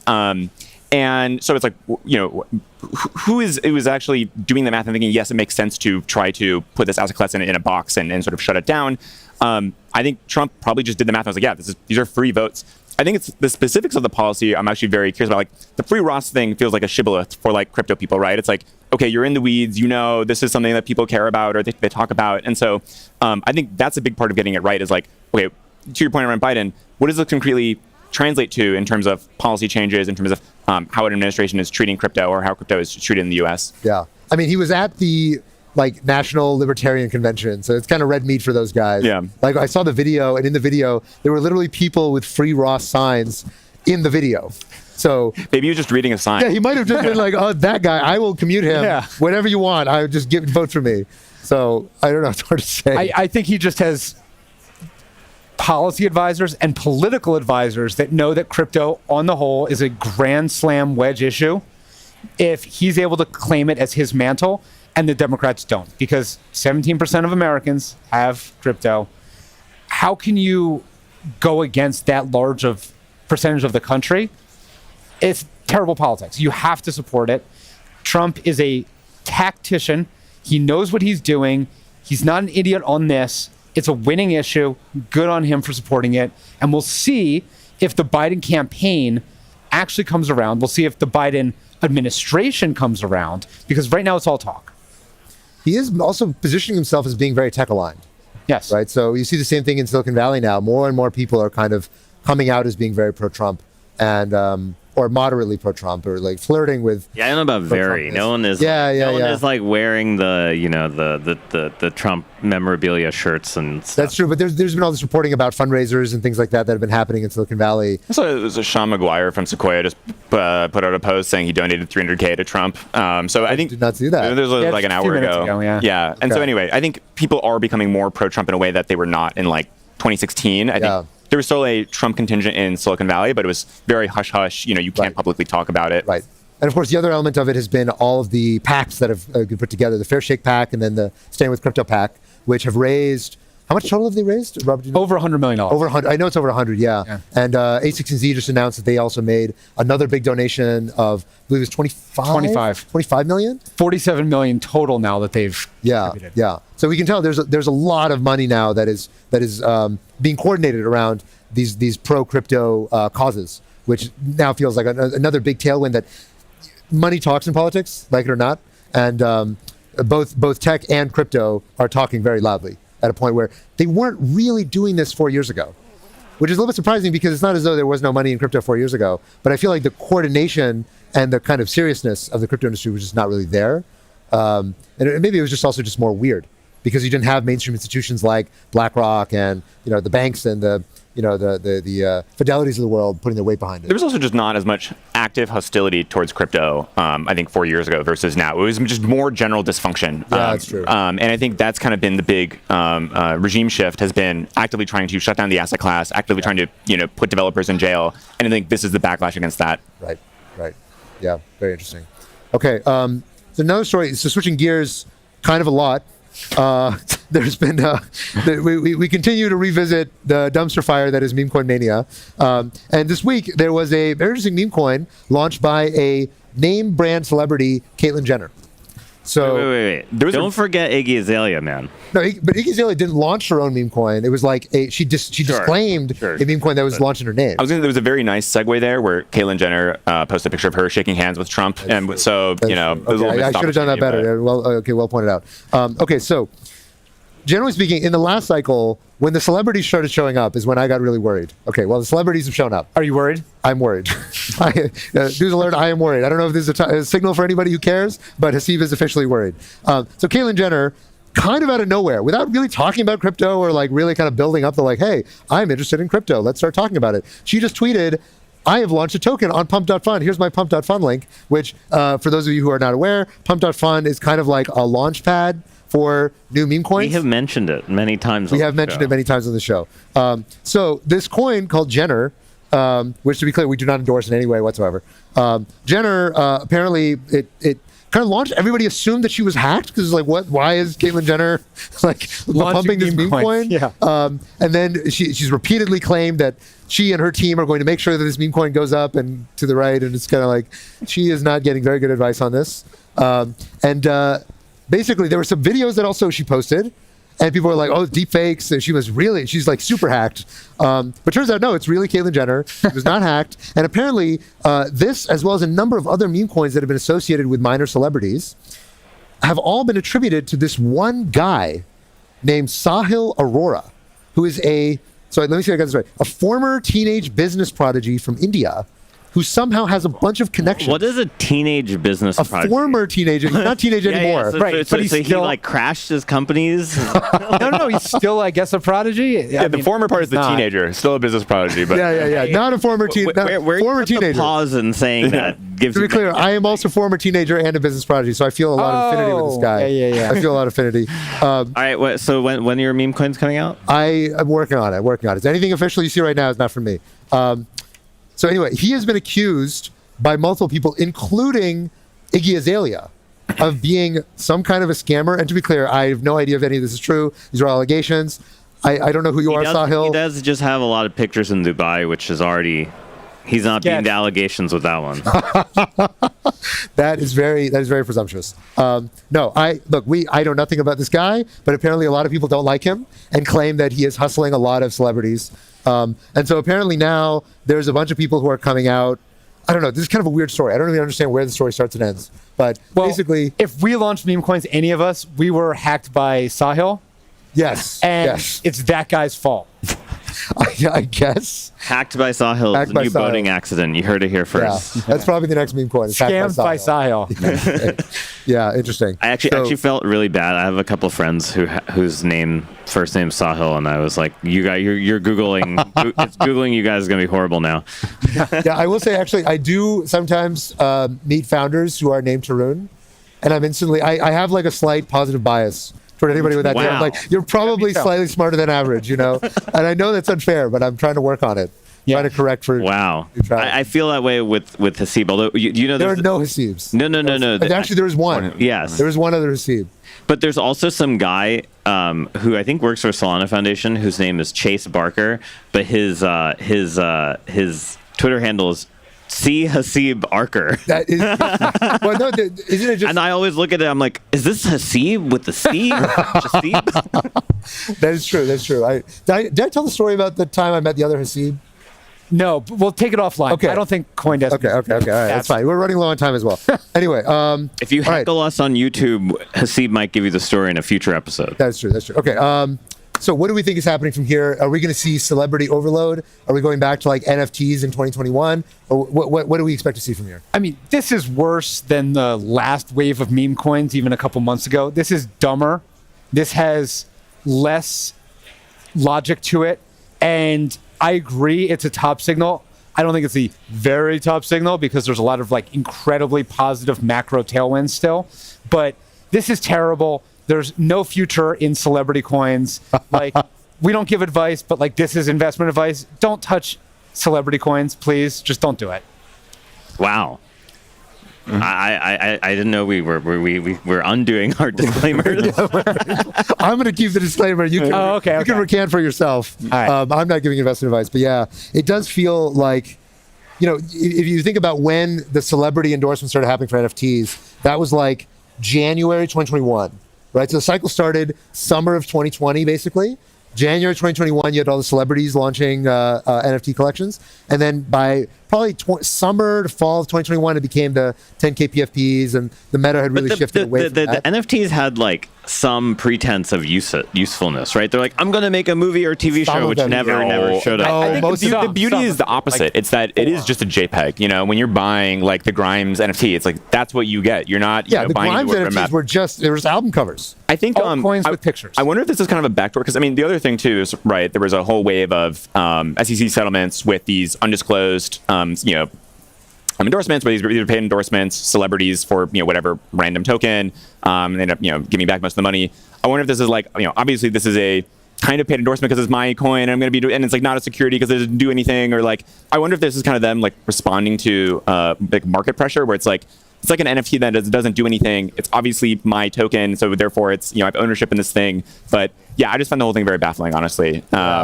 It also seems like kind of obviously against the spirit of meme coins, which is all about like the fair launches and the nobody in particular owns this and their memes. I mean, isn't that the nature of decentralized systems? Like someone finds something that kind of works because it either was financially reasonable or they found a good vibe or a good community. And then eventually there's enough capital that somehow accrues there that everyone is like, I'm going to vampire attack the shit out of this with my edge, which in the celebrity case is I'm famous and have a big Instagram following. Okay, so let's imagine that we are, okay, let's say everyone now knows Sahil is a scammer, allegedly. Please don't sue us, Sahil. So everyone now knows, okay, maybe don't work with Sahil. Let's say that there are celebrities, which obviously there are, listening to this show. What would be your advice if you are playing the next Sahil to how a celebrity should play this cycle? Well, if you have an announcement video, you should post a signed hash of it alongside your announcement video so people know it's a verified video and it's definitely not a deep fake. You know, have this whole sort of several day. How does that help? What do you mean? It's you can have your ENS and be like, hey, this is the Caitlyn Jenner ENS, and then. But nobody knew the Caitlyn Jenner ENS before. Yeah, I guess maybe that was the lesson. Trust way early. You need to get active early on chain. That's the thing. Post your address right now. Yeah. That way later, if you're hacked, you can prove that the hacker also has your ENS or you're not hacked. Yeah, my advice is really simple. Don't do it. Just don't do anything. But come on, you want them to do something. Robert, no fun lecture. Let's say LeBron. Okay, let's say LeBron is listening to this. Okay, and he's like, look, I think crypto's cool. I want to do something. Will you just say, LeBron, screw off? No, I mean celebrity coins. Okay, don't just do what? That he wanted a celebrity coin. Okay, LeBron, become a fan of Bitcoin and Ether. Oh, look straight into the camera. Look straight into the camera for LeBron. LeBron, don't launch your own celebrity token. I'm taking my talents to Solana. That's what he would reply with. I saw Hyundai is using Hedera Hashgraph to reduce their carbon footprint, so maybe LeBron could do that.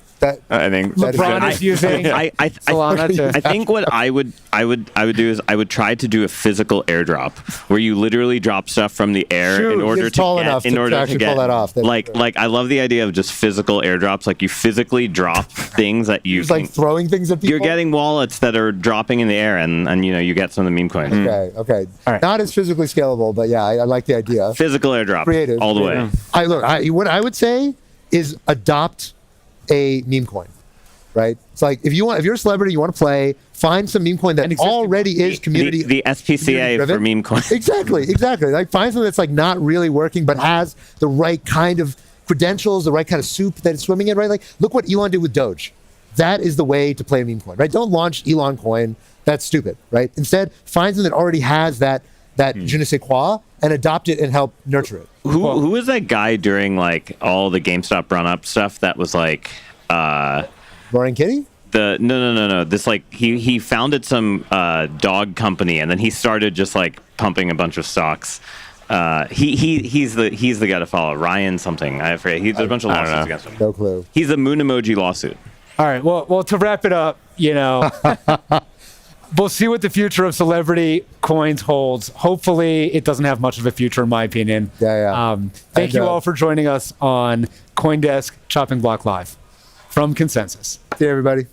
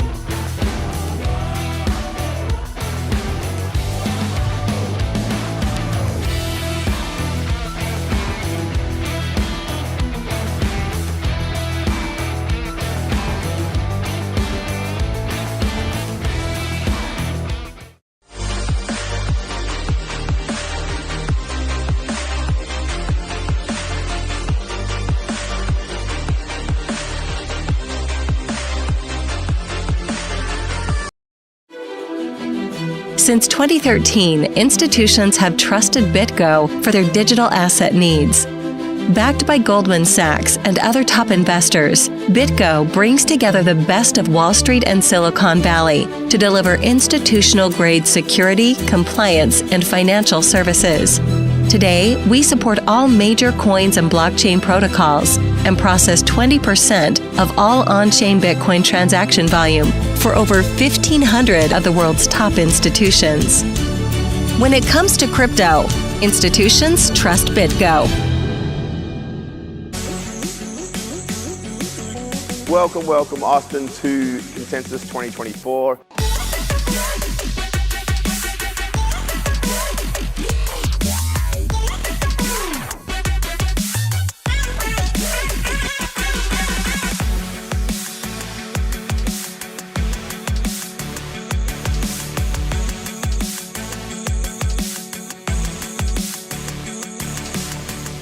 Really excited for Consensus 2024. Can't wait to see what's going to come next.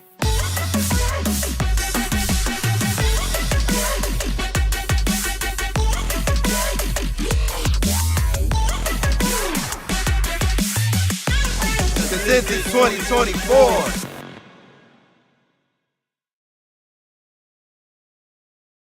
To CoinDesk Live from Consensus, brought to you by BitGo. We are at the end of day 2, and it has been an electric 2 days. I'm Jen Sanasi. I'm here with CoinDesk's CEO, Sarah Stratoberta. Sarah, how's it going? Hi, Jen. It is unbelievable to be here. The energy is just crazy. You can feel it in the air. It's so amazing to be here kind of on this side of things. Totally. I said the energy was electric, and I really mean it. It really feels like there's some deep discussions happening. Progress is being made. You are the new CEO of CoinDesk. CoinDesk, of course, puts on this conference every year. How does it feel to be here on that side of the coin? It's just incredible. So in the past, I've obviously been an attendee, a supporter, a sponsor of Consensus.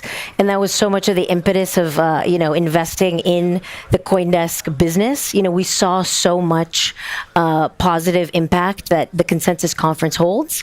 And so it's just amazing to be here on this side of things and actually walk the floor, talk to attendees, talk to sponsors, and just really see what they're getting out of being here. I think it's the 10th year of Consensus, right? Like that in and of itself is an amazing feat. No other crypto conference can say that. Consensus is the largest crypto conference in the world. It is the most important. It is the most well attended. And it just speaks to the CoinDesk brand and to the important conversations that are happening here, right? I mean, you have people coming from all corners of crypto, and they're coming here, they're having great conversations, they're seeing people that they have never met in real life, which I think there's a lot of value to. They are meeting new people and making new relationships.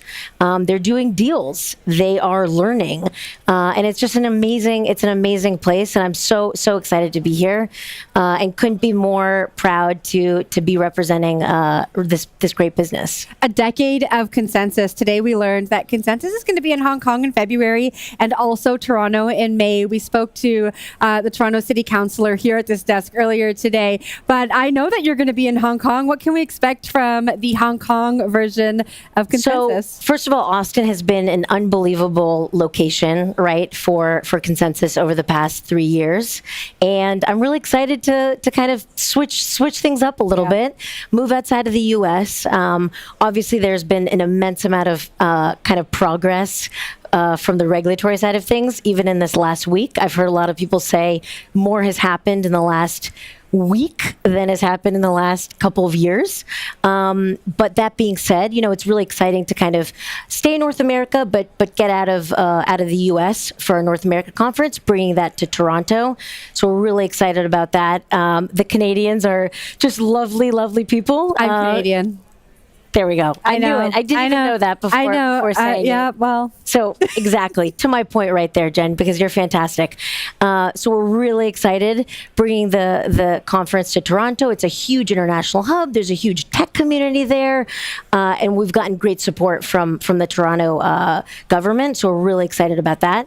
And then, what we're really excited about next year is bringing Consensus to Asia. So Consensus Conference, 10 years, it's only ever happened once a year in North America. And one of the first things that we did when I came in as CEO is say, hey, let's expand this great conference and bring it internationally. And Asia just felt like a great location. There's a great energy. There's a lot going on in crypto in Hong Kong. And, for some of the sponsors and attendees that aren't able to make it over to the US, make it over to Austin, it's a great opportunity to expand there. So we can't wait. I'm looking forward to it. It's the end of day 2. We are going to be right back here in the same place tomorrow for day 3. What are you looking forward to for tomorrow? So before I tell you what I'm looking forward to tomorrow, I just want to say, these past, 2 days here, I've had so many people come up to me and say, hey, this is an amazing turnout, as it's always been, but we've seen this year more than ever an increase in the diversity of the attendees. And that's amazing. That's amazing to hear. Yesterday, there was a wonderful women's brunch that was held on by the Association of Women in Crypto. Today, there was another breakfast that was held by the Black Web3 community. And it's just been amazing to hear that feedback, that, walking around last year, a couple years ago, you're seeing a little bit of diversity, a few women, and now this year, there's been a lot more of that. And I'm really proud that that's kind of been brought to the forefront this year. I love to hear that. I love to hear that the space is becoming more welcoming different voices to the space, because that's the only way we can achieve some of these very lofty goals that a lot of the companies here are building towards. What are you looking forward to for tomorrow? All right, so tomorrow, what I have not gotten a chance to check out yet is the hackathon. Yeah. So I'm really excited to see the hackathon. Obviously, that is an amazing opportunity for developers. Also, what I didn't get a chance to see today was spending some time in the startup village, sponsored by Google Cloud. Really excited for that as well, and to get some winners out of our Pitch Fest competition. I'm excited to see the Pitch Fest winners. They are always great, and they always go on to do amazing things. So I'm excited about that too. And you should all join us tomorrow. We will be live streaming all day again, same time, same place. So come back for day 3. I am Jen Sanasi. I'm gonna go enjoy a cocktail. Maybe we'll see you tomorrow.